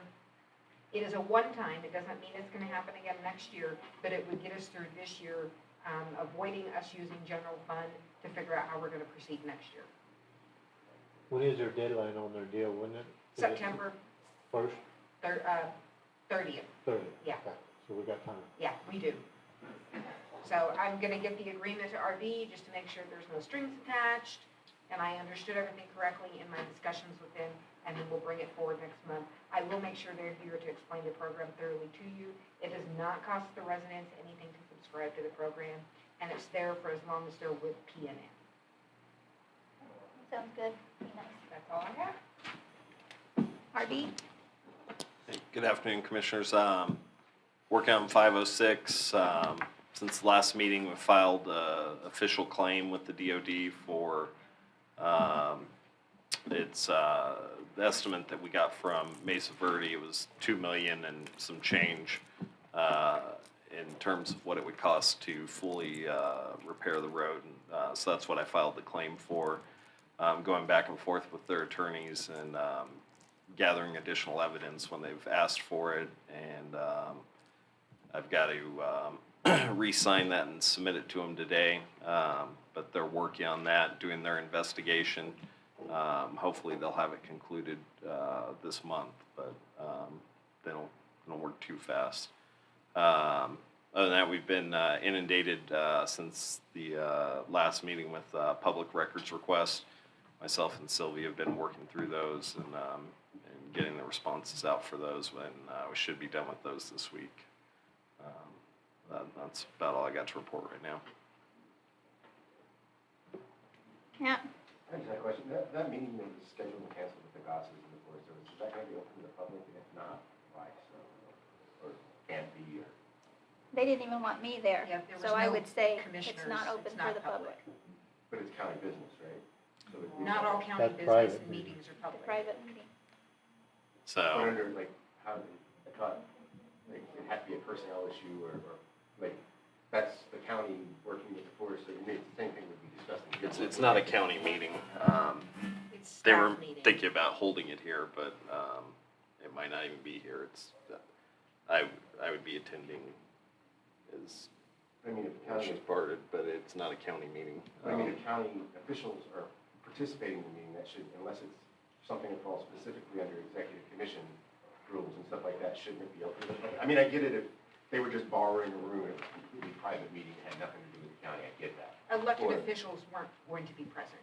But county One employees. county staff. No different than me holding meetings in my office with the public. But I can or still the IFRA, Forest Service. I can still IFRA, that should still be recorded then, even if we can't. No, we don't have to record our private meetings. You could request notes or make a request for notes or.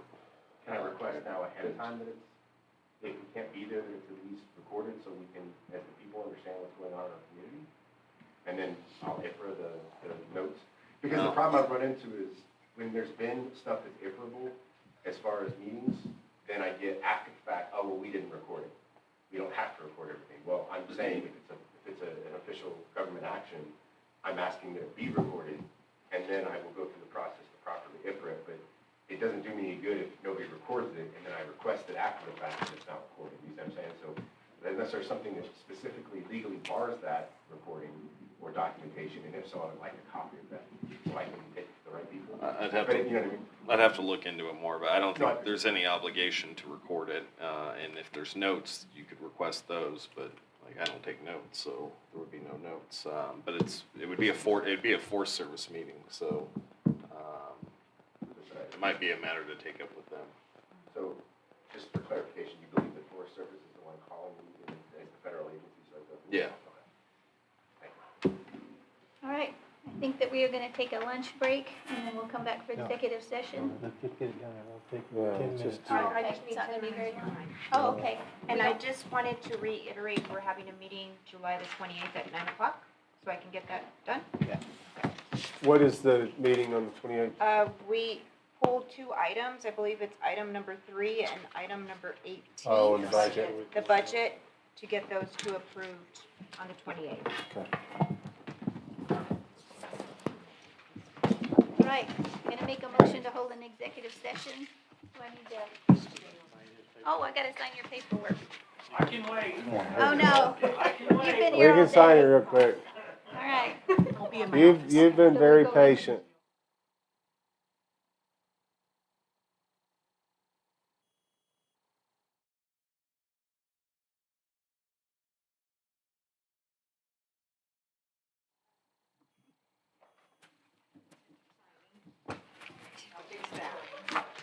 Do you, Pamela, do we need to keep these signed?